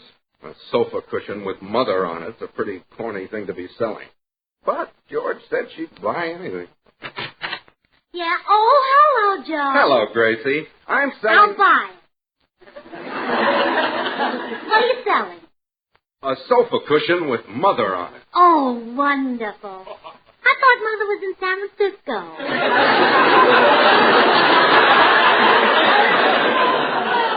It just has the word mother on it, Gracie. Oh. How long since you've seen your dear, sweet mother with the silvery hair? I've never seen her. What? Silver is one color she never dyed it. Oh, but think of her, Gracie. What would it mean to you to see your mother coming up the walk right now? A tiny, frail little wisp of a woman. It would mean she lost about 150 pounds. Your mother pines to see you, Gracie. There's nothing stronger than mother love. Whose hand rocked your cradle through the night? Your mother's. True. True. And when you cried, it was your mother who looked into your crib and said, "What is it, baby?" Oh, Mama was so good to me. And she longs to comfort you again. She's worried about you. She wonders if her darling child is well. Oh, I've been so thoughtless. She lies awake, tears streaming down her furrowed face. She calls out into the night, "Gracie, my baby, how are you?" I'm all right, Mama. How are you?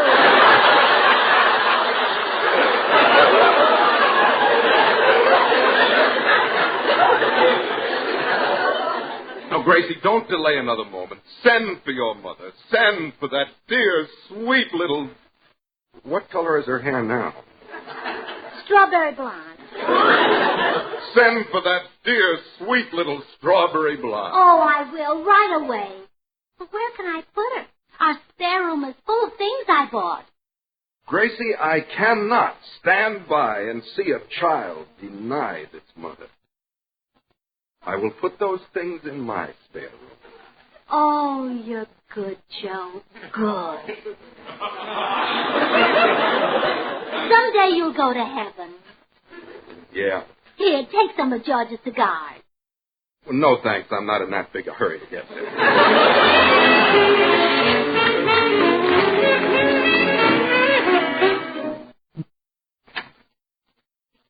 Oh, I'm glad you got back, George. Are you still mad at me for buying all those things? No, honey, I'm tickled to death. Buy all you want. Cram our spare room so full a gopher can't get into it. That's no way to talk about my mother. Huh? Who told you Mama was coming? Your mother was coming? Yes. But there's no room for it. Oh, there is now. That kind, generous Joe Bagley emptied our spare room and put everything in his. What? Oh, he's such a wonderful man and a model husband. You should take after Joe. Give me a club and I will.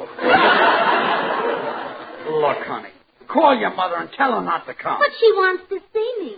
Like Joe Bagley says. There's nothing stronger than mother love. Whose hand threw rocks at your cradle every night? Your mother's. Gracie. When you were a baby, it was your mother who looked into your crib and said, "What is it?" I'm in plenty of trouble.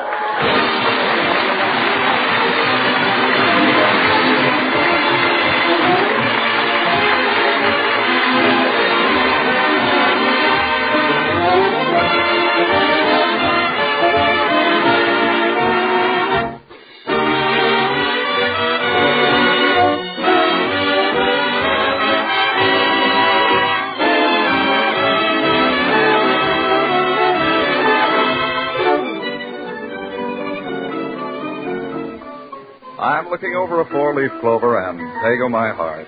Yes, Meredith, two of the really grand songs of yesteryear. Yesteryear? Don't you listen to the jukeboxes? They're just as popular today. Well, how about that, Meredith? What explains the great popularity of these songs year after year? I guess you can chalk it up to nostalgia, our fond memories of the past. Could be, Toby, but shucks, if you know music, you know these songs are really solid. The boys who wrote them knew it takes not one, but a number of musical ingredients to produce a hit tune.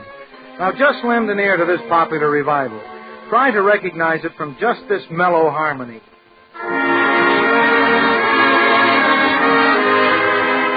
Or now, with this rich counter melody added. Ah, lovely music, Meredith, but the full song needs more. Then we'll add the vigorous rhythm.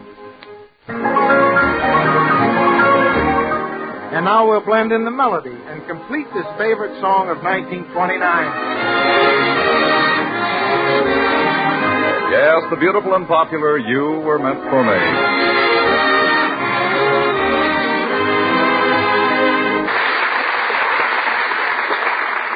Gracie, please call your mother and tell her not to come. She always stays so long. No, she doesn't. Well, the last time she was here, you said she just dropped by to eat. And she stayed 6 months. Well, she never stopped eating, did she? You're not kidding. Gracie, your mother doesn't like me.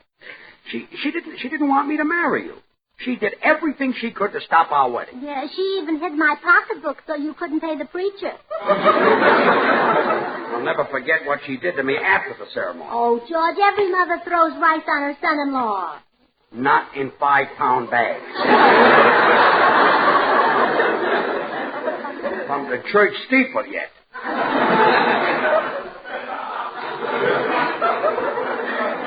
And then she tied my old shoes to the back of the car to be dragged through the street. But that's the custom after a wedding. I was still wearing them.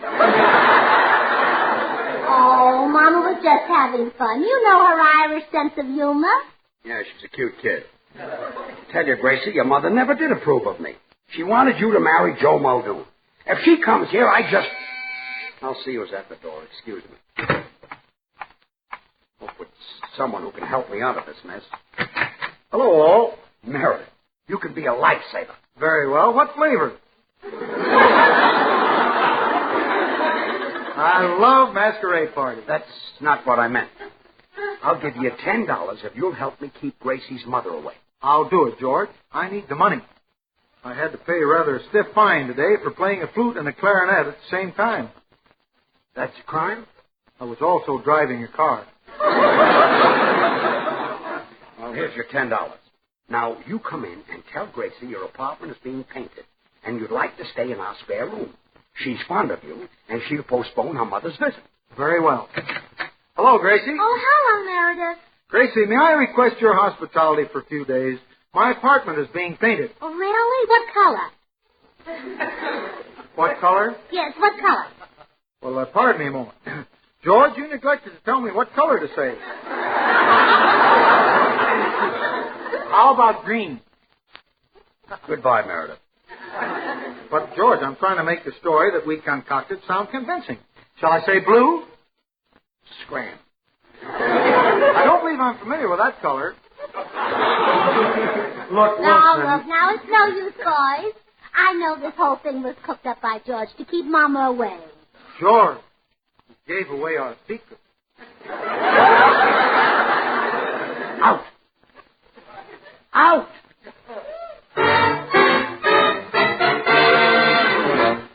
If anyone can help me out of this mess, Bill Goodwin can. I hope he's in his apartment. Come in, honey. Oh, it's you. Yes, dear. I was just having a chat with Professor Clarkendorfer here. You know the professor. Oh, sure. Hello, Professor Clarkendorfer. Somebody spoke?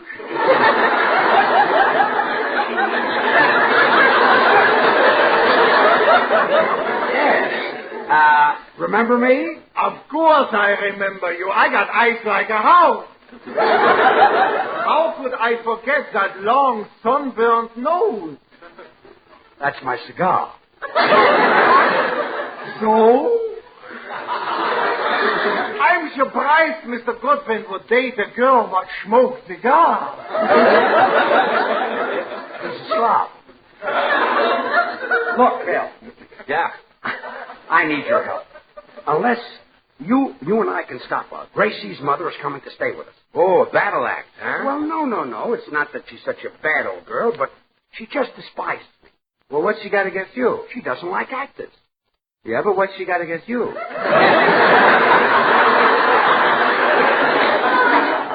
You want to help me or not? Oh, sure, George. I'll go over and talk Gracie into canceling her mother's visit. Let's go.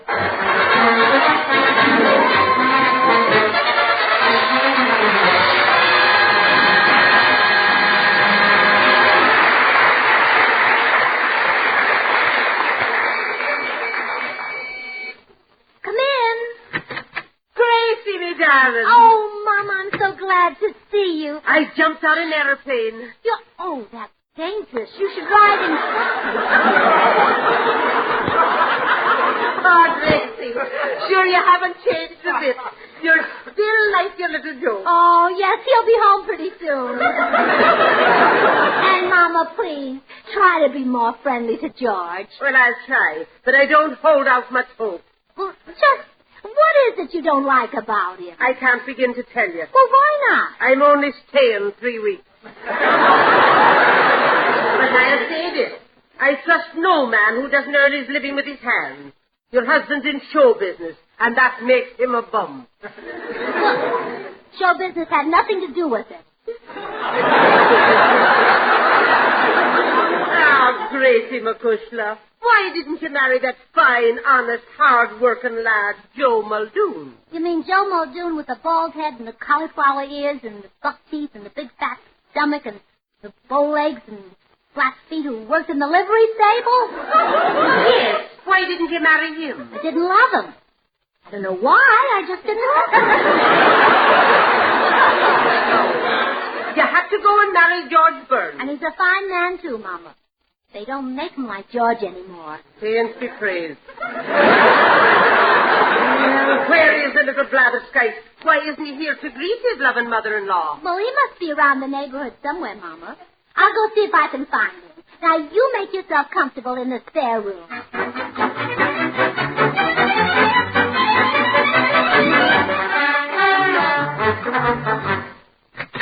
Oh, Gracie.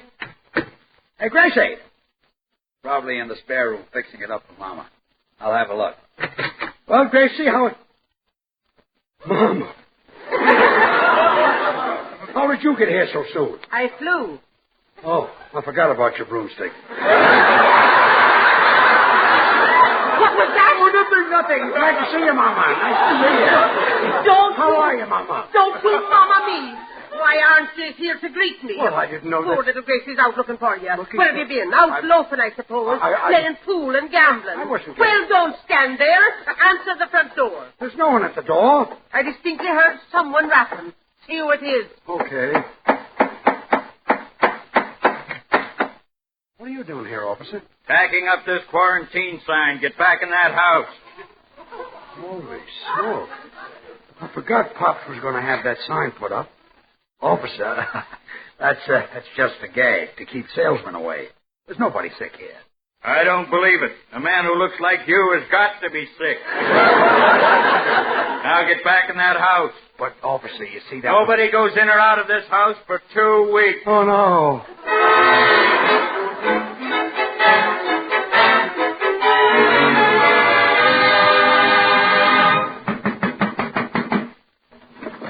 Hello, dear.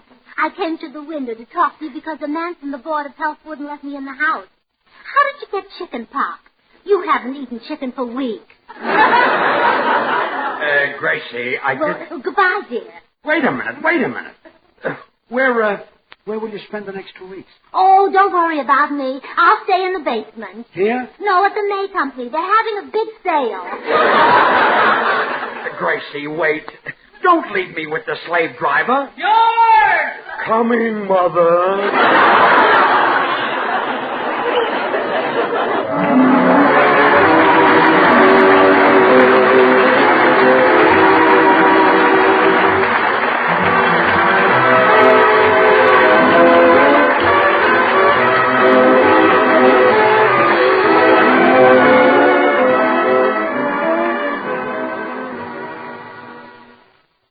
For more information on hundreds of cassette products. Something I can do with a nickel. Oh, well, let's go for coffee.